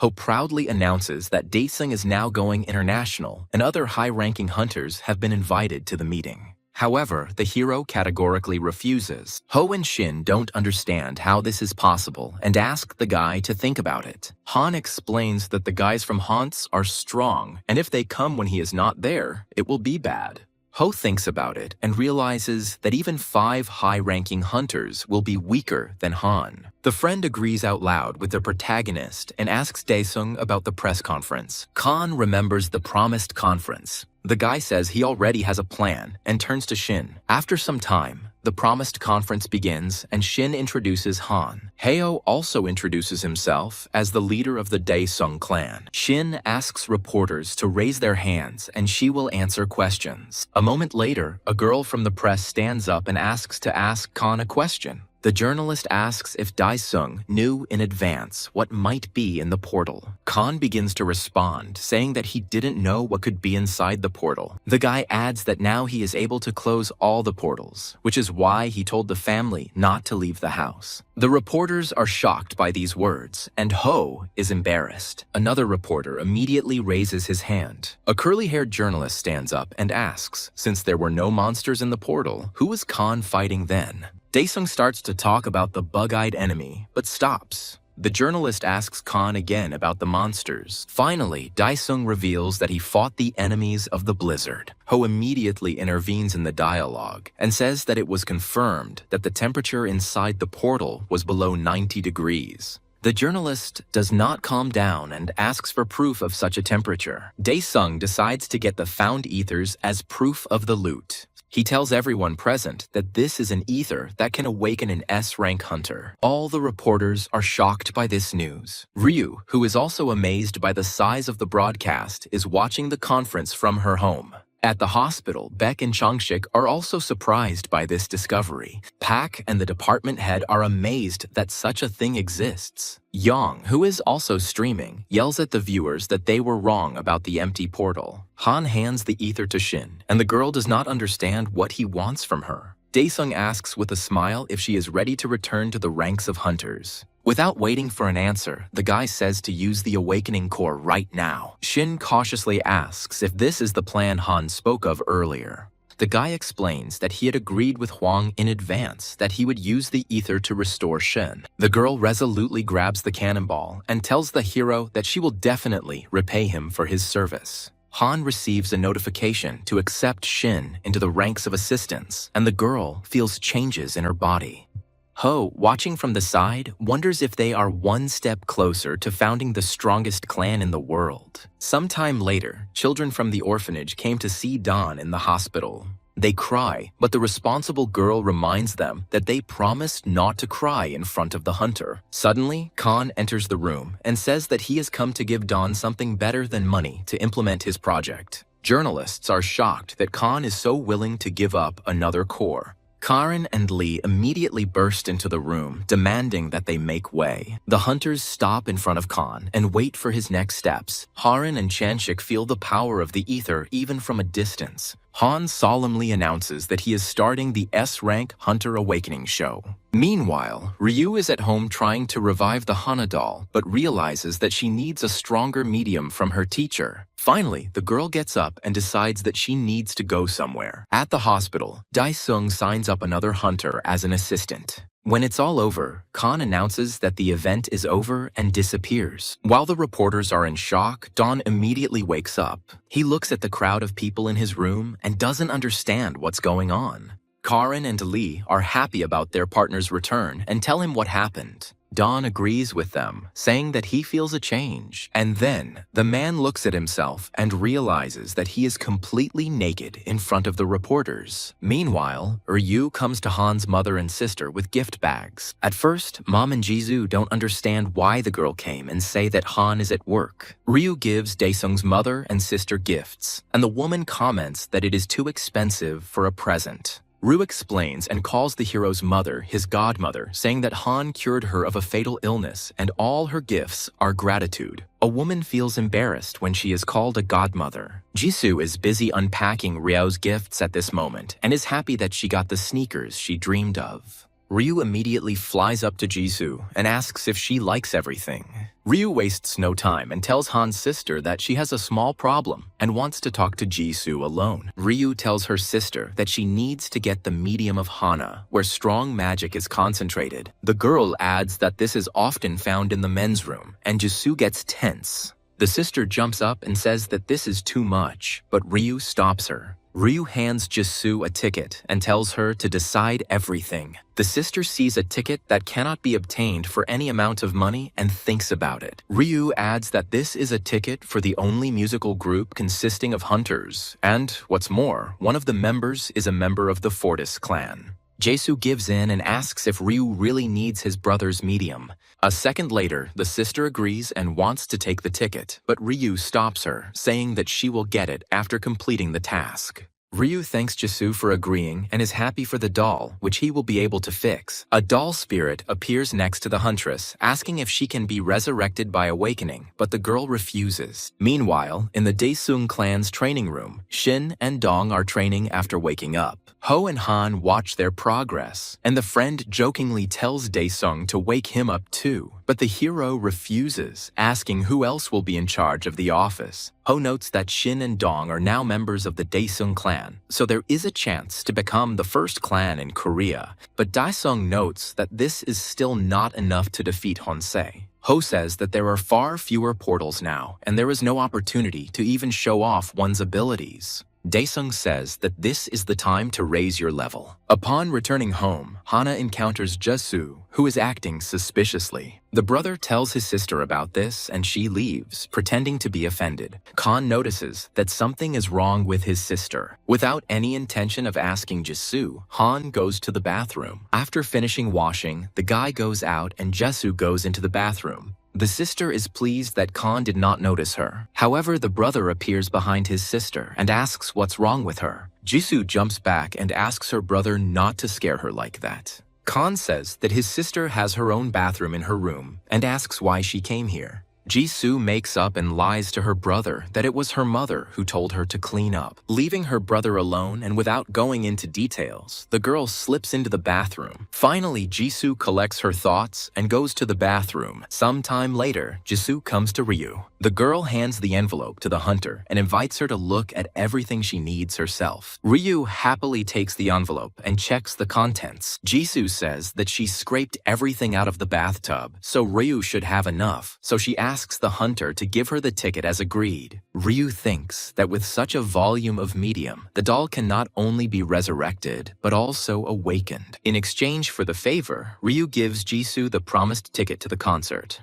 Arriving home, Ryu performs a ritual to return the doll. At this moment, something happens to Dae-sung, who is sitting with Ho, but he doesn't pay attention to it. Finally, the doll comes to life, and Ryu is happy about it. The girl is happy and hugs her creation. However, the doll hits the girl and grumbles that she was almost late with the resurrection. The creature beats Ryu and humiliates her. The girl does not get lost and uses her technique to restrain the creature. Ryu mockingly says that without discipline, children do not obey, and looks contentedly at the doll. Her phone immediately rings and Ryu sees that it is Han. Shin, Don, and Ryu are transported to the Pantheon, and the first two hunters are confused about where they are. Ryu asks the mentor where they are going this time. Daesung states that all the assistants present are weak. Shin and Don prefer to remain silent about this. So, the main character says that now they will level up, but he is distracted by Ryu. The girl says she wanted to show her mentor something. Ryu summons the Khan doll, and a small creature appears next to the heroes. The doll assumes a relaxed pose and asks the girl why she was called this time. Ryu happily states that the doll is Han and her joint child. Shin and Don do not intervene in the conversation, but look at the creation in shock.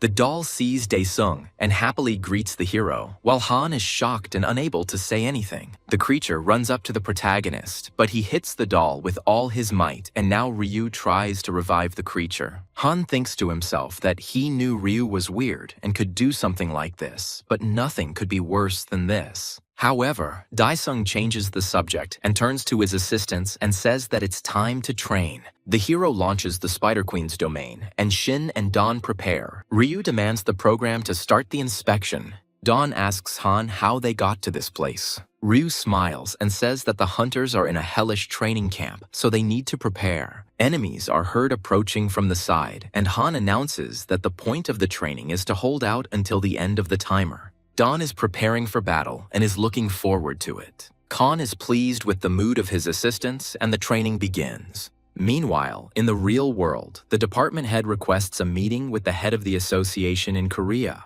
Pak meets and greets the boss, asking what's the matter. The man reports to his supervisor that he has received an urgent call from the World Hunters Organization. The boss adds that the World Alliance has decided to hold a hunters meeting in Korea, and they really want to invite Han there. Pak doesn't answer at first, thinking over his subordinate's words. The association's leader says with disbelief that the alliance recently planned to invite hunters to join them. The head of the department ignores the manager's thoughts and hands him a list of all the participants, which includes Aslan Anderson, the world's #1 hunter, which surprises Pak. Sometime later, Park meets with the president, Lee Kangchin, who warmly welcomes the association's leader. Pak denies the president's words, saying that it has been a long time since their clan fell apart. For a while, the men reminisce about the past and discuss how difficult it is to be president. However, Pak soon interrupts their conversation and says that he wants to get straight to the point and not distract the president with empty talk. The head of the association reports that they have been contacted regarding holding a meeting of the World Alliance of Hunters in Korea.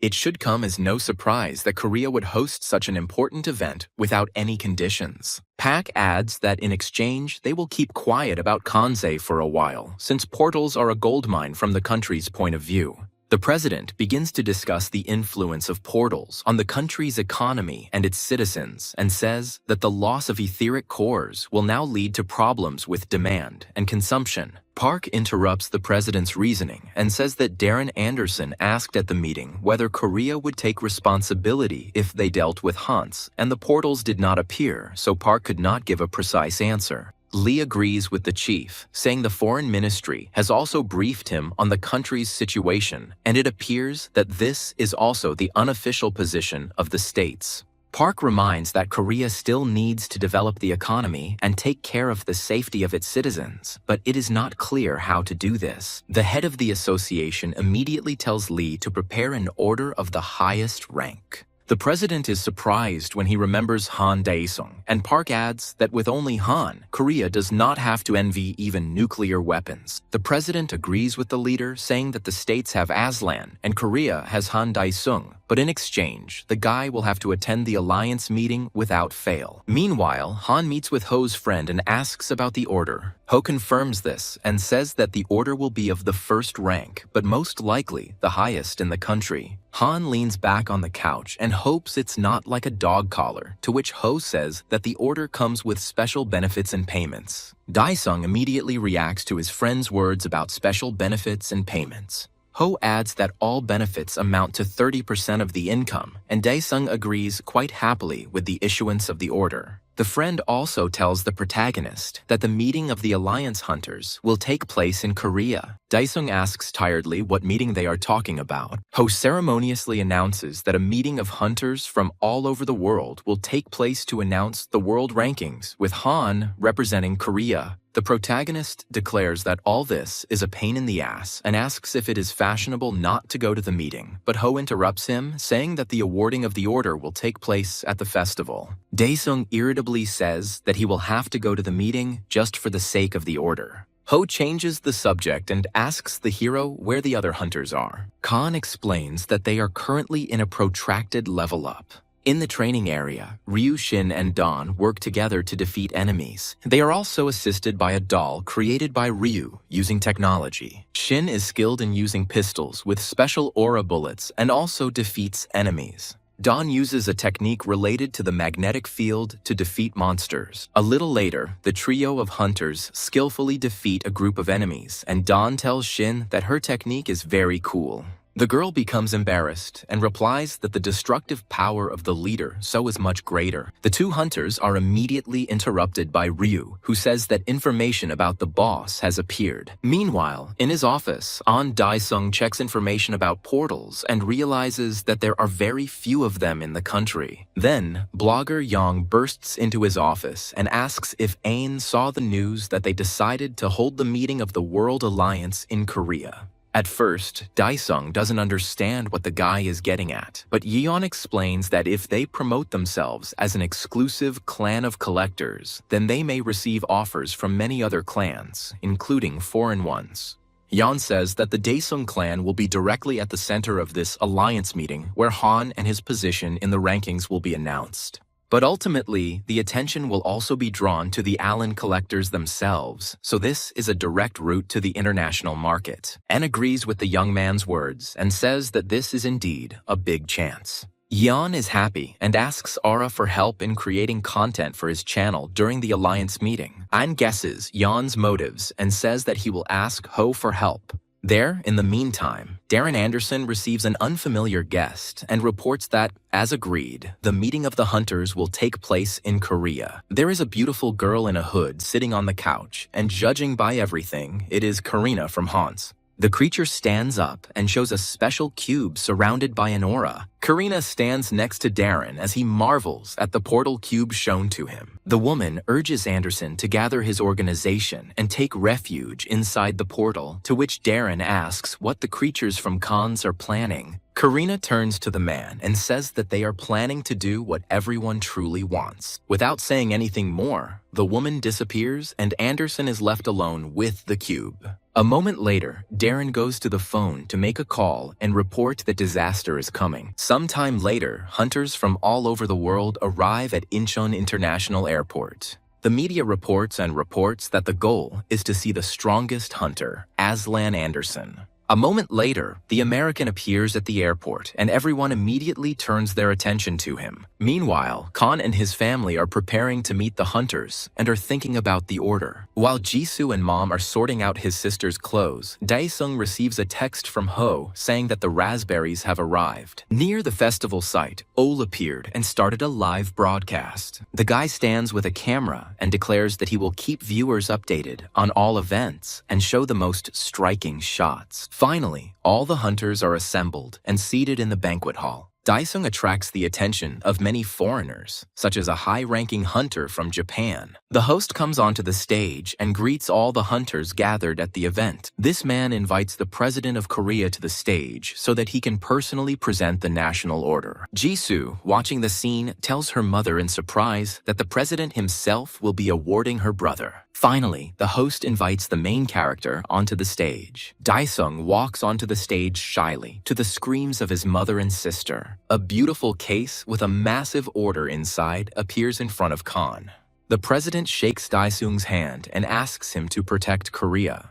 When the president raises Khan's hand, the protagonist thinks that, no matter how you look at it, the order is similar to a dog collar, but it is better to think about tax breaks and benefits. Mom and Jisoo cry looking at the guy and rejoice at his success. Yeon, who is still broadcasting in shock, tells the viewers that it seems like a new era is happening right now. As Daesung returns to his seat, Aslan appears next to him and congratulates the guy in English. Khan stops in front of the American and asks who he is. Aslan begins to introduce himself in English, proclaiming himself the one and only chosen one. The American thinks to himself that Daesung is probably in shock because he never even thought he would hear congratulations from the #1 in the world rankings. Daesung turns around and goes back to his place, thinking that strange weirdos are pestering him again, and he needs to be more careful. Suddenly, a long-haired hunter from Japan jumps up from the table and says that an S-rank dungeon has appeared in his country. Other hunters are also starting to receive reports of high-ranking portals appearing in various cities around the world. Jin from the association runs onto the stage to the presenter and says that S-rank portals have started appearing all over the world. The man adds that it looks like the alliance meeting will have to be postponed. Daesung wearily thinks about how the bastards from Hongse have finally started to act. Therefore, the main character goes to the Pantheon, where he is met by a creature that looks like a fairy. Khan orders the creature to open the sky shop. Daesung buys a future diary and learns that portals are opening in over 90 countries, excluding Korea. Huge orcs appear in the USA and attack ordinary civilians. In Japan, in Tokyo, huge white wolves are on the rampage. Groups of Japanese hunters engage in battle with monsters. A high-ranking hunter notices that the portal is not closing, so enemies continue to attack. The American hunters are barely able to cope with their opponents and are indignant that Aslan left at the most inopportune moment. In Korea, a department head watches what's happening in the world and wonders why everything is quiet in his country. A blonde woman in glasses approaches the man and says that requests for help are coming from all over the world, and the boss thinks that in this way, Korea could also be in danger. The man wonders out loud if they can take such a risk and send their hunters to help others. The man asks the blonde, Kim, what the S-rank hunters who arrived for the meeting are doing now. The girl says that hunters from China and Japan have already joined the military action, and European and American hunters will also soon join the battle. Before the boss can answer anything, his phone rings and Ho demands that all S-rank hunters be called in because Han wants to hold a meeting. Meanwhile, a contented Aslan calmly strolls through the streets of Korea. While the hunter is taking pictures, some people on the street recognize him and don't accept why he is here and not in the US. Aslan notices two young men whispering about him and asks them to take a photo of him. The American smiles and thanks passers-by. Sometime later, a meeting called by Han about Hongse begins at the Daesung clan headquarters. The protagonist told the crowd about Khans, the Colossus, so now people are asking their questions. It turns out that the aliens are sacrificing people for the sake of the revival of the Colossus, and the portals themselves are an altar. Lee guesses that when there are enough offerings, the very same Colossus will be reborn. Beck adds that they can currently help no more than one country. Here, Chohan enters the discussion and shows the portal cube. Dawn sees the object and says it looks like an absolute protector. The masked man says that he received it from Han, and together with Professor Pak, he researched the cube's functions. Therefore, through experiments, the hunters managed to turn the cube into a teleportation cube, which allows them to move between the continents of the Earth. Huang has already used the cube, and Shin confirms this, and Dawn says that in that case, there is no need to waste time. While Lee is thinking about Han, Haran asks, what about acting in a team of elite hunters from each clan?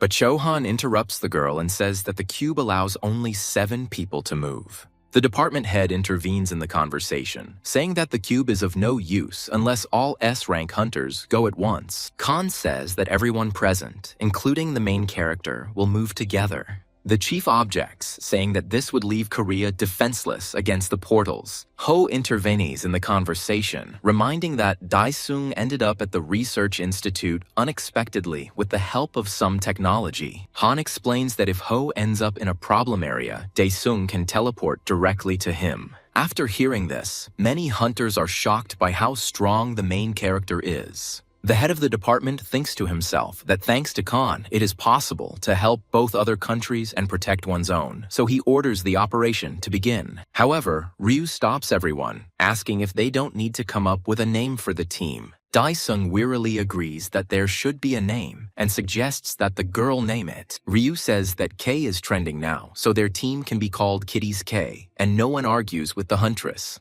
In China, hunters fight with huge bulls. A representative of the Chinese Association watches as his country's hunters lose to monsters. The secretary immediately approaches him and distracts the man, saying that the Korean Association promises to provide support in the form of 7 S-rank hunters. Many countries close to Korea have already accepted the country's conditions and requested support from Korean hunters. In China, a high-ranking huntress is barely holding on, but nevertheless awaits an attack by monsters. However, Team K, led by Khan, immediately appears and saves the girl from the approaching monster. Harin helps the Chinese huntress and restores her aura, healing her wounds. Bak approaches the Chinese hunter and tells her that she should now rely on the Korean hunters. Ryu enters the battle and begins to curse the bulls. Shin comes to the aid of the witch, shooting at enemies with pistols and aura bullets, and Dawn and Lee Changshik finish them all off with their powerful techniques. Not far from the battle site, Chohan stands and thinks that the problem of demand and consumption of etheric cores needs to be solved at the local level. Right there, not far from the hunter, the king of the Minotaurs, Ugnos, appears. Lee and Dawn are distracted and see a huge enemy, frightened by its size.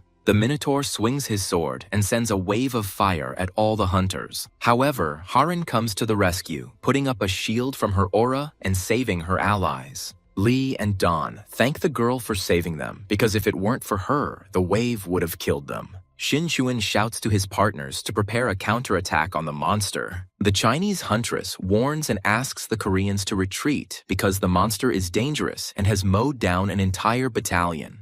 But then, not far from the hunters, Han Dae-sung appears and goes straight for the Minotaur. The main character rushes straight at the enemy and blocks the opponent's attack. Ugnos taunts Dae-sung, saying that the flames only make him stronger. Khan does not understand what the bull is talking about, and he throws the main character as far away from the battlefield as possible. Enraged, Ugnos shouts about his strength and greatness and prepares to attack the remaining hunters. His attention is drawn to Shin, who begins firing her pistols. However, the girl's attacks do not work and the monster is not injured. Ugnos shouts that he will destroy all hunters near him and prepares for a devastating attack. The Minotaur immediately disappears, and Lee does not understand what happened, and Dawn explains that it was Khan who used the change of territory and led the enemy away. Finding himself in a new place, Ugnos does not understand where he is. Dae-sung releases his magic completely and gets angry that he has to worry so much because of such an opponent.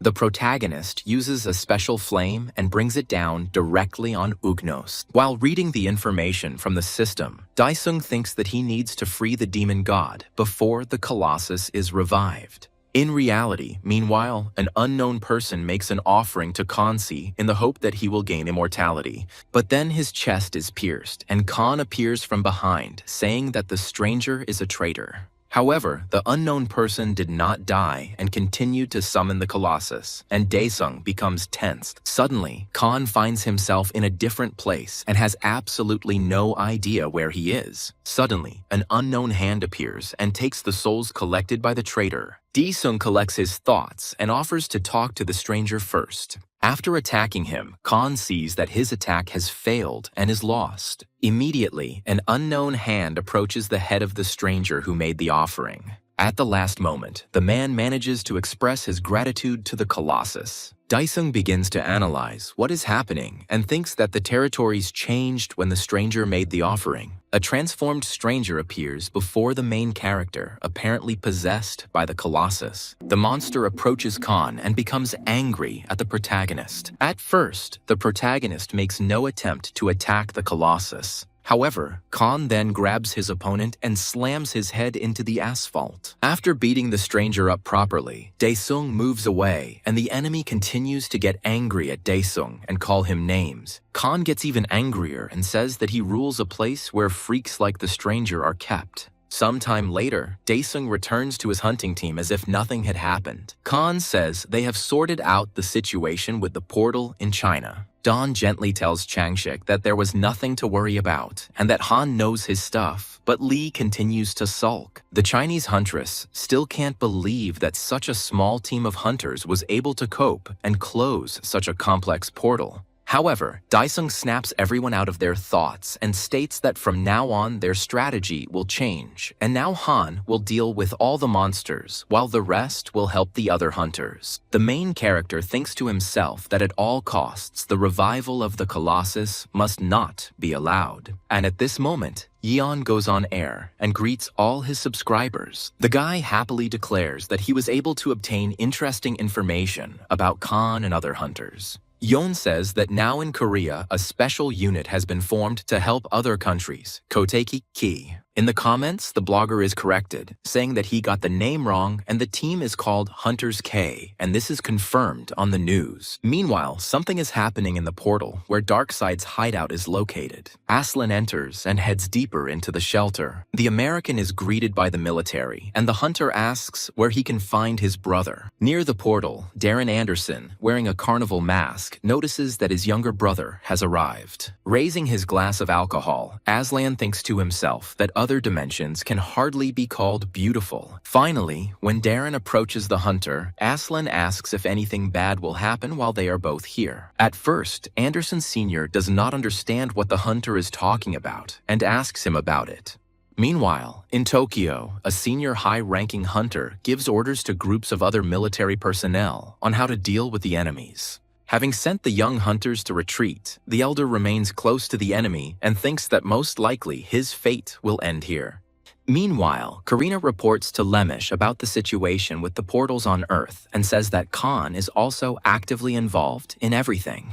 The leader asks the woman to tell him more about Daesung, and Karina reports that it looks like the boy has transformed the spatial altar into a teleportation altar. Lemish turns to the woman and orders her to send Azar to that altar to buy him time. Meanwhile, in Japan, the young hunters retreat and a teleporter appears in front of one young hunter. The main character's entire team emerges from it, trying to recover from the sudden teleportation. Chohan states that the spatial ripples are too strong, and Heron, standing nearby, clears her perception with technology. Khan, following his allies, mockingly says that they are all weak and, in general, does he really need to assemble a new team? The Japanese woman, seeing that hunters from Korea came to their aid, cannot stop being surprised by what she sees in front of her, Daesung.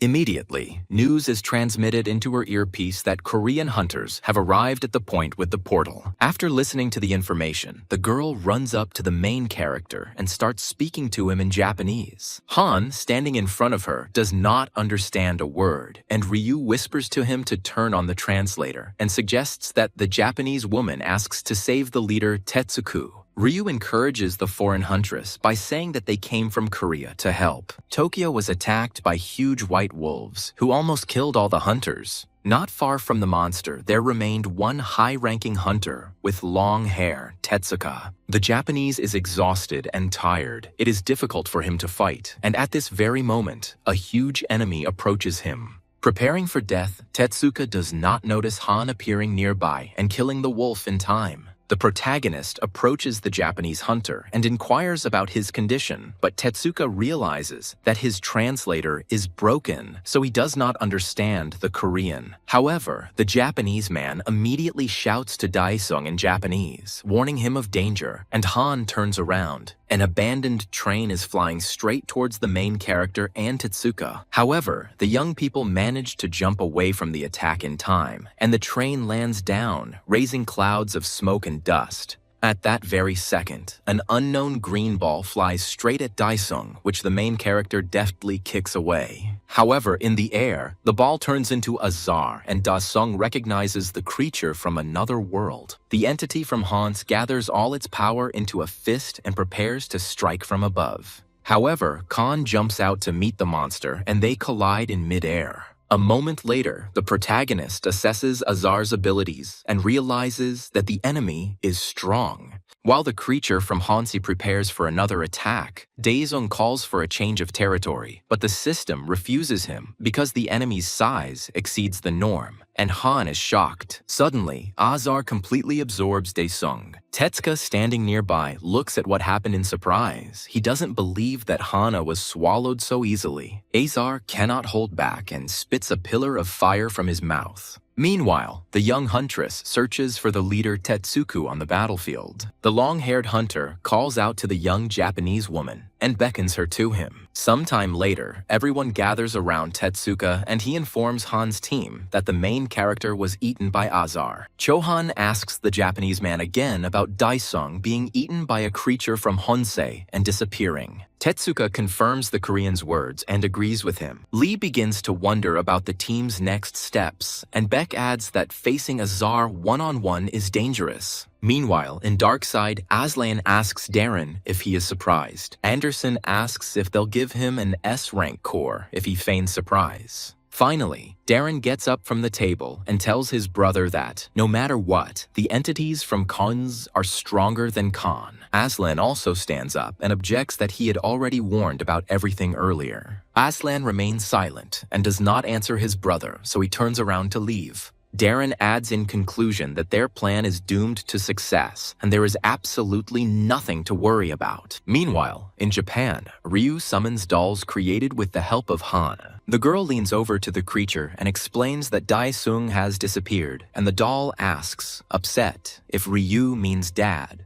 Changshik and Dong look at the girl's creation and think to themselves, what an ugly doll. Ryu agrees to the creation, and the doll does not believe it, saying that only a psycho would kidnap a demonic god. Then the creature jumps up and claims that it senses Dad's anger. The hunters become wary, and the doll points into the distance, saying that it senses Khan's wrath far ahead. Ryu's creation senses the protagonist's wrath, which emanates from Mount Fuji. After teleporting to the top, the doll tells everyone that Daesung's anger is coming from the crater. The creature jumps down, and Lee and Dawn look down warily, realizing that this is very dangerous. Tetsuka wonders out loud where Fuji got such a big crater from. Shin enters the conversation and tells the other hunters that she will first fire a flare. Meanwhile, Han, inside Azar, realizes that all of his movement skills have been sealed. At that moment, Azar's gastric juices begin to approach the main character, and the guy wearily notes that everything has started again.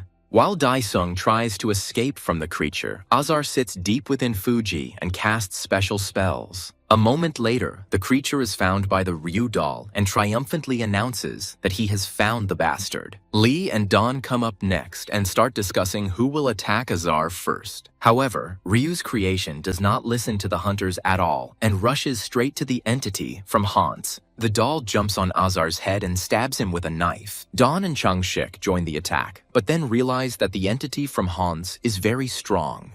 Azar gets angry and starts attacking the hunters with fire, creating balls of flame.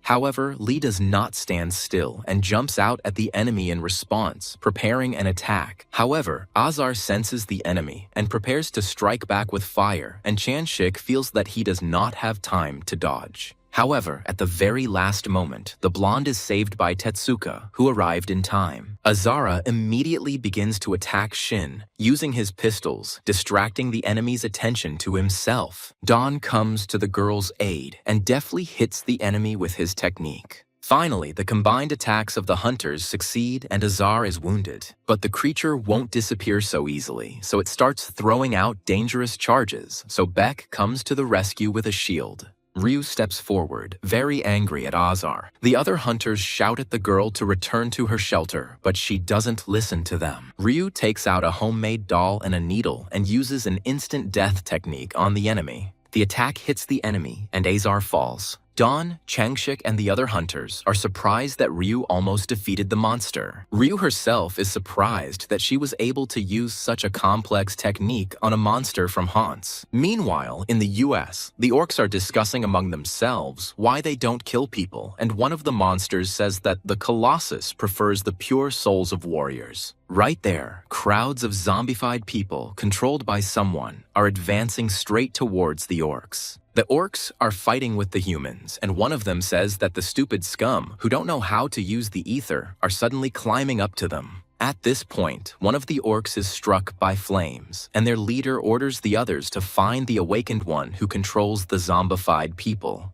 The orcs continue to be attacked from nowhere, so their leader begins to get nervous and look for the culprit. It turns out that Aslan is standing on the roof, who, with the help of his control technique, has subjugated people and controls them. Noticing the hunter, the orc leader jumps straight at the American. However, Aslan easily parries the orc's attack and uses his control technique on him. Having taken over the orc's mind, the American orders him to attack the rest of his kind. Meanwhile, in Japan, hunters look at Azar and wonder if he is dead. Ryu explains that the monster is not dead, but simply unconscious. The doll created by Ryu tells everyone that Han Daisung is in the stomach of that bastard from Honsei. The girl sees that the creature is tense and asks in shock if he really thought of climbing into Azar's stomach on his own. While the hunters are deciding what to do, Azar wakes up and Tetsuka and Lee panic and warn everyone about it. The monster from Hans is furious and angry, shouting that he will kill everyone. As Azar breaks free, Lee readies his weapon and says that they have no choice but to attack. However, a teleportation portal immediately appears next to the heroes, and Ryu happily announces this. A satisfied Han emerges from the portal with the Ryu doll sitting on his shoulder and thanks everyone for their help.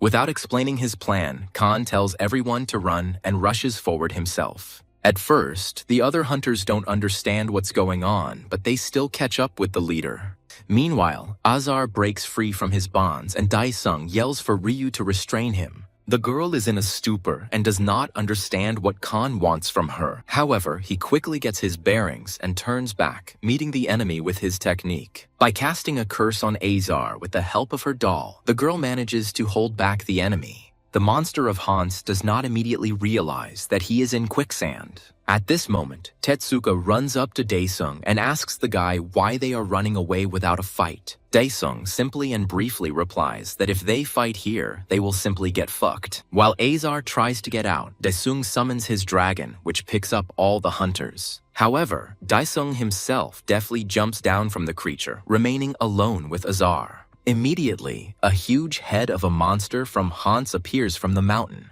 Daesung reacts calmly to the size of the creature and asks himself if this is Azar's true form.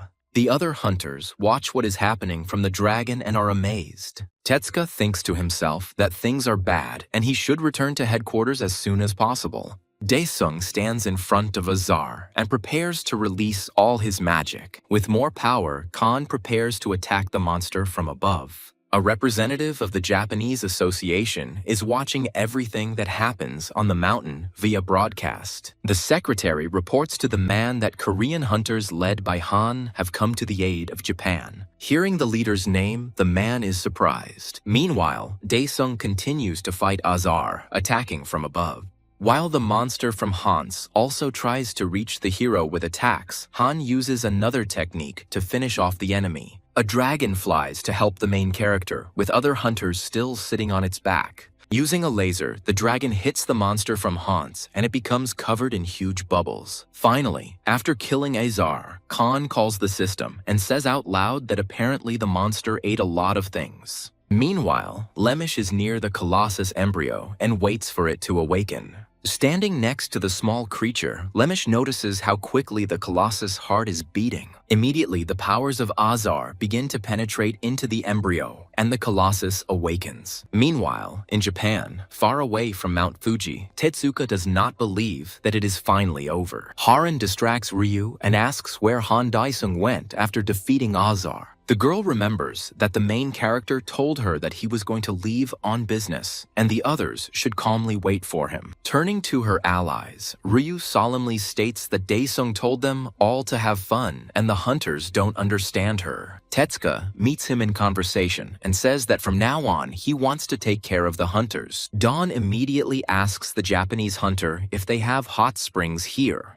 Meanwhile, Khan is in Pandemonium and sells all unused items and ether cores from his warehouse. Then the main character orders all merit points to be invested into the implementation level. The system carries out Daesung's order, but he still lacks 0.1% for full implementation, and he does not understand why. Daesung wonders why he lacks points, so he decides to contact his friend Heo. Daesung asks the young man where they should go next. Ho explains that the World Association is sending out hunters en masse to all parts of the world to close the portals, and that Han's team can return home. The protagonist is surprised that the association has only just begun to stir and asks Ho what the matter is, to which his friend replies that it was probably due to a lack of people. Daesung objects that he doesn't understand why some objects are more valuable than ordinary people. The main character immediately asks what his allies from Team K are doing now, and Ho tells them about their location. At the men's hot spring, Don, Chohan, and Changshik finally rest after the mission. Lee asks Chohan if he has to wear a mask even in the bathhouse. The man is surprised and tells his friends that the mask is like his skin, so he forgot about it. Then Chohan takes off his mask, and underneath it is a very pretty and attractive face. However, the man does not like it, so he wears a mask. Meanwhile, in the women's bathhouse, Ryu, Haran, and Shin are also relaxing. Shin asks Ryu what Han is doing in Pandemonium now. Karin intervenes in the conversation and asks what Pandemonium they are talking about. Ryu jumps out of the water completely naked and explains that Pandemonium is some kind of secret base. Tiharan asks the Huntress about this again. Shin comes to the rescue and explains that this is some kind of training center run by Han. Ryu mocks Beck, saying that she is now her rival and that in this fight the girl was able to show off a strong skill. Seeing Ryu take out her jutsu doll, Shin warns her and asks if it's dangerous to use it here. But the Huntress doesn't listen to anyone and says that everything is absolutely safe. Immediately, Ryu casts the curse of doll replacement. At this moment, Han approaches the men's bathhouse and is met by a worker at the springs who explains where to go. As soon as Han enters the men's bathhouse, Ryu's technique is activated, transporting the boy to the girls. Totally confused, Daesung stands in the middle of the women's bathhouse, not knowing what to do.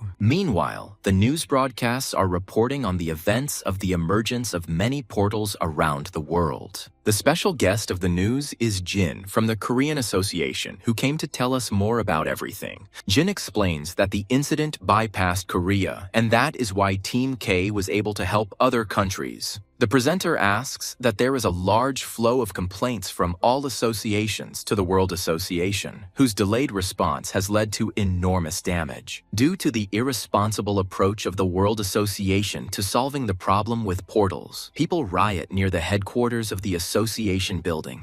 One journalist hosting a broadcast about this problem asks a passerby his opinion, but he says, offended, that because of the association he lost his family. Darren Anderson watches the procession from the building's window and tells Karina, who has arrived, that following their plan has only brought them shame. A woman from Hans counters that they always follow through and keep their promises. Karina pours rocks onto the table in front of Anderson and explains that they are the flesh of the Colossus, and if eaten, one can become immortal. The woman adds that soon this world will turn into a completely new one. As she leaves, Karina says that if Darren wants more flesh, he needs to make sure Daesung doesn't get in. Anderson wonders to himself who this Han Daesung is and realizes that he needs to meet him. Meanwhile, in Japan, Tetsuka expresses his gratitude to the Korean hunters for their help. Daesung states that everyone tried their best, so now they can rest easy. While everyone is enjoying their food, Ryu turns to Baek and Shin, asking if they all saw Han's body in the bathhouse. The girls become embarrassed and tell Ryu to be quiet, but she calms everyone down by saying that she activated the sound wave blocking skill. While the girls are gossiping among themselves, a man's hand falls on Ryu's head. Behind the girl stands Han, who mockingly declares that from this day on, Ryu will train in hell. The girl begins to justify herself by saying that the call was an accident, and she does not understand why she is being punished. Ryu is instantly transported to another location, and Lee and Don, who were watching what was happening, did not understand what happened. Meanwhile, in Korea, An Daesung's clan of collectors received a call. Secretary Moon picked up the phone, and the call came from the Japanese Association. And hearing this, An approaches the woman, saying that he wants to talk to the contact himself. Taking the phone from Moon's hands, An begins to talk to the Japanese man. The secretary asks if they are really going to Japan, since the Ana clan has been entrusted with collecting the loot. However, the old man says that someone must remain in the office, and that will be Moon. Meanwhile, the protagonist and his allies are about to return home after their vacation, and Khan asks where the portal cube is. Chohan replies that after the battle on Mount Fuji, the cube could not be restored. Daesung states that in that case, they will fly home on a dragon, but Baek says that they can use a plane. Chang Shik agrees with the huntress, saying that the plane is much more comfortable than the dragon. Don turns to his allies and says that the leader Tetsuka will give everyone a ride to the airport by car. Everyone immediately rushes to the car, and Khan wonders if anyone really liked the dragon ride. Shin, who still remains by the protagonist's side, wonders about the condition of Ryu, who was sent to hell. Meanwhile, more and more enemies are approaching the young huntress. The girl and the doll she created, Hana, are shocked by so many enemies. Meanwhile, Yang goes on air and talks about the reception of the Koteki K team by Japanese hunters. At this moment, the blogger's phone rings and Ian calls him. The old man tells Yang that he was offered to collect loot in Japan, and it is a very cool prospect. Then Anne asks the blogger if he would like to film the broadcasts in Japan, and Yeon replies that it is a great idea. Meanwhile, the heroes take their seats on the plane and prepare to fly home. As Daesung walks into the airplane, he thinks about how this is his first time flying first class. As he sits down in his seat, Darren Anderson, who is sitting next to him, contacts the guy via telepathy. The man introduces himself and says that he is glad to meet the guy. Khan says out loud, that is there really anyone in this world who has the gift and ability of telepathy? The man ignores the guy's words and says that he is here on very important business and has a proposal for the guy. Darren tells Daesung that a new world will soon be recreated. Anderson continues, asking if Khan never wanted to be the master of that special world, since he is well worthy of it. Daesung refuses the offer and adds that he himself came from the destroyed world and pretends to be its master. Anderson stands up and says out loud that he heard the guy. The man is about to leave, but the protagonist calls out to him using telepathy. Daesung asks if Anderson is from Darkside, and the man leaves, thinking that Han knows too much. The main character is happy, now he knows Darkside's coordinates. Meanwhile, Anderson arrives at a secret meeting. Its participants consume the Colossus' flesh and agree that they feel a surge of strength and refreshment. One of the assembled turns to Anderson, asking if this flesh was the last. The man bows and confirms the words of the unknown man, saying that if they want more, then let them allow them to use the legacy. The man gives his consent to the use of the inheritance for the purpose of obtaining more flesh. Darren turns and walks away, angry and planning to start with the old people once he gets his inheritance. Sometime later, in the office in Korea, Han Daesung declares that Team K's activities are now over. Baek distracts the protagonist and says that she heard about Han's training center and asks if she can train there. The rest of the hunters join the girl, and Han thinks to himself that he can only bring servants to the training hall. However, Daesung states that he agrees to let everyone in, but only after a week's break. Ho adds that each clan will send people to loot in Eurasia. Chohan says that his clan is already operating in China, and the rest need to take different regions. Shin intervenes in the conversation, asking Han if Ryu is still in that camp. Daesung replies that if she dealt with the boss, she should be home by now. Meanwhile, An Daesung and Yeon arrive in Japan, where they were able to collect a large amount of supplies. Yang approaches the old man and asks if he can start filming content now that the loot collection is complete. Finally, the blogger starts a stream on Mount Fuji and greets his viewers. The young man streams with An Daesung and explains that they are now going down to the place where Han fought with Azar. An introduces the audience to their new suits, which are made specifically to protect the body. Meanwhile, the main character has a nightmare about his stay in hell. Daesung wakes up from this nightmare on the beach, where he is relaxing with his family and Ryu. The mother turns to her son and suggests that he take a little swim since they are on vacation. Suddenly, children approach Han and recognize the hunter, and Daesung confirms that it is him. The children immediately begin to beg him to show them various techniques and ride the dragon. The children's screams bring in adults who recognize Khan, and the boy begins to feel awkward.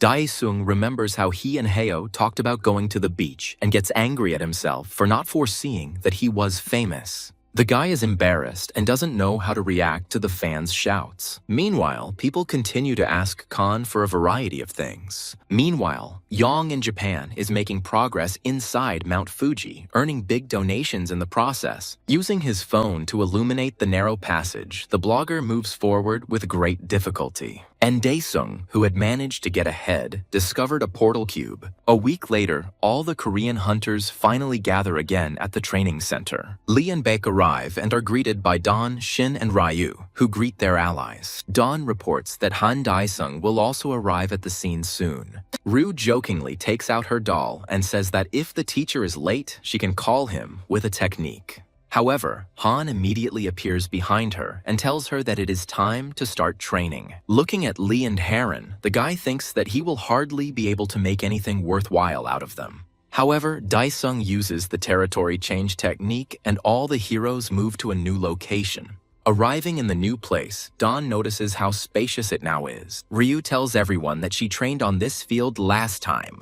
Baek teases and teases Rao, asking if the girl ended up here because of her prank in Japan. Dae-sung interrupts all conversations and says that it is time to begin special training. Khan explains that it seems like all hunters are weak against strong bosses, so he decided to change the training method. Lee counters by saying that she can handle regular monsters with ease, but bosses are always more difficult. Dae-sung ignores his words, takes out his weapon, and tells everyone that from now on, they should attack him like he is the boss. While everyone is surprised and shocked, Khan calls on everyone to attack him. Meanwhile, Ann and Yeon crawl through the portal and end up in the basement of the Kansho temple. The blogger becomes frightened and wary, asking the old man where they ended up. Ann says he doesn't know. It's dark here and he can't see anything. Yeon whispers that this place scares him and suggests leaving, but Ann tells him to stay for a while and look around. Ann says that if this is a level F portal, then with the help of the suit, he can easily deal with the monsters here.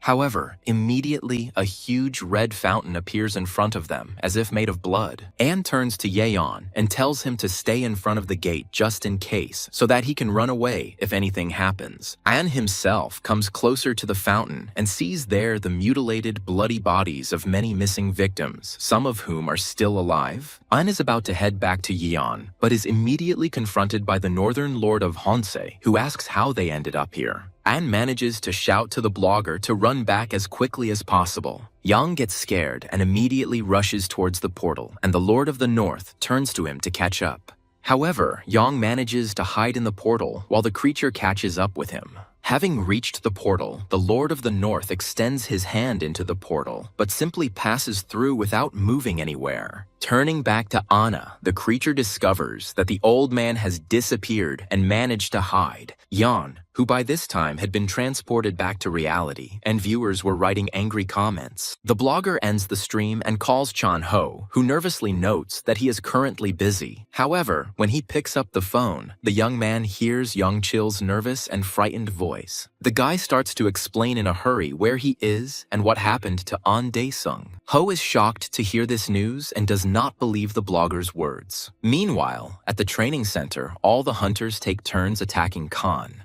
However, Dae-sung parries and blocks any attacks with complete ease. At the last moment, Shin sneaks up on the protagonist with pistols, and Han declares that he likes it. However, the boy activates the volcano technique, and a pillar of flame throws all the hunters further away. However, Karin reacted in time and created a shield for all allies. Dae-sung looks at his students and notes that everyone's coordination has improved, and they only need one hit to win. Chungshik sadly notes that they are still not giving it their all. Baek approaches Ryu and tells her to do something, but she replies that all her curses are blocked. Suddenly, the system notifies Han that Ho is trying to call him. Having accepted the challenge, the protagonist's friend nervously declares that he needs his help. Hearing Ho's words, Han and everyone else return to the Dae-sung clan headquarters, while military personnel appear near the building. While everyone stands and waits for Ho, the huntress Ryu acts extremely nervous, and Han asks what's wrong with her. Suddenly, the girl jumps up and runs outside past Ho, screaming that she needs to go to the toilet. Meanwhile, a friend approaches the protagonist, and Daesung is out loud angry at Ryu, but the friend calms him down, saying that they are all a team. Finally, Ryu says that he told the Korean and Japanese associations that they will take care of everything, but Han says that they can't do that.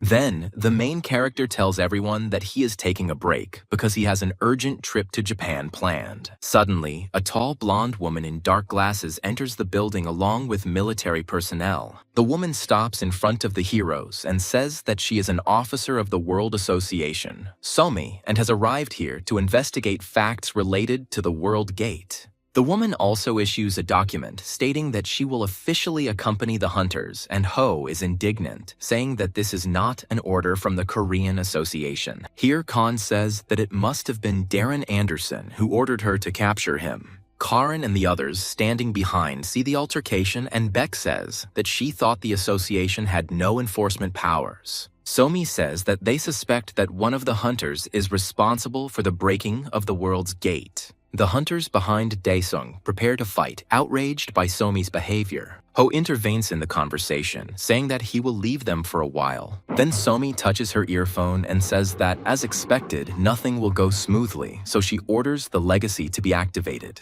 The soldiers outside hear the order and use a special device to carry out the operation. The entire building and everyone present in it notices that they are now unable to use any magic. Somi states that any use of magic is now prohibited, and if the hunters obey, everything will go smoothly. Khan agrees to her conditions and asks not to touch the other hunters, and he will go voluntarily. However, Daesung takes out his phone and says that he only wants to make one call. The protagonist dials the number and gets through to Ryu, who has successfully escaped from the building. The guy asks where the girl is now, and she replies that she left the city on urgent business. Han asks if Ryu has awakened her skill, and she asks again what technique she is talking about. Daesung reminds the girl what technique they are talking about, and happily tells her to use it right now. After thinking for a moment, the girl refused to use this skill right now. She said that if she used it, Khan would definitely scold her. The main character said that he would not scold her, he was just not in the mood. Suddenly, Ryu hung up and ended her conversation with Han. Daesung didn't understand why his girlfriend always disconnected when he needed her the most. Surrounded by military personnel, Somi demanded that the young men follow her. However, they said that she could not accompany them. Beck announced that from now on, any hostile actions against them would be considered hostile actions against the Fortress clan. Somi asked Han to make a decision, and if they didn't give in, they would have to use brute force.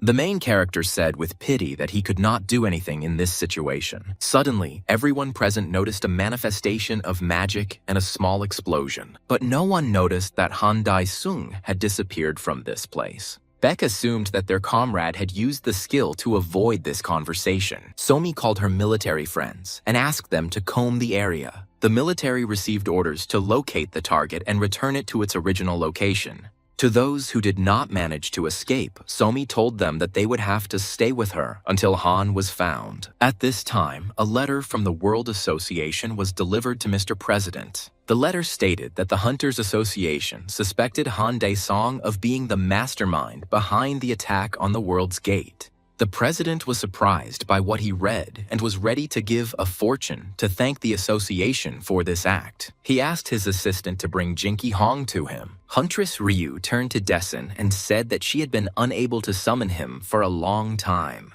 The main character asked the girl to follow him since he had people who would take care of her. A moment later, the military split into groups and went in search of Khan Daesun. Jin arrived at this place and asked what the security forces were doing on foreign soil. They replied that they were on a special mission and asked the man not to interfere. However, he reacted angrily to the remark and asked not to turn up his nose at strangers. The soldiers looked at each other and prepared their weapons for battle. The unit commander, after thinking, ordered his cavalry to prepare for an attack. Before the soldiers could even begin their attack, a small explosion occurred between them and Jin. This was again a manifestation of the protagonist's magical energy. Upon seeing Han Daesung, the commander of the military personnel, ordered his subordinates to take him. Grabbing their weapons, the subordinates began to carry out the orders of their commander. The main character used the territory substitution skill with a smile on his face. He disappeared from the scene again, leaving behind some trace. Yin noticed that in addition to Han, the military personnel had also disappeared. After some time, the soldiers appeared in the Garden of Tombs. For a long time, they could not understand where they were. Looking around, they saw armed, pumped-up monsters in front of them. The Special Forces commander could not believe that such otherworldly creatures were being bred here. An order was given to kill these monsters that Khan Deason is breeding. The soldiers rushed to attack the monsters, but they were confident of their victory. Suddenly, the fetters of some kind of plant appeared above the heads of the special forces. While the unit was dealing with these bonds, one of the monsters grabbed the commander. The commander asked the creature to show its cowardly face, but it immediately released it to the ground. As the soldier fell to the ground, he saw a powerful energy appear in front of him.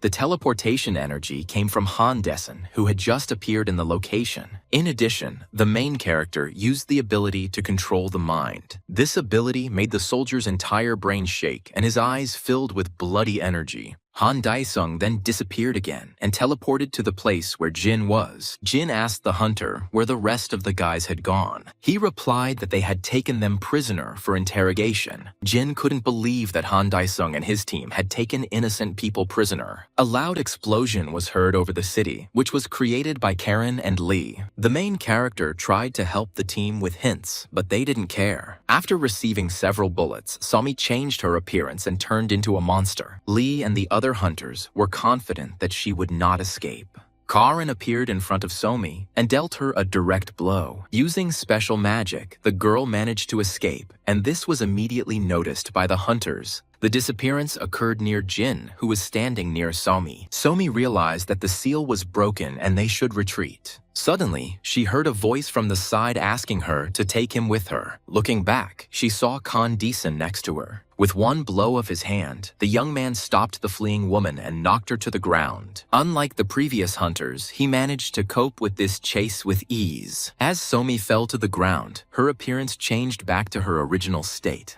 Due to the great loss of time, Khan suggested abandoning the idea and going to Japan. At this time, he prayed to the gods that his brother would stay alive and return. He looked into the portal in anticipation, and the girls watched him. They decided not to touch the guy, since he promised that he would not move an inch until Khan came. Suddenly, a noise was heard from the side, and everyone saw that Daesun appeared. Alarmed, Yang jumped up from his seat and rushed to Han, tearfully asking for help. The protagonist assumed that his old man was trapped.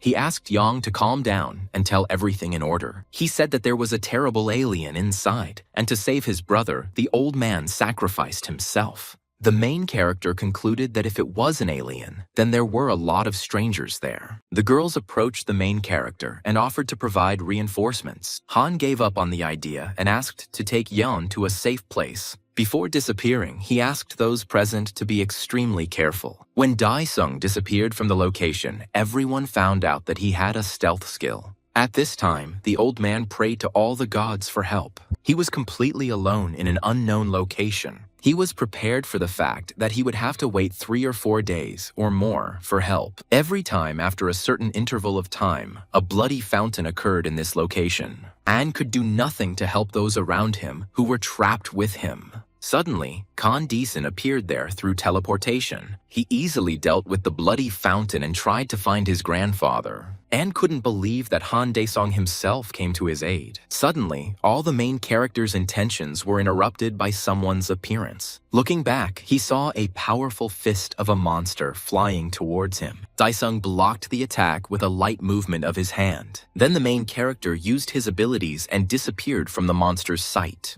The embittered enemy could not understand for a long time what had happened. He thought that someone would definitely come to him, but not so much that such a desired guest would visit him. Another participant appeared between him and Han Disong. She immediately launched an active attack on the protagonist. A cloud of dust formed at the place where Han Disong had been, suggesting that the hero was dead. Having come to his senses, Khan reproached the guests for not even giving him time to say hello, but immediately beating him up. The girl turned to Comrade Volks and said that she needed to become stronger immediately, but he replied that in this place she would be limited in her powers. The protagonist stood up and carefully brushed the dust off himself. He turned to his opponents and confidently announced that it was now his turn to attack. After saying this, the girl threw her hand to the side and pointed to the bloody fountain. Nearby, in exactly the same bloody fountain, sat An, who had been listening to the cries for help from the victims for several days. The girl knew that people were sensitive to the pain of their fellow humans, and with this act, she wanted to hurt Deeson's feelings. It wasn't that Deeson didn't care, he just took the suffering of others in stride. He wanted to save all the victims, so he used the mana release skill. The mana left his body, and the entire location glowed with powerful energy. The attackers had no choice but to cover their faces with their hands. The girl could not even imagine that Khan had so many abilities and strength hidden within him. In addition to using mana, Daesung took out his powerful weapon.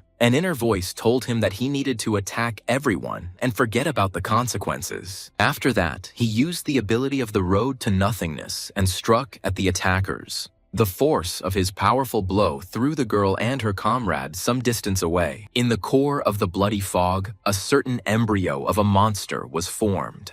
When he opened his eyes, a feeling of fear permeated the entire area. At the sight of the bloody fountain, a powerful explosion occurred, releasing various energies. The attacker tried to escape from the scene of the tragedy, and the girl did her best to protect him. She reproached Khan Deeson for not reducing them to these non-entities. While controlling the skeletons, Khan asked the girl to feel the pain that comes from tearing flesh. When the blood ran out to the last drop, on his instructions, the skeletons surrounded the attackers from head to toe. In the core of the bloody fountain, one of the monsters continued to grow. One of Deeson's servants carefully observed its development. The observer suggested that he needed to get away for a while because something sinister was coming to the continent. After he disappeared, black clots of energy appeared behind the bloody fountain. At that moment, the core of the blood fountain exploded and powerful energy splashed out from within. This powerful energy created an explosion that created something terrible. Thus, one of the monsters enveloped in green energy was born. Besides him, in another place, a second monster with fire in its eyes appeared. All of them were ready to kill anyone who got in their way. The third monster was a creature with cherry-colored hair and a bright flash in its mouth. This woman also wanted to rush to attack the supposed monsters, but something stopped her. All three monsters that appeared gathered at one point, and Han Daeson was watching them. Daesung announced that all of his newly created subjects could go free. Various human limbs began to emerge from the ground. In addition, monsters resembling ordinary energy wolves appeared in the location. This entire squad of monsters and wolves had a leader. He and his subordinates were ready to meet the enemy face to face. Based on the situation, their opponents were the subjects that the Khan had just created. With absolute confidence, Daesung commanded them to attack, and they rushed forward. One of the giants chose a victim in the form of a red-haired girl. She repelled the monster's active attack with her ability. Besides these monsters, another giant appeared. A huge colossus emerged from the huge core of the bloody fountain. Deeson's subordinate informed the monster that he had not yet fully recovered. However, he didn't care. He tore apart the core of the bloody fountain. After this, he blew out a powerful energy from himself, and the observer realized that something terrible was coming. Noticing this, the protagonist also assumed that the end of everything was coming. A powerful vortex flow flew from the sky onto the battlefield. All the monsters present were afraid that their death was about to come. Then a huge voice appeared and dealt with this phenomenon in 2 counts. Even Han Daesung was surprised that his black flame was destroyed. At the moment the ear of corn appeared on the battlefield, a perfect deathly silence arose. Just by looking at the colossi, everyone began to mention the name of God. The monster himself wanted to deal with all the fighters and tried to gather them in his palm.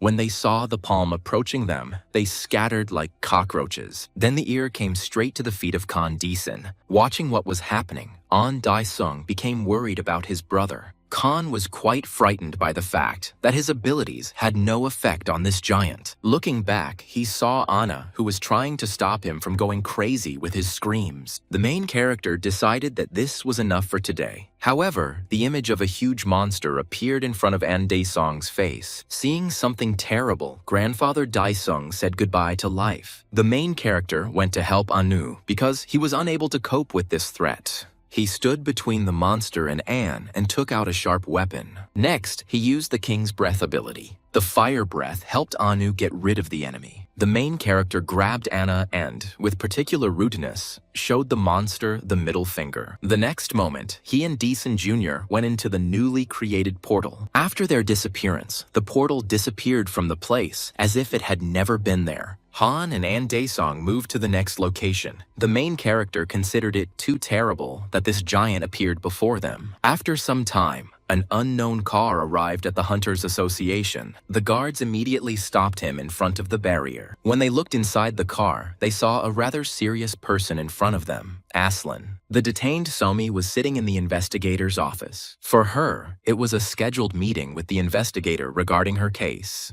The director was watching what was happening and was discussing the association. Suddenly, a subordinate burst into his office and said that the association was in big trouble. She tried to tell about all the rumors, but suddenly she saw something terrible on the surveillance camera. Aslan appeared in the investigator's office and tried to take a photo with Jeannie. Realizing that she was being watched, Aslan said that the director had become such a pathetic person. Sonia decided to change the subject and asked Aslan to free her. The director entered the room and reprimanded Aslan for being rude. Aslan arrived to save Somi, and the director wanted to stop her from doing so. The genie insisted that neither Aslan nor Somi be allowed out of the office, since they were both crazy. With the help of her friend, Somi managed to remove the handcuffs. The director reproached Aslan for causing great disrespect by not carrying out any procedures. Forgetting about seriousness, Jin created a special skill for himself and wanted to hit Somi. Seeing the active attack, the girl concentrated magical energy in her hands. Soon, their blows met each other, but Somi clearly won this small fight. Aslan tried to take control of the situation and asked everyone to calm down. The man found that his powers had suddenly disappeared. Somi said that the power that Han has is not the power that a normal hunter has. She suggested that the people around her investigate Han Dae-sung, but the genie refused the idea since it was already hard for him when Somi was in the shit. After thinking for a moment, Aslan expressed the opinion that Han Dae-sung had done an excellent job. She asked to check the information about Han Dae-sung and confirm it with the Korean Hunters Association. Jin and the director agreed with this idea and immediately calmed down. The director promised to discuss the issue within their association and then provide a response to Korea. After this, Aslan planned to take her subordinates and team with her. She freed Somi and went with her to the exit of the office. Jin was indignant that the director was letting these girls go so easily.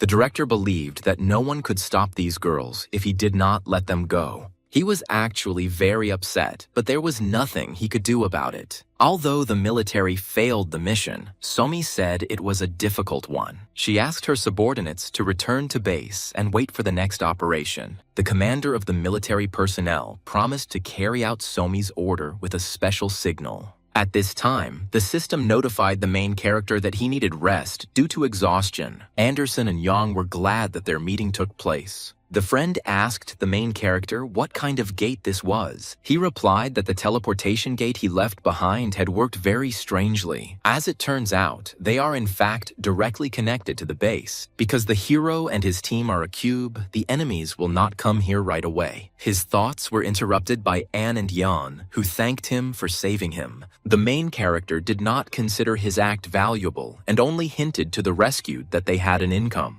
They bowed to Khan again and asked him to hold a fan meeting at their cafe. However, Han Dae-sung didn't even think about a fan meeting. Anne explained that the number of Deesan's fans around the world increased due to the gate-breaking incident. According to him, if Khan decides to hold a fan meeting, all expenses will be covered for him.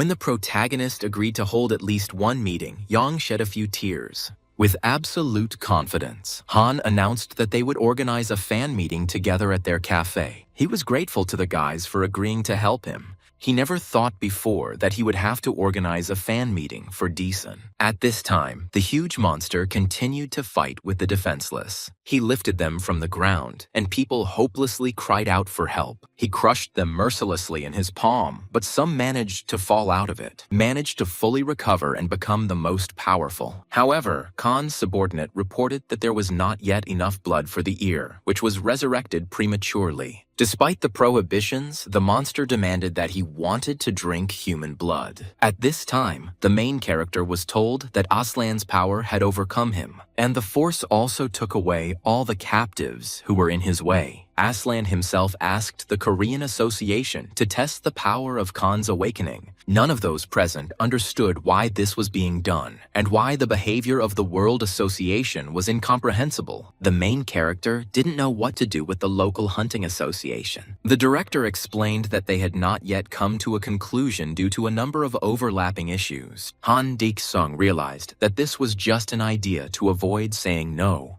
The association is pressuring for licensing of the technology for the synthesis of the ether core, which is used throughout the energy industry. The protagonist realized that the global association had the copyright to the thermonuclear installation, and the local organization could not simply refuse the demands of this association. After thinking about the situation for a while, Han Dae-sung announced that it was time to act. First, he decided to hold a meeting with his fans. The director and his assistant heard about the upcoming fan meeting for the first time. An energy portal has appeared in place of ruins in a rock. At the very bottom of it was a dungeon of the Tower of Babel. In this tower, several robots independently broke stones and processed their precious stones. One employee watched over the ancient heritage of Babylon. Babylonian ore can neutralize enemy forces. The gate cube was also made of this great and powerful stone. Suddenly, someone outsider approached the gentleman. It was his assistant who announced that the Korean Hunters Association had contacted him.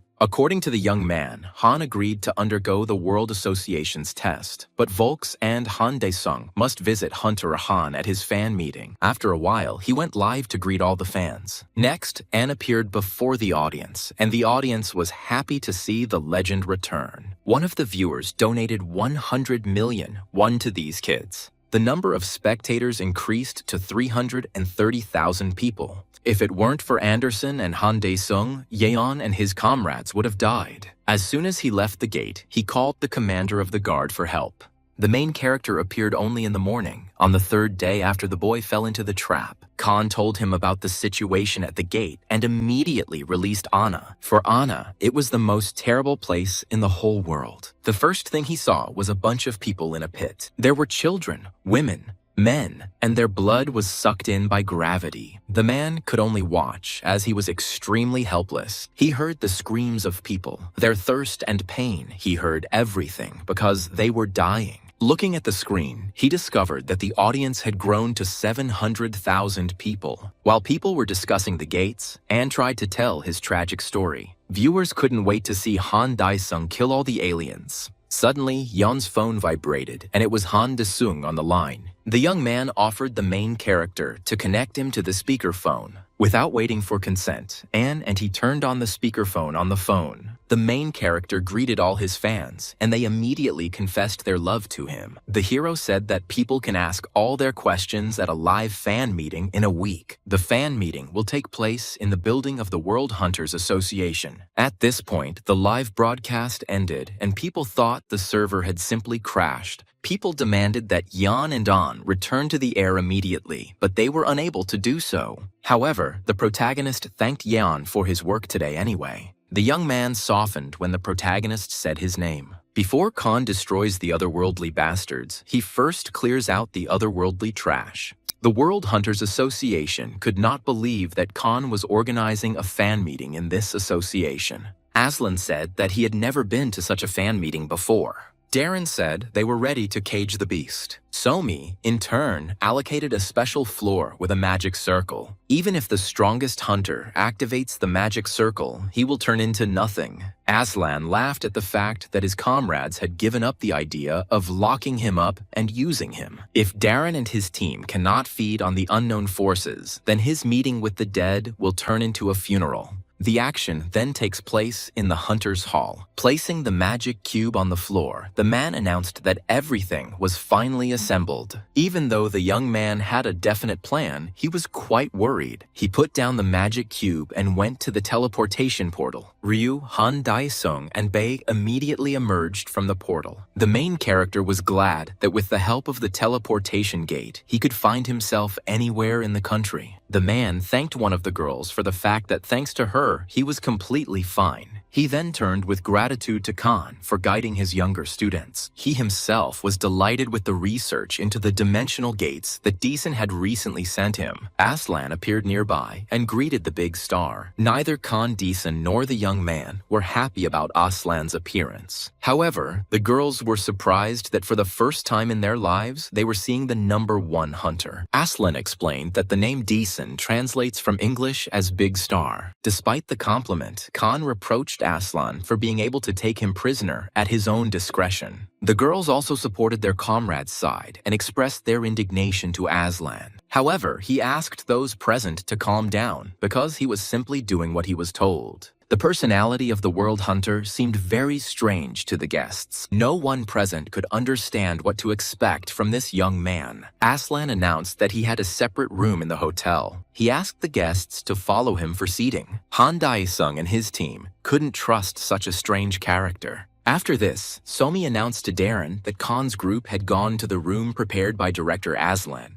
Darren ordered the perimeter around the hotel where Khan was located to be strengthened. Somi was then tasked with carefully screening everyone Daeson came into contact with. She finally asked why Darren wanted to catch Khan at a fan meeting when there would be a lot of people, but he said that more people would make the fight better. More than 1,000 people gathered on the day of the fan meeting. In addition to regular fans, reporters were also present at the event. The female reporter interviewed one of the passers-by, and he said that he was a hunter from Chicago. During today's meeting, he will try to get information about the aliens who killed his family members and then go to their base. For his purposes, he had already assembled a team of hunters, and after these words, the girl took the microphone from him. Before the event began, the main character wanted to say something to his comrades. While he was chatting with his friends, Yong appeared on the stage. He was as nervous as he had been when the monsters were chasing him at the gates of Tybalt. Eventually, he pulled himself together and announced himself as a YouTuber who would be hosting a fan meeting with Han Dae-sung this year. People immediately clapped their hands because they were seeing the 10 millionth YouTuber. After the applause, the young man announced the beginning of the meeting with the most powerful hunter in the world. People from all over the world watched this live broadcast. Darren was present at the fan meeting and was in the VIP room. To applause, he called the main character, Hunter Han Dae-sung, onto the stage. The host calmed the crowd down to give the floor to the main person at the meeting. Han Dae-sung thanked those present for the meeting and asked how they were doing. Suddenly, at that very moment, the electricity in the entire hall was cut off. However, there was a special energy on the stage that gave off a magic circle on the floor. The main character didn't like that he wasn't given time for an opening speech. The subordinates warned the commander that the enemy was up to something. A bloody portal appeared behind the presenter and the main character. He was quite restless, and several lightning bolts were sparkling in him. At the next moment, a huge bloody monster emerged from this portal. Fans did not understand why Han Dae-sung made a gate and summoned monsters. Previously, the main character could not even imagine that this could happen. He leaned against the earpiece and asked his assistants to destroy the magic circle immediately. Chohan was on the line and immediately accepted Deeson's order. Suddenly, a capsule caught fire in front of the servicemen and Somi. Somi asked her subordinates to replace the etheric core. They listened to her order and took out a bright capsule. Using the remote control, they tested the system, and when the card was attached, the light changed from red to blue. Suddenly, the girl noticed that during the check, one of the servicemen tried to open the location. He immediately opened the door, but saw an army of angry soldiers in front of him. Somi's army immediately grabbed their weapons, and the girl was defenseless. When the threat took over her body, Somi changed her image. Chohan was the first to attack Somi. The girl tried to fight off the unexpected guest with her pink sword dagger. When Chohan touched her body, she became covered in furious energy. At the next moment, she managed to strike and throw the attacker back to her troops. The man had no choice but to cover his body with his hands. Chohan's soldiers moved forward to attack the enemy. Somi grabbed her dagger again and rushed towards the attackers. The entire location lit up with red rays, which indicated Somi's active actions. The Chohan turned to his subordinates and ordered them to begin with the ceiling circle. One of the soldiers wanted to stop this young man on his own. The auditorium was filled with bloody monsters who wanted to eat everything they saw. People were worried about their appearance, but they did not make any attempts to kill. It turned out to be much faster than the main character thought. He managed to break the small seal that was on the floor. Suddenly, he heard a female voice praising the cool fan meeting. The girl used ant poison and an ultrasonic blast to fight off all these monsters. As expected, her skills were able to knock the blood creatures off their feet. The audience watched what was happening and realized that it was not the main character who opened the gate. Han Dae-sung and his comrades fought against the monsters that had just appeared. The main character grabbed his relic and decided to stretch a little. At this time, Somi arrived to Darren and reported that the room with the sealing device had been captured. During her report, a strange sound was heard at the door. Darren and Somi immediately realized that something dangerous was approaching them. The soldiers who surrounded their room were killed with poison. An outsider was able to spray poison throughout the premises to cause mass murder. The culprits of this tragedy were Karin and her comrade. Karin used a shield of light to block the blow. The shield of light formed a circle around her, which repelled the streams of attacking energy. Aslan couldn't believe that her skill wasn't working. The white-haired girl promised to take care of Aslan and sent 2 subordinates to President Darren. Aslan asked with a grin if they were really going to take Darren. She really wanted to let the uninvited guest go, but Changshik immediately rushed to the attack. Without thinking twice, Aslan used her web skill. Magic threads surrounded the girl from all sides, preventing her from moving. Aslan said that the opponent was strong enough and her 2 comrades would not be able to stop him. The hunting team decided to retreat and leave this location. Finally, one of them activated the thunderstorm skill and used it on the doors. It turned out that no kind of attack worked on this door. The young man assumed that the doors had absolute protection. Suddenly, the girl looked at the door and noticed suspicious knocks on it. Somi asked Darren to take cover as they would not be able to block Condesen's power. Darren decided that they would take this stone much later when the time came. At the same moment, the door was broken down with a sharp weapon. Darren couldn't believe that the enemy had the strength to break through this barrier. After this maneuver, the door broke down and there was a commotion in the room. Neither Darren nor Somi could believe that it was Han Di-song standing in front of them. The main character, using his small weapon, was able to knock this door off its hinges. He blamed his opponents for ruining his meeting with fans. In another room, a real fight broke out between the hunters. One of the girls used a special magical ability to distract the attackers from herself. Lee used 2 energy swords to fight the brave girl. During the fight, he used the Dance of the Night technique. Just like last time, Aslan used her web armor and surrounded the attacker. After this perfect attack, the fight between Lee and Aslan stopped. The girl couldn't understand what was going on because Lee was quite strong. Someone replied that he couldn't fight the person who was ranked number 1 in the world. The girl licked her fingers and said that, alas, she was second in the world. The young man could not understand what his interlocutor was talking about. Aslan explained that if the 2 fought and died on the same day, she could become number 1. Then the young man realized that they were talking about the main character, Condesen. At this time, people were being evacuated from the dangerous hall nearby. They were forced to move forward and immediately leave this territory, avoiding encounters with monsters. Aslan watched what was happening and did not seek to help the pathetic people. Darren is surprised that Han managed to break through the absolute barrier. The main character said that if he was going to pull a prank, then he chose the right person. However, Darren reproached him for not seeing the difference between a person and otherworldly creatures. The main character did not understand where Darren was dealing with the otherworldly. Darren said that the only one who works with the otherworldly is Han Deason, who made a deal with them and received their power. Usually, awakened ones may not feel this power. However, the aura waves emitted by Deason's minions are perfect for the monsters coming out of the gate. The protagonist was confident that he could use the auras that the awakened ones use. The girl asked Dawn to stop Darren. When Anderson wanted to leave the room, Dawn stopped him. The young man introduced himself as the #1 hunter from Korea. According to him, Han Dae-sung is the universe's #1 hunter. He reproached Darren for not recognizing him as a world hunter because he had rotten eyes. Darren apologized for being too superficial. He also felt uneasy about being insulted by such a worthless hunter. Dawn was excited that this hairy man meant him. The protagonist said that this place was no different from hell, since he had already met bastards like him in hell more than once.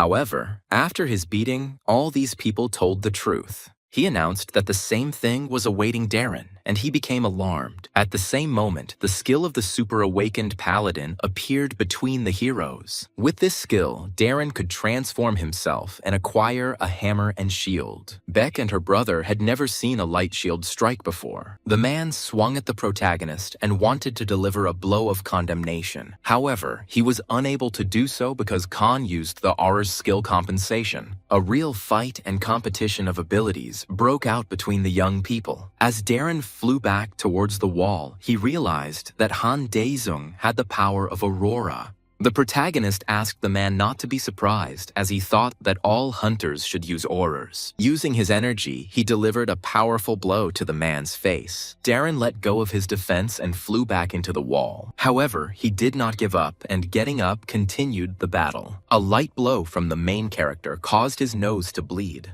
When he got angry, Khan used his aura stealth skill. He instantly disappeared from Darren's sight to deliver a sneak attack. While the man could not understand what had happened, the hero appeared behind him. Hearing the strange sound, Darren became nervous and began to look around. Not finding anything suspicious, he decided to hide behind his holy shield. This shield did not prevent the main character from delivering a direct blow to his opponent. With his only weapon, he cut the holy shield into 2 equal parts. He proudly announced to his opponent that Aurora's powerful blow had worked. Back then, Darren's only hope was his holy hammer. However, at that very moment, the hammer flew up and disappeared from sight. The hammer fell near Darren, leaving him unarmed. The protagonist asked the man who the paladin was. As he was about to answer, he suddenly felt pain in his head. It turned out that Han Deason's energy sword had pierced his neck. The protagonist used the skill Wrath of the King of Hell to fight Darren.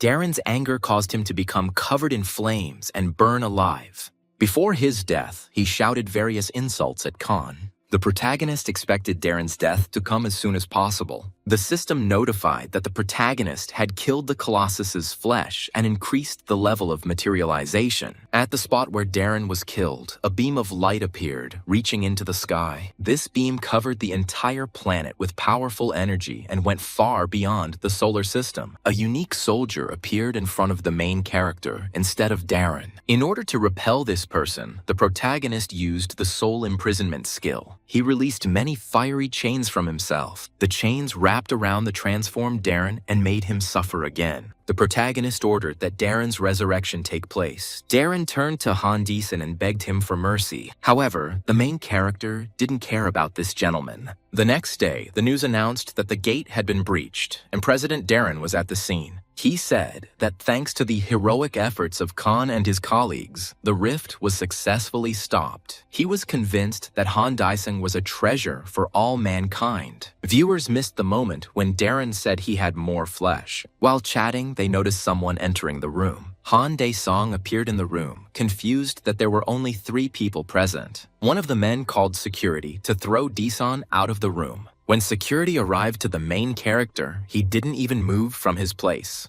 The man didn't know how a world-class hunter got here, because even his guards are better hunters than he is. The next moment, Dae-sung's fiery chains were released at everyone present. The main character grabbed absolutely everyone who resisted him. When those around calmed down, the main character left the room. He went to the place where Mr. Darren was waiting for him. Khan asked his old friend why there were only 3 members. Darren said that 3 people were already dead, and if the flesh eaters knew about it, they would be even more willing to hide in corners. The main character jokingly suggested hanging up a few more warning signs to be more discreet. During the conversation between Khan and Darren, a powerful explosion occurred in that very room. After some time, Aslan was drinking alone in the bar. After every glass of alcohol he drank, he shouted throughout the bar that he hated Handa Song. Suddenly, someone unknown crept up to him and called out his name. Looking back, Aslan saw that Somi had come to him. The girl asked the current president about the state of affairs, but he said that he was not the current president, but simply a puppet in the hands of Khan. Aslan thanked Somi for her successful escape. The girls began to think about what to do next and whether it was worth taking revenge. Somi didn't want to do this because Darren had taken care of her all these years because she was an orphan. Aslan suggested pretending that there had been a car accident and moving on with life. Somi learned from a friend that Aurora Khan Desena is a different world from theirs. Suddenly, a strange sound was heard in the bar, as if something had fallen. Looking around, the girls saw that everyone present was unconscious at their tables. Aslan had never felt this aura before. The 3rd-rank warrior of heaven, Brakel, entered the room. When this girl appeared, Somi's body was completely frozen. When Aslan was distracted by Brakel, Somi fell next to him. The girl was lying on the floor and showed no signs of life. Looking at Brakel, Aslan concluded that the creation of this star was indeed strange. They are such small vessels of life, but their desires reach the edges of the universe. Aslan asked those present if Khan Deesan had really sent her. She replied that she had come to save this star and asked those around her not to be afraid. However, Aslan heard that the source of this star wanted to banish Brakel. She was afraid that if this creature touched her, she would immediately crumble to dust. This star has a Chaos Beast and an Iron Beast. Brakel wanted to show Aslan a sign and touched his forehead. In a completely different location, Colossus was undergoing changes. An unknown force cut off his hand and splashed blood out. This blood filled the entire space, creating micro-portals on the floor. From these blood portals, little people appeared. It turned out that the monster cut off his own hand in order to get as much blood as possible. Kalos is Scott's star, filled with ethereal energy. If wars destroy them now, they will disrupt the most grandiose plan. The man wanted to ask the bishops to hold back those of them who could be bred. He needs to be patient, as many portals take a long time to open. When the heroes went to train, the system notified that demons could create demon apostles. The protagonist needs to bring the skills of hell into this world to complete the quest. Ryu, who arrived, couldn't understand why the main character was smiling so much. Han De-sung promised his comrades that he would make them 10 times stronger than they were now, but they couldn't believe that they could become stronger. After the main character's words, the entire location was filled with powerful energy. The young people were forced to cover their faces with their hands to avoid breathing in the magical dust. Khan asked his friends to imagine that they were in a hot pit in which they simply had to hold out. Thanks to this, young people can become 10 times stronger than they are now. After the training began, Daesung announced that everyone had 72 hours before the enemy invaded the world. An assistant arrived to see the chairman and reported the rush. The president personally decided that it was time to leave. He and his assistant set off on a mission, and all his subordinates saw him off at the door. After this, Jean and other officials escorted the president to the desired location. The president arrived at the huge conference room, but it was still empty. A photo of Darren Anderson as president appeared on the screen. The president of the Chinese Association said Darren was forced to step down as chairman because the Doomsday meeting had already been announced. Darren announced that after the end of the World Conference, he would naturally step down as president. Japan fully supports President Darren's reappointment as president. The president of the Russian Federation reported that those present were violating the law of association. On behalf of the Russian Federation, he said that the state will be held accountable in accordance with the results of the Apocalypse Conference. President Park asked the audience to remain silent and asked Darren to state the reason for their meeting. To begin with, the young man thanked the president for the right to speak. After this, he announced that in 3 days, there would be a massive alien invasion throughout the world. Everyone present immediately became alarmed by the news they heard. Jean asked Darren if they could handle the alien invasion. According to one of the men, if there is no invasion, the world will suffer huge losses in human and material resources. Darren announced that the source of the information was Han Deason, and he trusted this information 100%. President Park couldn't understand what had happened to President Darren. Everyone present assumed that something had happened at the last fan meeting. One of the representatives suggested that the main character saved his brother last time. Another said that Han was a hero who saved all of Tokyo.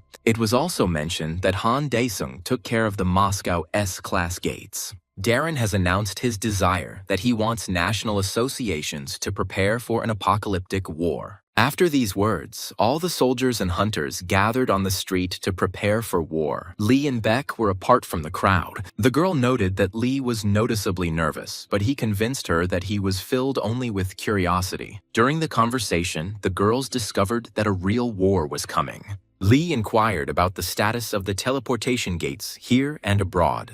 Beck replied that they were installed in major cities around the world to reduce defense. According to her, it is assumed that they will mutually support each other depending on the nature of the war. This was announced by the man who is in charge of the entire operation, together with his new deputy. In one Korean school, students were placed in gyms for everyone's safety. The young people did not understand what all the fuss was about when the monster was not there yet. One of these guys called his friend and got through to Jae-hyuk. He asked his friend why he was still not in the gym when the rest of them were all here. He replied that he would not go to school because he was at home. The guy said that the monster will go to crowded places, that is, to the gym, which is why he is not going to go there. The young people decided that they also wanted to stay at home because there was no opportunity to even go to the toilet at school. Many people do not leave their homes at all so as not to suddenly encounter a monster. Ji-hyuk was not one of them, as he was out and about as usual, walking and shopping. While talking with a friend, he looked out the window and saw something terrible. The whole street was filled with hellish gates. An order was given to activate the protective shield at the school stadium.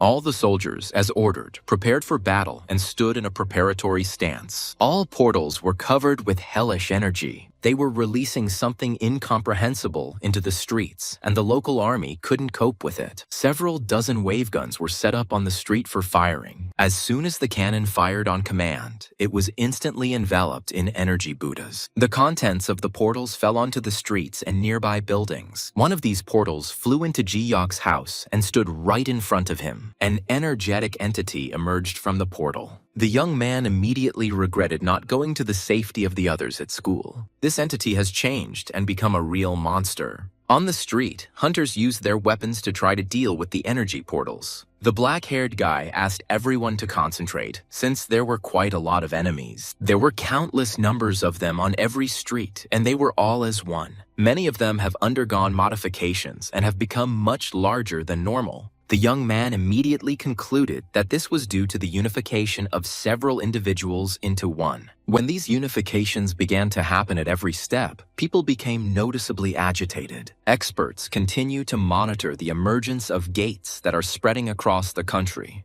The rescuers have formed a defensive line around the weapon and are fighting against this gate. The presidential aide noted that the number of gates and monsters continues to grow rapidly. On the screen, it was visible how the gate swallowed up the entire country, leaving no empty space. At this time, the hunters gathered their forces and went to battle with these gates. Lee was confident that he could deal with 1,000 portals with his sword. He used the White Tiger Ascension special skill and rushed upward. He announced that he was a hunter of Joseon and asked the portals to die immediately. Next, he used the skill of provocation and universal roar. His girlfriend announced that he could not use provocation and asked the unit to prepare to shoot. Suddenly, a bright cloud appeared in the sky. giving hope for salvation to people. This cloud sucked in all the created monsters one after another. However, Lee continued to fight the giant of these monsters. He used the hunter's power and made the monster feel as bad as possible. His head started spinning and couldn't stop for several dozen minutes. Lee's sister, who was worried about her brother, watched what was happening. Soon, Shaolin hunters appeared, armed with spears. These spears could hold a portal regardless of its size and shape.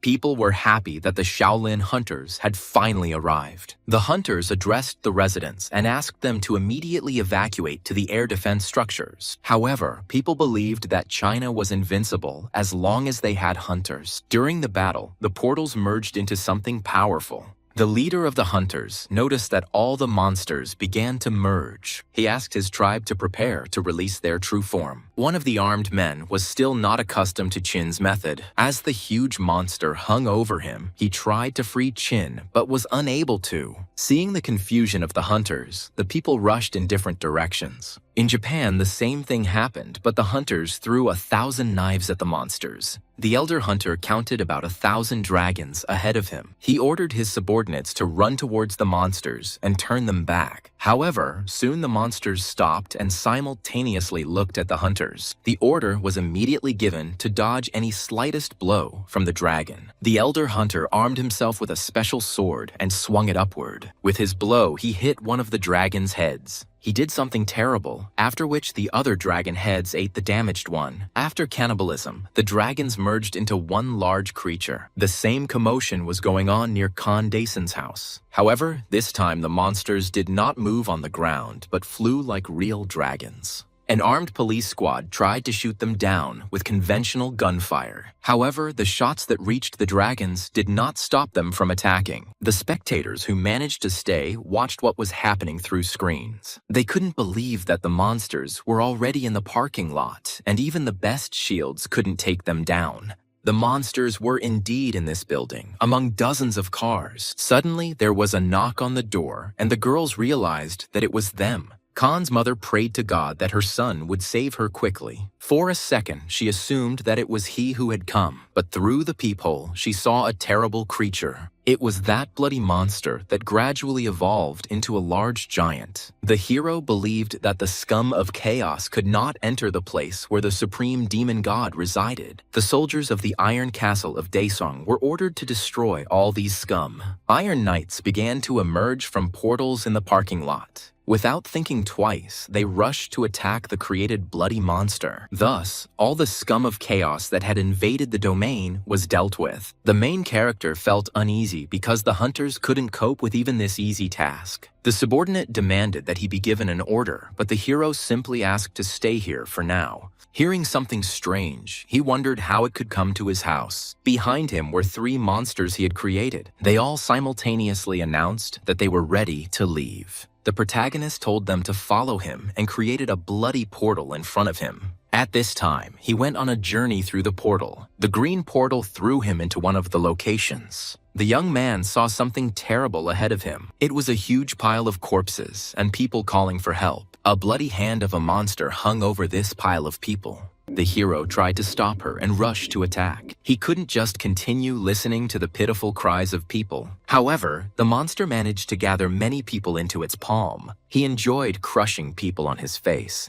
By this point, he was completely soaked in the blood of his victims. The young man did not know how to help the defenseless people left behind. He knew that there was a way out of any situation, and he just had to think about what exactly to do. Suddenly, energy fetters appeared from his green portal. All the defenseless people were lifted inside this portal. The hero did not understand what he could do in this situation, why people were rising up. Suddenly, the senior hunter appeared at the scene of the tragedy. Lee, who asked the captain to immediately leave the crowd of people. According to this guy, the elder hunter can also be sucked into the teleporter. As expected, the captain was also lifted up right into the monster's face. He could not come to terms with this situation and rushed forward, armed with a sword. He was confident that he would be able to save both his own life and the lives of others. He delivered a direct blow with his sword to the monster's nose and broke its face into several pieces. However, the young man did not expect that he would withstand this blow and hoped that it would be fatal. Having lost his vigilance, the senior hunter found himself at the monster's mouth. Luckily, Deeson's flame chain was used against this monster. His hands were completely wrapped in golden chains, and the people were saved. Thanks to this, dozens of lives were saved, including the senior captain. The main character jokingly told the monster that he shouldn't eat a lot. Han Daisung and his subordinates were prepared for any outcome. The one-armed monster lacked the strength to cope with the protagonist's fiery chains. The subordinates of the bloody monster gave the order to the lower ones to kill the unexpected guests. At this order, the remaining monsters rushed into the alley where Han Daisung stood. However, the main character didn't care and was confident of his victory. When one of the monster's subordinates approached him, his created fighter repelled him with just one blow. The remaining fighters also repelled several enemy attacks. Soon, a huge monster eye appeared above the girl. Looking back, she saw in front of her not one eye, but several at once. It turned out that these huge portals covered the entire city. The monster's subordinate announced that he had received new eyes from God. He wanted to make the girl experience hellish pain, but suddenly, the girl's doll jumped on this monster and dealt him several fatal blows. After that, she took out his new eyeball and cut it in half. The girl proudly announced that mental attacks do not work on them. The protagonist continued to squeeze the monsters with his fiery chains. Because the monster's dinner was interrupted, he promised Hannah Deeson a quick death. Despite this phrase, the protagonist used the skill of Burst of Magical Power. With this skill, he became more powerful and pushed away all the surrounding monsters. When he began to threaten the bloody monster, he asked his minions to come to him immediately. At this moment, his assistants were wandering the streets and intimidating ordinary citizens. But suddenly, they simultaneously heard the cry of their senior commander. They immediately responded to the call for help and fled the scene of the crime. Fortunately, thanks to this fight between Deeson and the monster, tens of thousands of lives were saved. As the monsters ran to help their older comrade, the hunters shot at them. Despite the deadly gunfire, several of the monster's specimens managed to escape and fly upward. The huntress girl couldn't understand why these monsters were retreating.